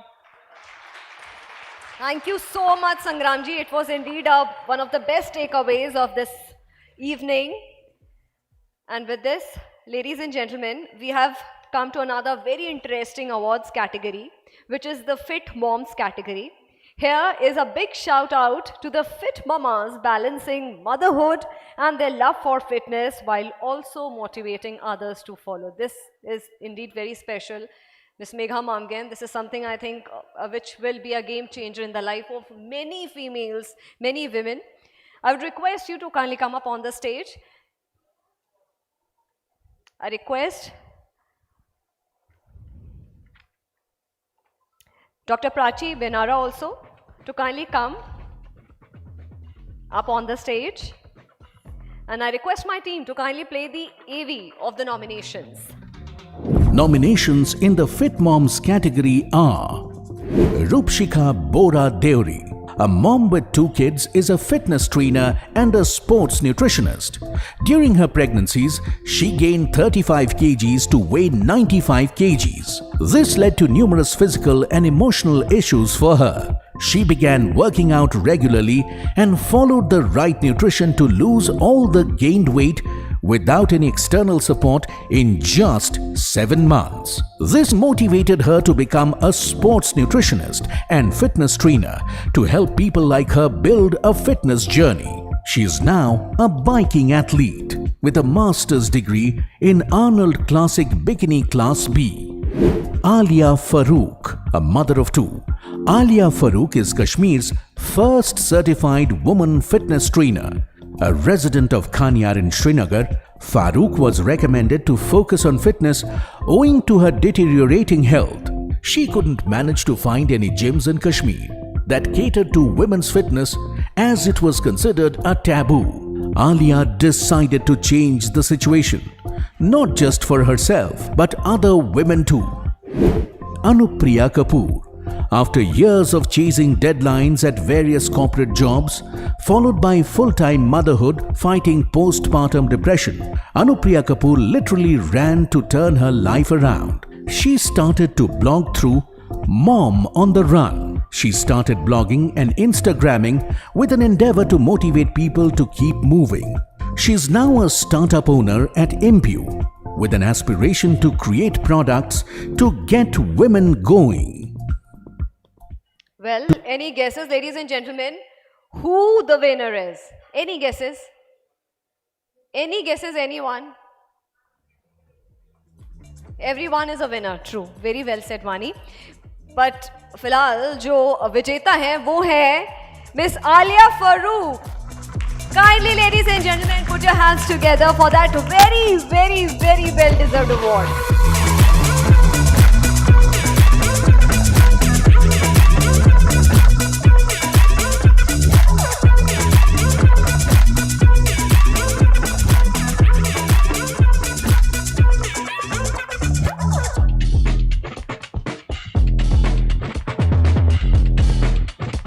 You want to say a few words? Alia, we would really love.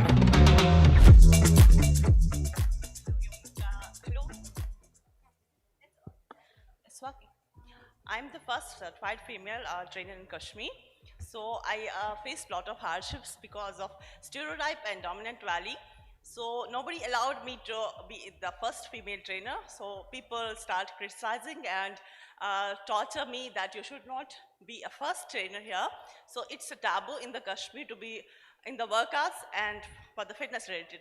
So females, they face a lot of the problems because of no gym, no workouts and all.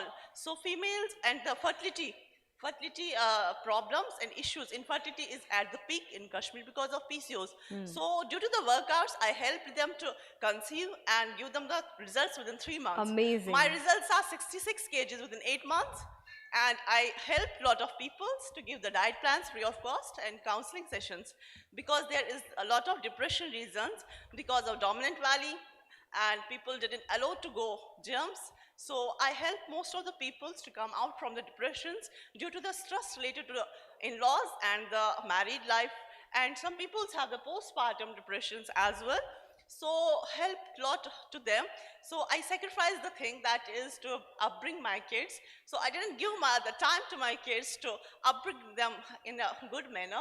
But I thought that our society needs such gyms, and I opened my own gym on my own basis. Nobody helped me in that. So today is the first and most beautiful gym in the Kashmir Valley that's known as Fitness Solution Gym. So I helped my nation, I helped my society to give them better life so that they can feel how workouts help them to be fit and get out from the depressions, health issues and other issues. Thank you so much, Alia. That was indeed a wonderful contribution to the society, and you are definitely a torch bearer to many of us. Thank you so much. Dr. Prachi and Ms. Megha Mamgan, I would request you to kindly take your seats, as now we'll head to a panel discussion with Ms. Vani Malik, Lead Editor, Health, Jagran New Media. I would request the jury members to kindly come and join us on the stage.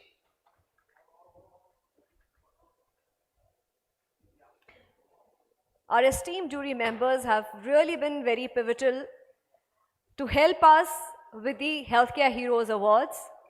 They helped in choosing the right candidate, right person, the well-deserved candidates for awards in the different categories.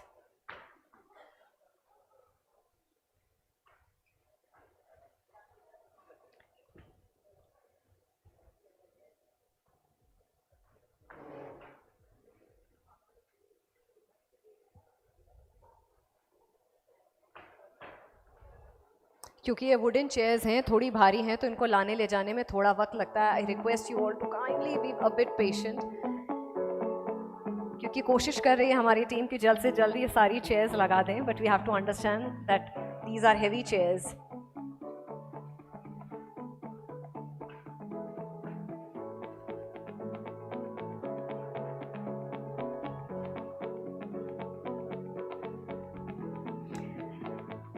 A request, Dr. Prachi Vinara, Ms. Sucheta Pal, Ms. Sapna Vyas and Ms. Megha Mamgan to kindly come and take their seats.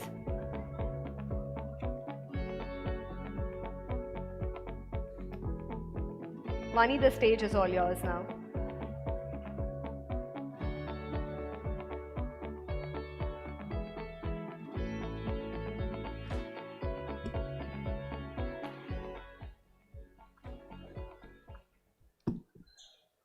Thank you so much, the esteemed jury, to be a part of this panel discussion today.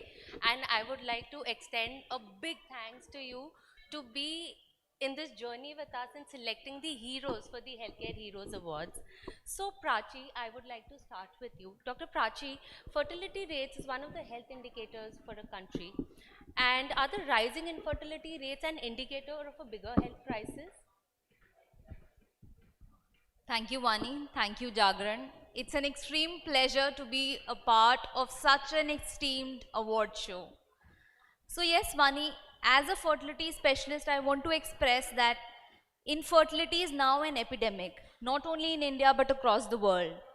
Indian Society of Reproductive Medicine did a research and find out that 1 out of every 4 couples is facing difficulty to conceive in urban area, and same goes for the rural area. So yes, our increasing age of marriage, delayed conceptions, stress, pollution, insecticide, pesticide that we eat is actually causing infertility to become an epidemic. So yes, awareness is essential. Planning at the right age is very essential. Thank you. Thank you so much, Dr. Prachi. I feel that you have touched base on a very important aspect, that planning is very important. Sapna, I would like to ask this one question. With pandemic, with pandemic and COVID, we are still in the COVID era. The understanding of real sense of fitness is crucial for actually maintaining a good health. So, with so much of misinformation around us, how do you think it is the right way to approach fitness? See, thank you for the lovely question. First of all, we have to understand that fitness is beyond your weight. So many of us are stuck in looking a certain way. We forget that we have to feel a certain way. To be fit, you need to feel happy, like what we heard Mr. Sangram Singh talk about. And we need to stop focusing on just the external looks, because ultimately it's the internal health or your mental space that makes you who you are. So every change begins from the mind. So what I feel, and I always tell my clients, is that let's first heal your heart and your mind and your soul, and fitness is a byproduct of how you feel within. Because when you're feeling low, when you're feeling stressed, you will make wrong decisions because your emotions will take over. So first focus on leading a life that is, at the end of the day, you can smile and sleep and you are really satisfied with the way you led your life. So that's one thing. And secondly, it's not one size fits all. What works for me will not work for you. So you have to do some little trial and error, be your own guinea pig, figure out what works for you, what doesn't work for you, and it requires a little time and understanding. So first listen to, I always say this, that listen to your heart, listen to your mind, listen to your body, you will get the answers. But yes, there are certain rules. Now, for you understand the rules, it's like that, पहले जब हम bike चलाना सीखते थे, तो सीख लेते हैं, फिर हम हाथ भी, at times we just leave our hands and we are enjoying the process. So it's like that. First gain the confidence, play in the box, and then forget the box. So I think, Sapna, you said a very good thing over here, that fitness cannot be the same for everybody. So Sucheta, I would like to ask this one question, where post-COVID, everybody wants to be of a specific size. They want to achieve either that 0 figure or abs. So how do you think this whole trend is impacting the mental state of people? So during the pandemic is when I gave birth, and I was a mother in the pandemic, and then as the pandemic started weaning off, my weight didn't. And I've been in the fitness industry for 10 years now, and I have been, really from the top of my social media roof, I have been shouting this, that don't worry about the weight, that's not the important thing. But the reality is that each one of us think about it, and it does make us anxious. So as we were doing the jury, right, we were talking about body positive category. And if you remember, I spoke about something called body neutral. And that word was coined, I think, in 2015, 2016, but from last year, it's really picked up. And I would love to share this with everyone. Is that how about, it's okay, what about if we tell ourselves, it's okay to sometimes love our body, all body positive, but sometimes we can't. It's okay to not like that image in the mirror. It's okay. It's okay to not think about our shape. It's okay to think about our shape. But what if we don't associate an emotion at all to the body? Why can't it be just a vehicle for us? You know, it's just something that is taking us through life. Shape is not important, or the size is not important in what is inside. Right? So next time when we see ourselves in the mirror, can we see our life energy? Can we see, the joy that is there on our face because we have a lovely family? Can we, when we see in the mirror, instead of the body shape, can we slowly change the mindset? I woke up this morning. Oh my. So I think that's where we'll slowly kind of reduce our anxiety towards our body. Great. And someone clapped. Thank you. And I feel that this panel today, it has so much of, you guys have so much of experience, you guys have so much, you have that platform where you are presenting the right kind of information to the masses. And I would like to request everybody to actually give a huge round of applause so that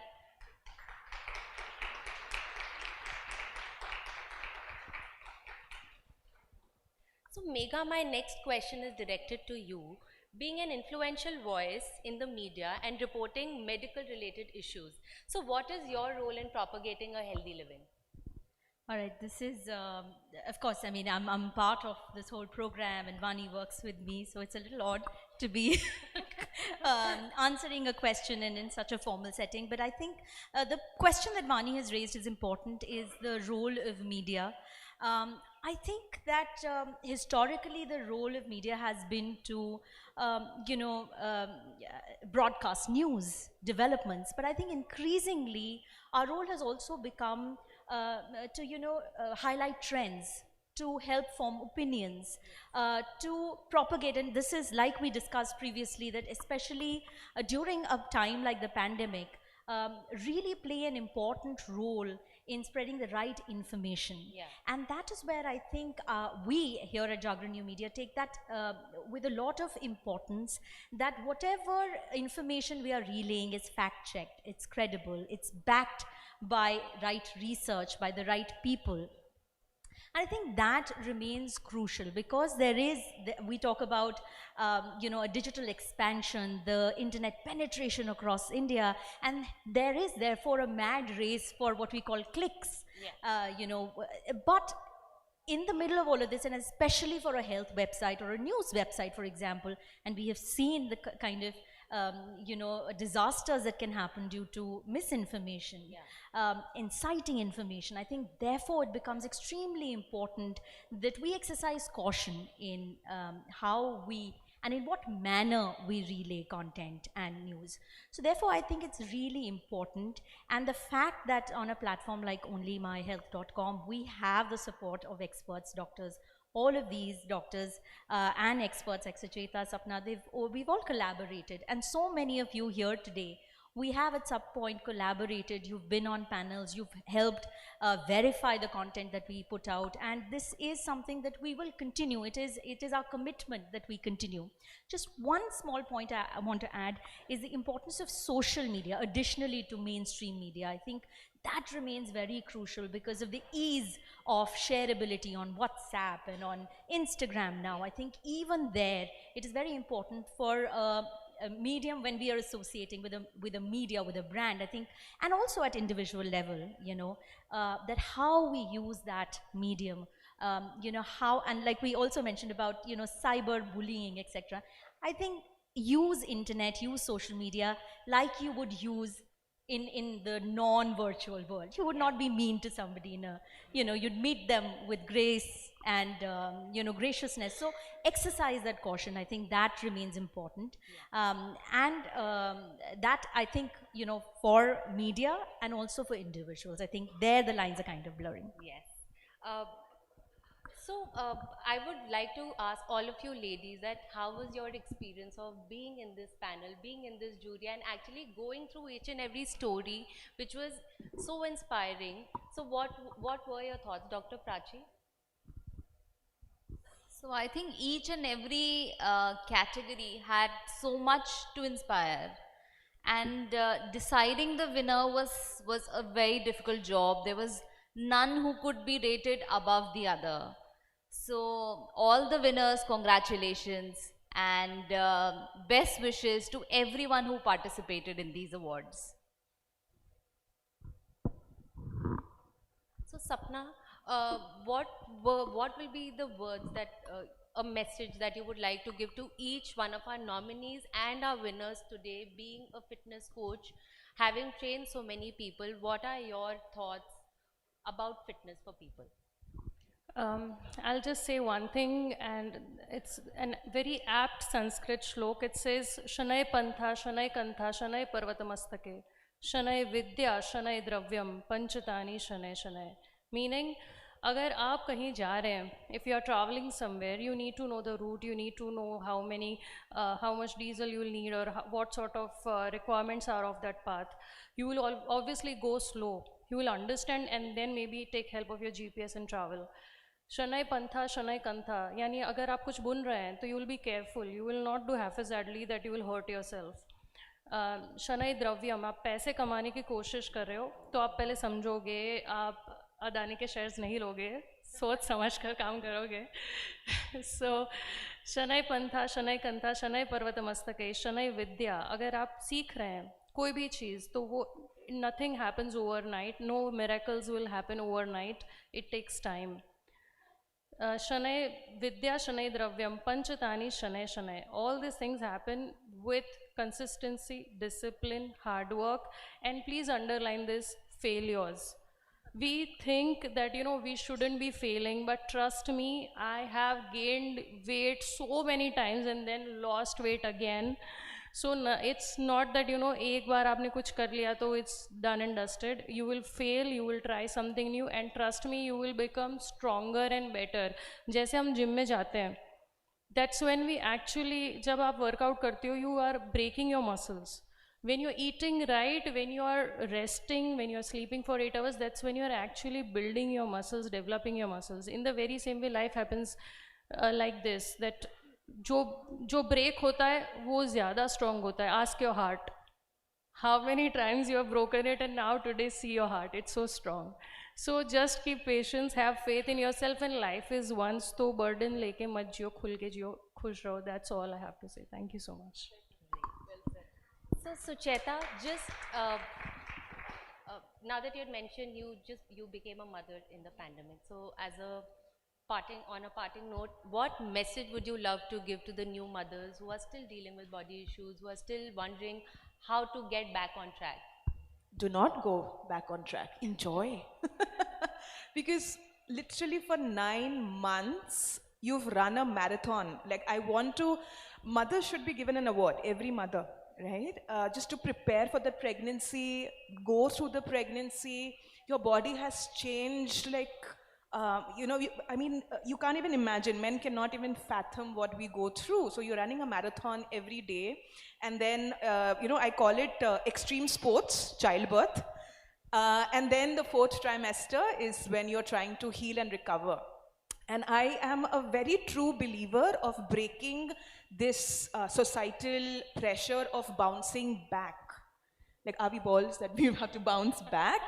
We have to move forward. We have to heal forward.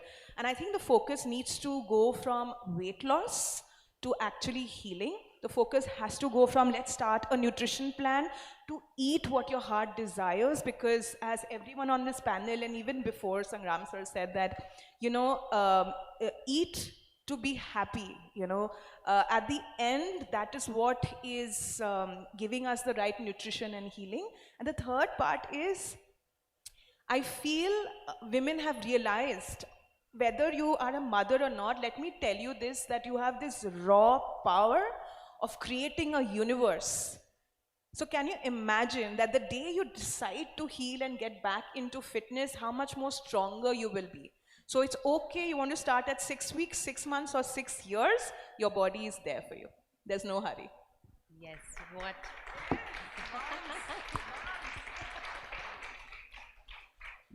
So I feel it is all about putting out the right set of information at the right time. So Megha, my last question to you for today I'll just sum it up, Vani. Okay. I just want to say a big thanks to the jury members.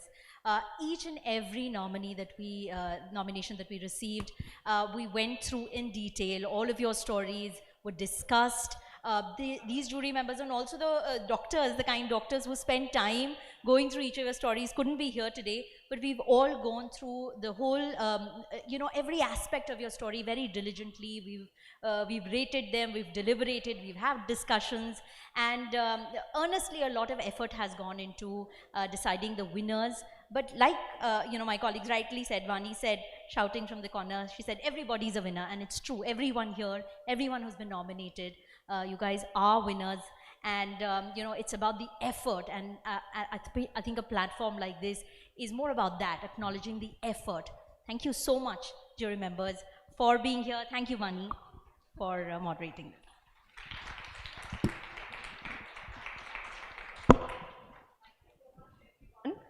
I request you all to kindly come forward for a group picture, please.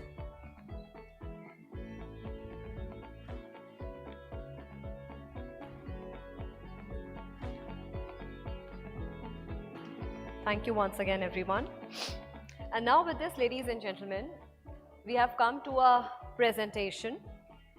One of the biggest global crises in generations, the COVID-19 pandemic has had severe and far-reaching repercussions for the health system, economies, and the societies. Countless people died or lost their livelihoods. Families and communities have been strained and separated. Children and young people have missed out on learning and socializing. Businesses have gone bankrupt. Millions of people have fallen below the poverty line. As people grapple with these health, social, and economic impacts, mental health has been widely affected. And this emanating challenge is required to be dealt with technologically as well. On that note, coming up next is a presentation on the topic Challenges and Impact of COVID-19, Viruses and Mental Health, and Role of Healthcare Technology to Combat for Well-Being. I request Mr. C.S. Jadhav, Chief Executive Officer, InstaShield, to kindly come on the stage and present his insights. A big round of applause, ladies and gentlemen, for Mr. C.S. Jadhav. I request you all to kindly put your hands together for Mr. C.S. Jadhav.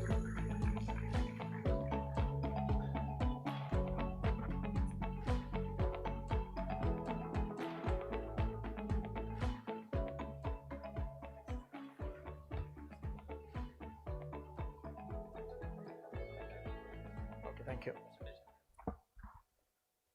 Thank you very much. At the outset, I'd like to thank Jagran for giving us an opportunity, and also like to thank specially for honoring with the Best Technology Award for the night.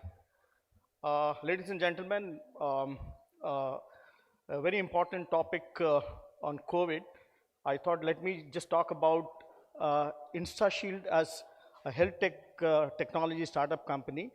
How did the idea came and how the technology was developed. So based on that, I'd like to go talk about our journey on the technology as said. So,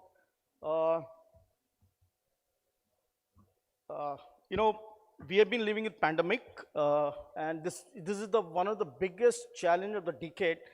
And in some form or the other, COVID is going to be here and is going to stay here. And we have seen at least about 8 to 9 mutations like alpha, beta, gamma, delta, omicron. So most of this mutation would be coming, and COVID is going to stay. And you see from the slide that almost the virologists or health scientists or researchers have declared that it's endemic and is going to be, say, globally as such. From this slide, you can see the kind of data which reveals, it is happening in some country or the other, and it's continuing as such. Apart from the virus and COVID, the second biggest challenge was the post-COVID syndrome, that is the mental health. And I think we have seen, mental health, depression, stress, brain fog, and still continuing. And this is basically the post-COVID effect. So the idea was that there were alternatives available, like vaccination. Yes, it definitely had its own, strengths basically to combat COVID. And we had sanitizers, we had masks, we had, air purifiers, we had UV machines and things like that.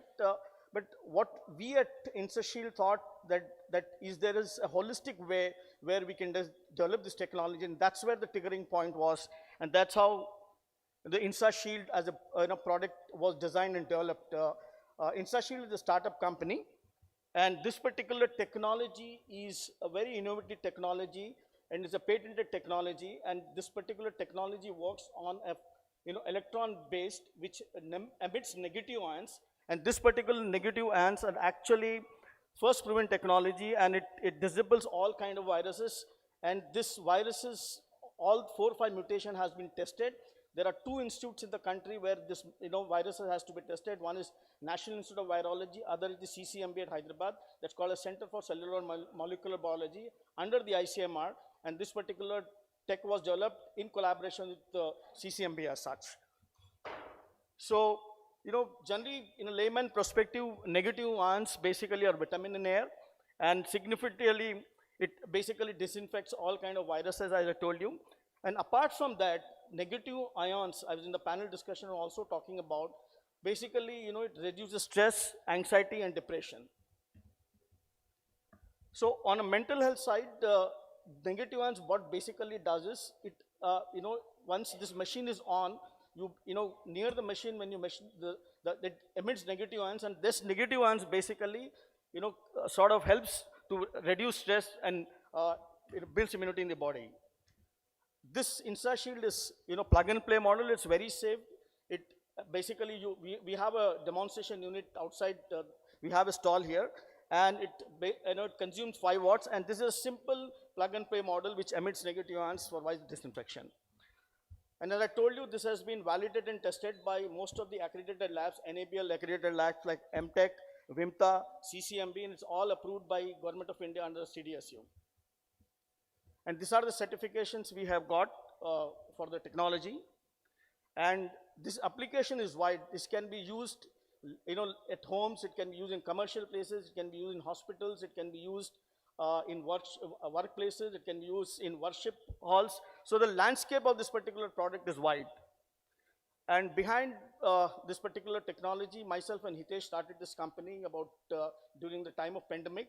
Hitesh comes from an investment background, and I basically, as an innovator, I come from a health tech and wellness and food and nutrition background. We have been in the news thanks to Jagran. Probably, one of the challenges we have been facing, that most of the people think this is air purifier, but this is, this is beyond air purifier, because air purifier just, basically filters the air, but this is first of its technology which basically disinfects viruses. So I would rather, we go into a lot of this media and social media talking about the differentiation of the technology. It's not about the air purification or air filter, but it's beyond this particular technology, helping you to fight, against the viruses. So we've been awarded, we've been talking to a lot of this Government of India, Ministry of Health, and they're encouraging us, and probably, as we see, this could be a wellness machine, and the product would be accepted across the board. And we had been, bestowed a lot of awards nationally and internationally also. And we've been promoting it through a lot of social media, digital, and thanks to Jagran is giving us a platform to, talk about this technology and clear the difference between air purifier and this kind of technology. So in conclusion, I think COVID is going to stay. We have to live with it. Unfortunately, there's no choice for us. And I think mental health post-COVID is becoming a big challenge. And as we speak, obviously, we would like to have science behind the product. And currently we are doing, a clinical research with Mallarity Health Institute, in Hyderabad, they are doing a research on negative ions versus how it can help in mental health as such. So any product, as we talk about, has to be backed with science and research, and all this particular technology has been backed with most of the institute in country, NABL, accredited lab as said, and also from a mental health, we are doing the clinical research as such. So just to play how the technology works, I thought, can somebody play the technology on that? So it will understand how the negative ions get emitted from this machine, and it basically goes and hits the S protein of the virus.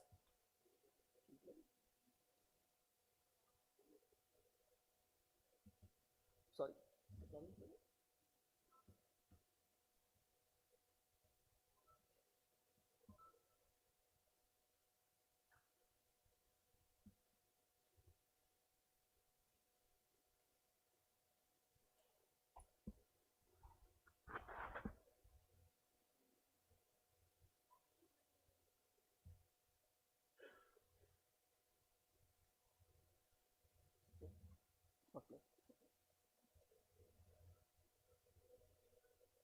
Yeah, so I think there's some issues with the film as such, but as I told you, the differentiation is the electron-based negative ion generator, and this technology, we market this product both offline and online.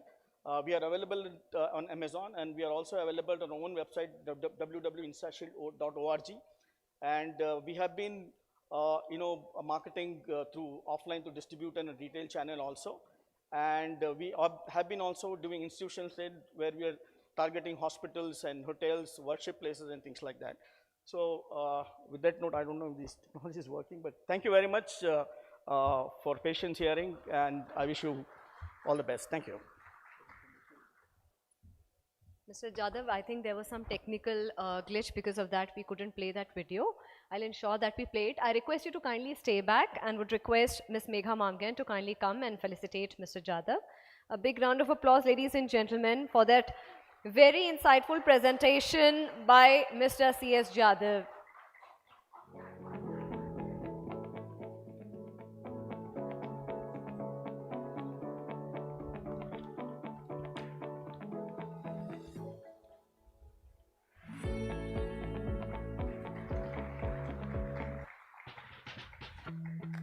Thank you so much. And now, ladies and gentlemen, with this we have come to our awards category. I would like to welcome on stage Mr. Amit Jawar, Business Head, North, Dabur India Limited, and Mr. Dushyant Nagar, Zonal Manager, Dabur India, to kindly come forward and present the next category of awards.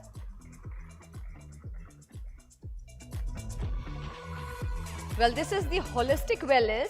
The award category aims to recognize the efforts of individuals and organizations working towards a holistic approach to well-being with physical, mental, emotional, social, and spiritual healing. Can we have the nominations, please? Nominations in the Holistic Wellness category are Harshvardhan and Subha Saraf, founders Satvik Movement. Harshvardhan and Subha together lead Satvik Movement, an online holistic health education platform. Founded in August 2017, Satvik Movement has grown in reach and following.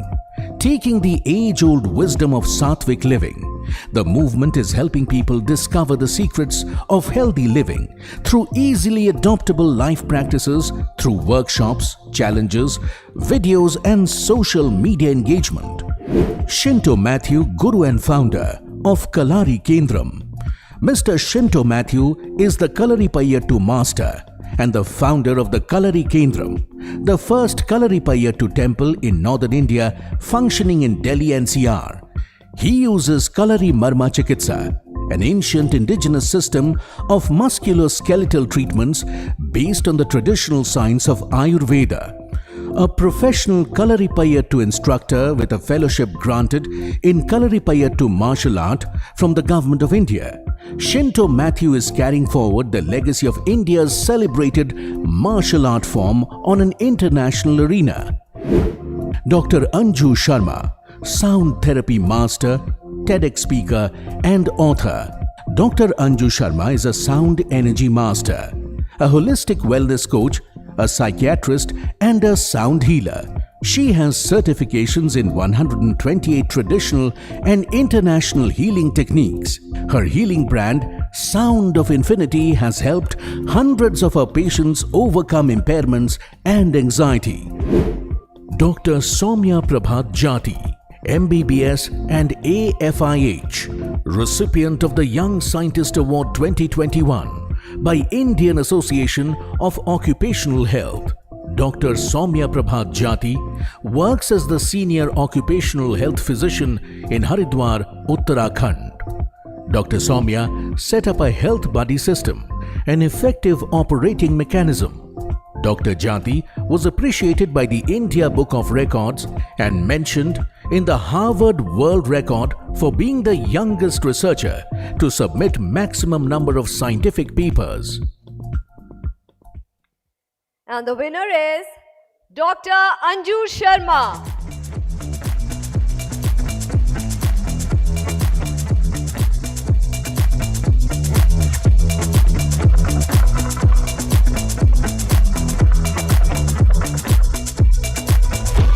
A big round of applause, ladies and gentlemen, for the winner. This is the Holistic Wellness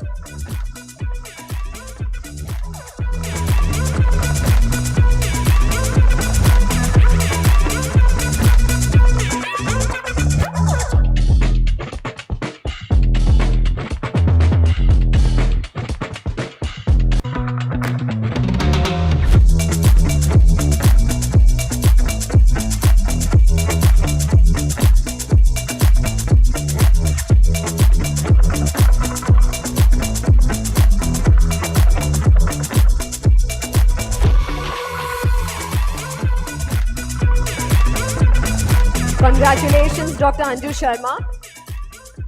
And there is another surprise for you, ladies and gentlemen. There is another award in the same category for outstanding achievement in holistic wellness. Dabur Vedic Tea Healthy Lifestyle Outstanding Achievement in Holistic Wellness, which goes to Satvik Movement, Harshvardhan and Saub Saraf. I request someone on their behalf to kindly come and collect the award.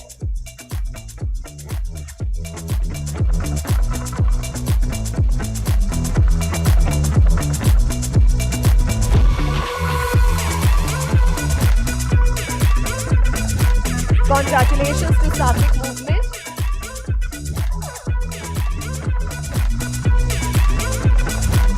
There is a gift hamper too. Excuse me. There is a gift hamper too.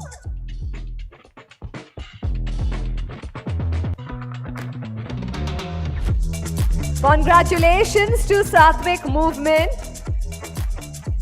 And with this we have come. Can someone help? And with this, ladies and gentlemen, we have come to the next category, which is Nurture with Nutrition, recognizing the change makers that make eating healthier, nourishing and enjoyable. Can we have the nominations, AV, please? Nominations in the Nurture with Nutrition category are Roshni Sangvi, also known as the Vegan Khalisi. Roshni Sangvi is an online fitness coach who is plant-based sports nutritionist and the first Indian vegan bikini athlete. Roshni is the first Indian to be on national bodybuilding stage on a 100% plant-based diet. She was awarded the title of Best Nutritionist in Bangalore for weight loss by Gold's Gym India. Krish Ashok, author of the book Masala Lab, The Science of Indian Cooking. Krish Ashok is an advocate of food science. On his social media, he busts common food and nutrition-related myths in a simple and informative way. With a reach of more than 200,000 followers on Instagram alone, Krish takes on most asked questions on healthy eating and provides science-backed explanations. Dr. Nandita Iyer. Dr. Nandita Iyer is a medical doctor who offers nutrition advice, healthy cooking and mindful living ideas on her Instagram. She has also authored 4 books on nutrition and healthy lifestyle. Her blog has grown to be one of the best resources on healthy vegetarian recipes. She also conducts workshops on healthy cooking for individuals, groups and corporates. And the award goes to Dabur Vedic Tea Healthy Lifestyle Nurture with Nutrition, Roshni Sangvi. I request you all to kindly put your hands together for Miss Roshni Sangvi.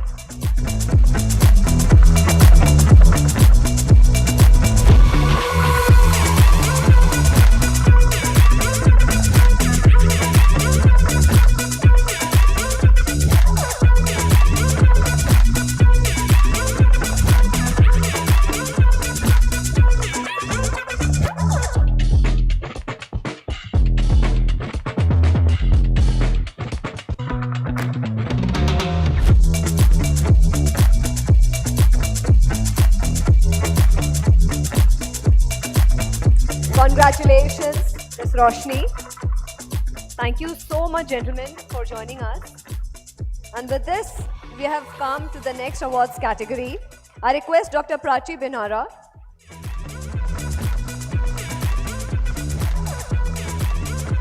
I request Ms. Sucheta Pal to kindly come up on the stage to present these awards.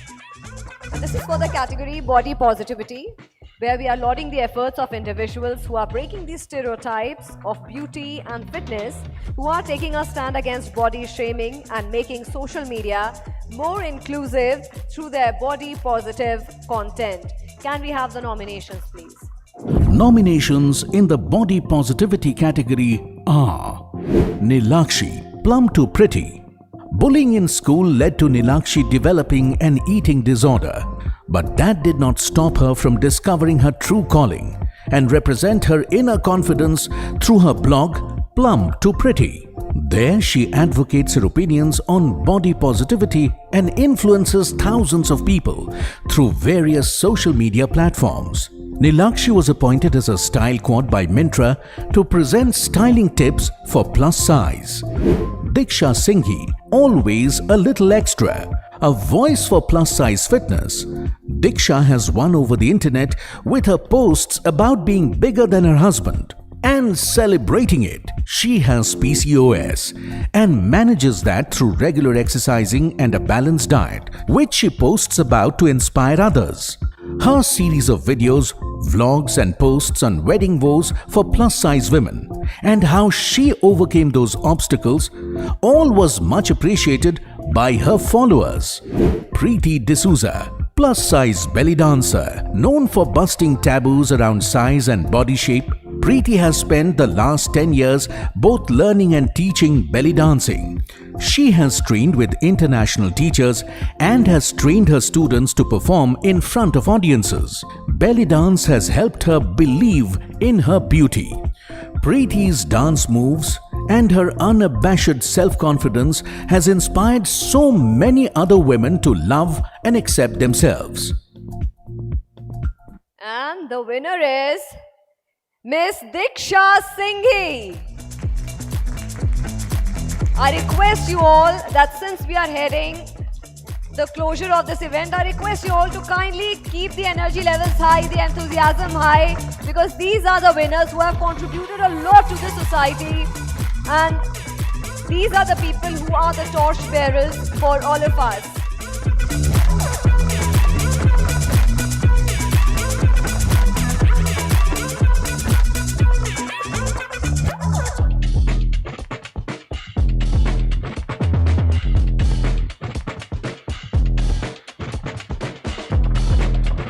Ms. Diksha, I would request you to say a few words.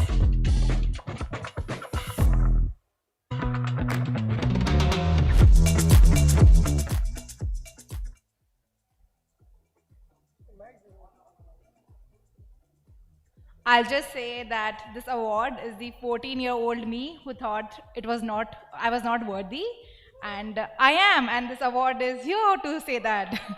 Thank you. Congratulations once again. There is another award which needs to be presented by Dr. Prachi and Ms. Sucheta Pal. This is Editor's Choice for Outstanding Contribution in Promoting Fitness.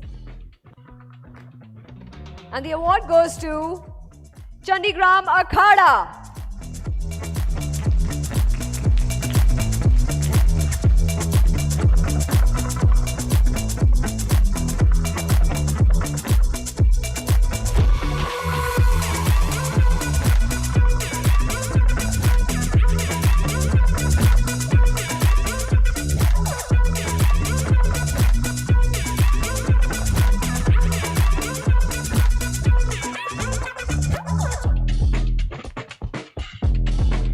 big round of applause, ladies and gentlemen, for the Editor's Choice for Outstanding Contribution in Promoting Fitness.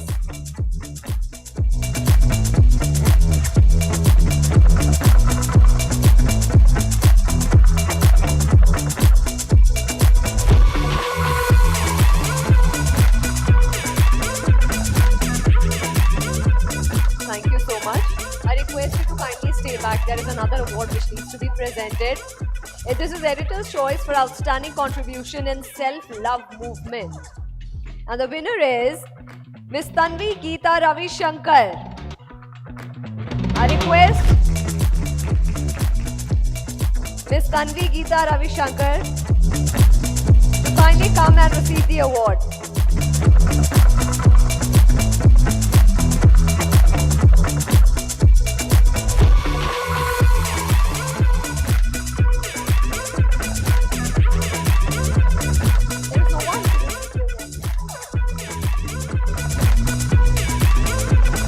Tanvi Geeta Ravi Shankar for Editor's Choice for Outstanding Contribution in Self-Love Movement.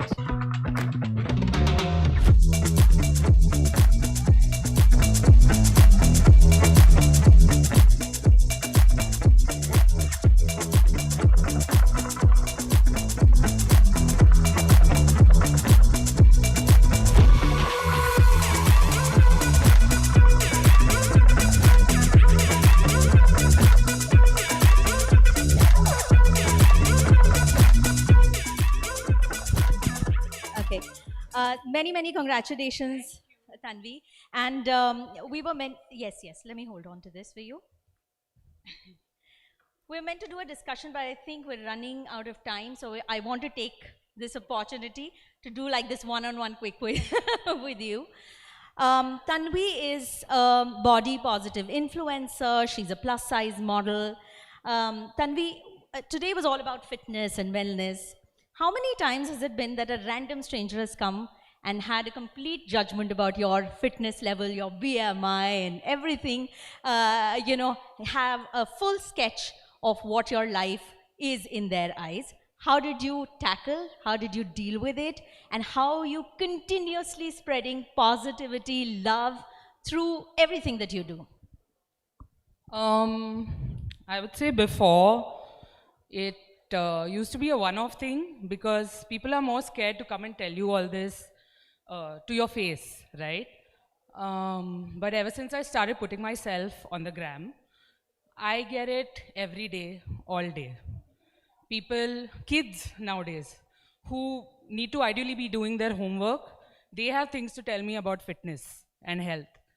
So, yeah, I mean, they have been empowered enough because of the social conditioning that we have, that being thin is the it body to have. Being thin is what makes you fit, what makes you healthy. So they feel like this superior to fat people. And they have this uncontrollable urge every time they see a fat person to give them advice. Right now, it's been 6 years since I've been working. So now I have the capacity and the power to not engage, to ignore. But obviously before it would affect my mental health, which unfortunately people don't really care about. So, yeah. Also, Randy, I do want to ask, thank you so much. I want to, and because there are so many doctors here, I want to talk about the weight stereotype. Have you experienced this? I know that you've spoken about it, that when you go to a doctor, when they look at a fat person, they say, yaar, weight lose kar lo. Has that happened to you? How do you deal with that? They don't even ask if we exercise. Like, I would love it if you just ask us before anything, ki, do you exercise?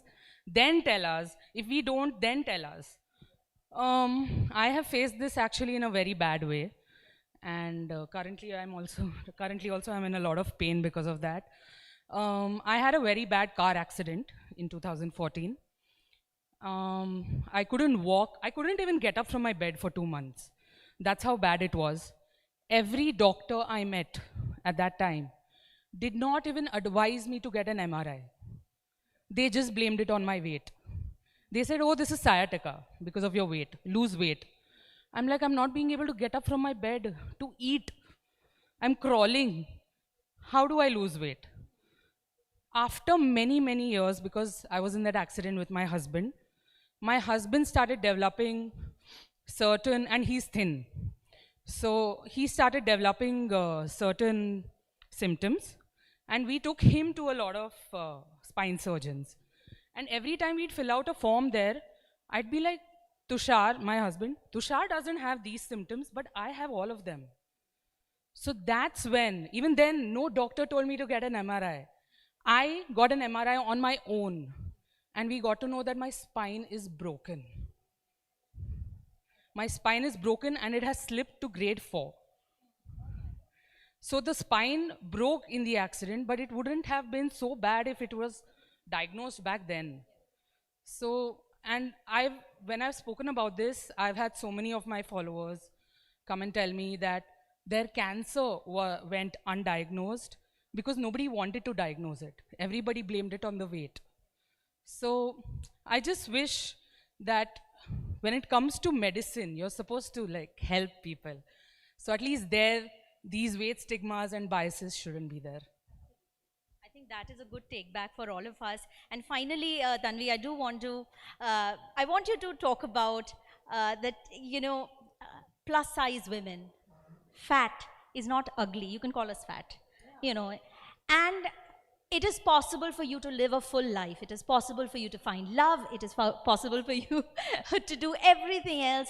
It is not a hindrance. And I think, you know, taking from what Sucheta said, you're right that, you know, we want to reach a point where I think it is body neutrality, but I think the first step is to love your body. Yes. Body neutrality is the goal, and it's also a way in which you achieve inclusivity. So I think whatever works, for some people, body positivity helps. Saying that I love my body every day, that helps. For some people, saying that I don't really care about how my body looks. I want to feed it with the right nutrition, and I want to take care of it the right way. That'll help. So they're just two ways to get to the same place. Yeah. And possible to find everything. Absolutely, absolutely. I think the main thing that is needed is confidence. That will help you bring everything, make you a popular person in college, help you find love, make you amazing at work. Everything is confidence. That's Tanvi Geeta Ravishankar. Follow her on the Chubby Twirler Instagram. Thank you so much, Tanvi. Thank you. Congratulations once again. And now I would like to invite Ms. Swati Bhatwal, Ms. Sapna Vyas, actor and health coach, to kindly come and present the next set of awards along with Ms. Megha Mamgen. This category is sexual wellness. Can we have the nominations, please?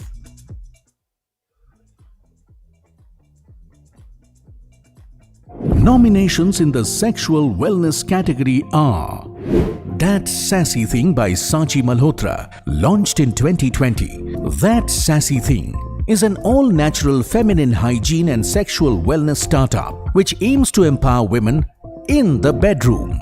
That Sassy Thing by Sachi Malhotra is a brand that not only makes products that are good for women's sexual health and pleasure, but also focuses on educating and empowering young girls to take charge of their sexual, menstrual, and mental health. The aim of this platform's existence is to normalize conversations around women's bodies. Love Depot by TTK Healthcare. Love Depot is a pleasure platform launched by TTK Healthcare Limited, one of the pioneers and a mega player in the sexual pleasure space. Love Depot stocks its racks with internationally celebrated brands that range from wallet-friendly items to some positioned to please those who are unhesitant to splurge on themselves. With the launch of Love Depot, TTK Healthcare aims to not only bridge the availability and affordability gap in India, but also aims to create awareness and education under its key campaign, The Pleasure is All Yours. Sangya Project, co-founded by Shweta Sangtani, Tanisha RK and Ashish Mehrotra, Sangya Project aims to create destigmatized trauma-informed and kink-affirmative education, making way for new perspectives. Exploring pleasure can be scary in our country, but this platform helps bring the right tools and knowledge to put in use for pleasure and happiness. And ladies and gentlemen, the winner is That Sassy Thing. Can you put your hands together for the winner in the category of sexual wellness?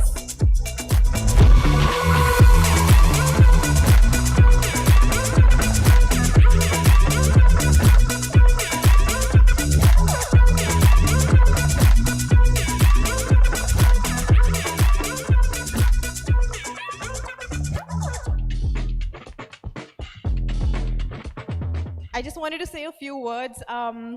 Thank you so much, Jagran #1, for mainstreaming sexual health. I think this is a big win for the whole sexual wellness and pleasure category. We are living in a country of around 1.5 billion people, but no one wants to talk about sex and sexual health. So this is a really, really big, I would say, step towards normalizing sexual health and wellness. And I'm really, really proud that we're at the forefront of providing sex education, which is holistic, comprehensive, queer affirmative, and really educate and empower women and people of all genders to take charge of their bodies, to take charge of their sexuality, their sexual health, and their pleasure. So thank you so much for this. Thank you so much for contributing to the wellness of the society in that a very important and unique way. And the next category is Editor's Choice Outstanding Contribution in Healthcare for Children. Ladies and gentlemen, the winner is Dr. Saeed Mujahid Hussain.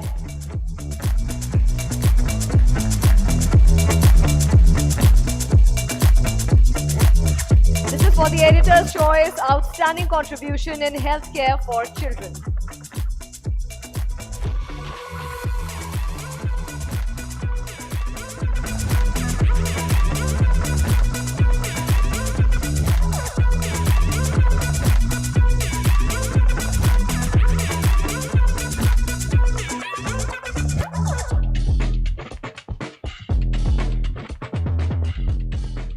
Before you leave, just you have to look at the videos of Dr. Saeed putting injections, giving injections to children, and they don't even realize. They're laughing away. How did you master this art quickly? Well, I strongly believe in one very beautiful saying. If you love what you do not have to work a single day in your life, right? See, passion is extremely important. I used to see earlier mothers would come to me and they would be in tears even before the vaccination. Okay, aaj bachche ko injection lagne wala hai. And the entire family would be in anxiety. Then I wanted to do something innovative, something creative. Then I thought, let me engage with the child itself. I started distracting. So my technique is very simple. Distract, divert, and deliver. So I talk to the babies, I engage, I become a monkey, in fact. If you see my videos, by the way, Dr. Hi-Fi is my handle on Instagram. You must watch and follow. So I'm marketing myself here. So I literally become a monkey and engage with the kids. So I strongly believe that you have to have passion in whatever you do. Automatically things will work out. Any field for that matter. So I enjoy what I do. Thank you so much. Thank you. Thank you. Congratulations, Dr. Hussain. And the next category is Editor's Choice Outstanding Contribution in Promoting Fitness. And the winner is Gunjan Taneja. I request you all to kindly applaud the efforts of Ms. Gunjan Taneja for the outstanding contribution in promoting fitness.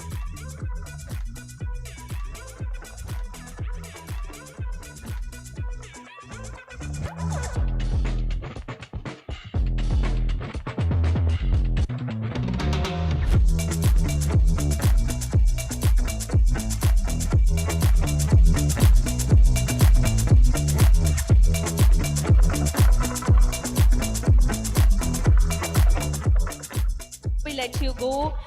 You're helping transform a lot of women and men, I presume, who are reaching out to you to lose weight. Do you educate them about weight loss, fitness, and how do you go about it? A small question with a quick answer. So first of all, I would like to tell that, we just call it weight loss because that's what people understand more, but actually it's fat loss that we target, and wherein we help people to,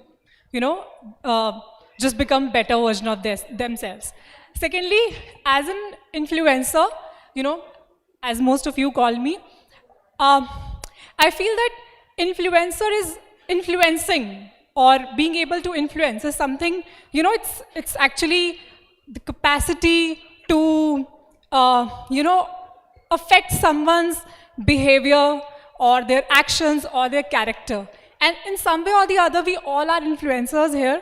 So through my videos and through my content, I just try to inspire people to not make those mistakes which I've made in my life and just become a better version of themselves.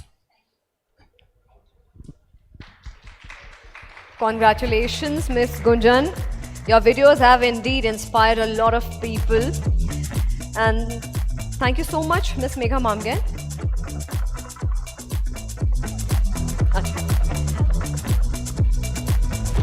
There is one more award, Editor's Choice for Outstanding Contribution in Sports Medication. And the winner is Dr. Manan Vora.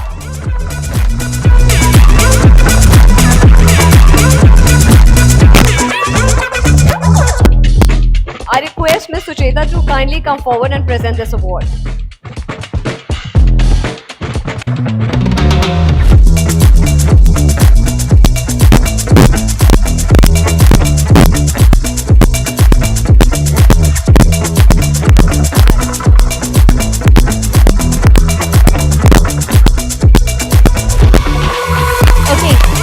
Dr. Manan is here. Let's settle it once and for all. Doctor, is BMI, which is thrown around, like that word is thrown around a lot at our faces, is BMI a good metric to check your fitness level? Isn't it like a really old, archaic system? Does that still hold value? Hi, thank you so much for having me here and for this recognition. Yes, so BMI now, at least from the medical side, we consider it an outdated tool. Even, I'm pretty sure even the nutritionists and the fitness experts would agree that we rather refer to a body composition rather than just your BMI, because there's a lot of things that body looks like, and that's the tool we prefer. Right. And one question additionally I want to ask you is that, with the increasing screen times, everybody is hooked, there is very little mobility, people are in sedentary jobs. How's that impacting our health? And what do you advise your patients when they come to you with aches and pains and, sudden weight increase? What is your line of action? I gave a talk recently, and the talk was supposed to be about the effects of the pandemic, which is COVID. And I thought of drifting away from it and talking about the fact that physical inactivity is the real pandemic. Because while we were talking about COVID, the main thing that everyone knew about was everyone with comorbidities would be at higher risk. Comorbidities being other physical problems that you have, other diseases that enhance COVID. So physical inactivity is known to reduce the risk of the development of most of these chronic lifestyle diseases. So that is the kind of message that we like to put across as doctors as well on social media, to try and get more people to be physically active, to be away from your screen, to actually go out and play, because you see a lot of kids nowadays on their screens and iPads instead of actually going out and playing. So yeah, that is something we like to propagate. Physical activity would really take you steps ahead in preventing the onset of these diseases. Get those steps in. Thank you so much, Dr. Manan Vora. Congratulations once again, Dr. Vora. And now I would request Mr. Rajesh Upadhyay, Editor-in-Chief News and Info of Jagran New Media, to kindly come forward and present the next category of awards.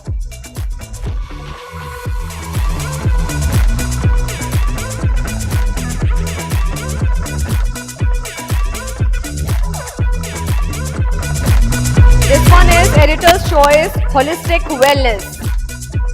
And the winner is Dr.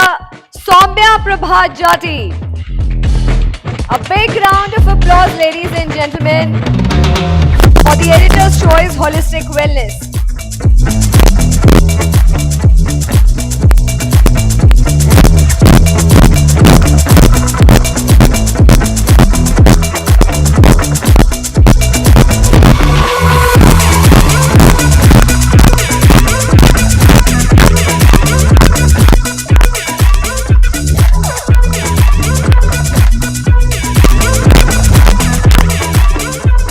congratulations for your outstanding contribution. There is one more award, Rajesh ji, which is Editor's Choice Contribution in Popularizing Face Yoga.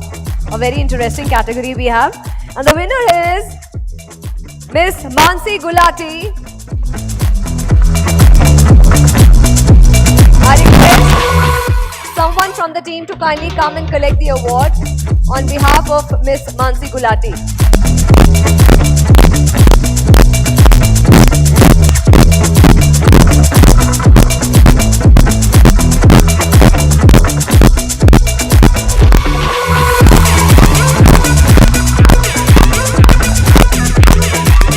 Thank you so much, Rajesh ji, for coming on the stage. And now I would invite Mr. Rajbir Sisodia, sportsperson and fitness influencer, to present the next award. And this award is something which defines fitness for many. This is Editor's Choice for promoting a fit lifestyle. Winner in this category is, any guesses, anyone? The winner is Kumar Kishle Rai.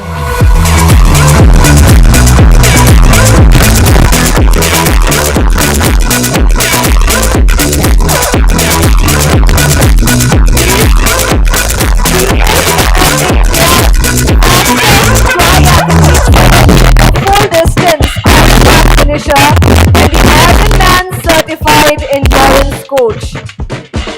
He is the only Indian athlete who has qualified for the Ironman World Championship, Kona, Hawaii, United States 2024.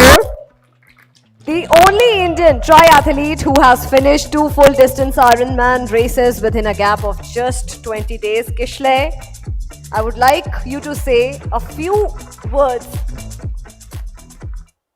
Thank you, JagranNewMedia, for giving this recognition to me. ये मेरी खुद की जंग थी जब मैं खुद blood pressure से जूझ रहा था. I am talking about 2014. Then I started running. और ये जंग थी मेरे लिए, बट अब जर्नी बन चुकी है. और मुझे नहीं पता था कि आयरनमैन क्या होता है. मैं समझता था कि गवर्नमेंट का कोई अवार्ड होता होगा, but it's extreme endurance sports where you do 3.8 kilometers swim in the ocean or river, and then you go for 180 kilometers cycling, and then you do back to back 42.2 kilometer marathon, and the entire time which you get, that is 17 hours. But I feel gratitude towards all of them who is a part of this journey and who is constantly supporting me in this ongoing journey.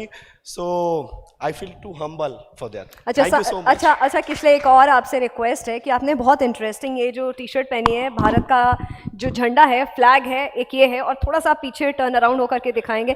Ladies and gentlemen, a big round of applause for Kishle. Thank you so much, Mr. Rajvi. Thank you so much. Congratulations, Kishle. Thank you. And congratulations to all the winners. These were the very well-deserving awards, ladies and gentlemen. And with this, we have come to the end of the 3rd edition of Healthcare Heroes Conclave Awards 2023 by JagranNewMedia. It was indeed our pleasure to host you all for the occasion. We are indeed indebted to all of you for your presence. I, Smriti Rastogi, on behalf of JagranNewMedia, extend our heartiest gratitude to the eminent guests for their august presence. Special mention to our guest of honor, Gurudev Shri Shri Ravi Shankar ji, and our special guest, Sangram Singh.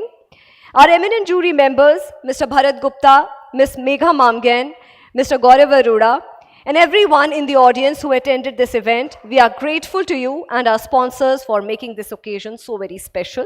Our presenting sponsor, Dabur Vedic Tea, our co-presenting partner, InstaShield, and this event has been co-powered by Piramal. I request my team to kindly play these sponsors AV. Thank you once again and hope to see you all next year. I take your leave. Thank you, and please join us for the dinner and cocktails. Start your day with the perfect blend of taste and health. With Dabur Vedic Tea, blend of premium tea leaves, handpicked from best tea gardens of Assam, Nilgiri and Darjeeling. With the goodness of 30 plus Ayurvedic herbs, backed by our 130 years of Ayurvedic expertise, which re-energizes your body, relieves stress, and helps in boosting your your immunity. Try Dabur Vedic Tea, a perfect blend of taste and health.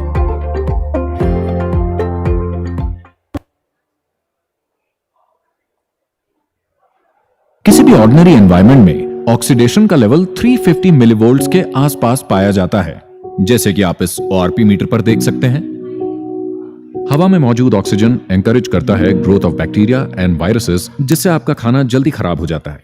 इंस्टाशील्ड claim करता है कि ये oxidation levels को control करता है।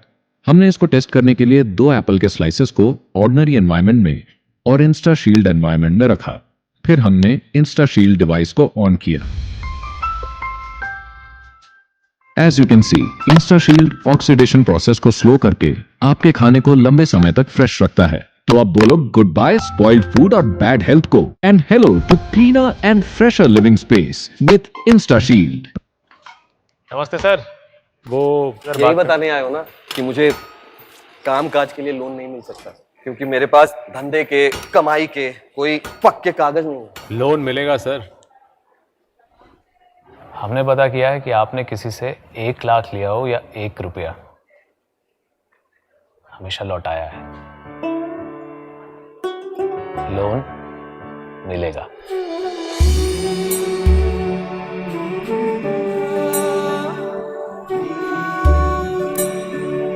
हम कागज से ज्यादा नीयत देखते हैं।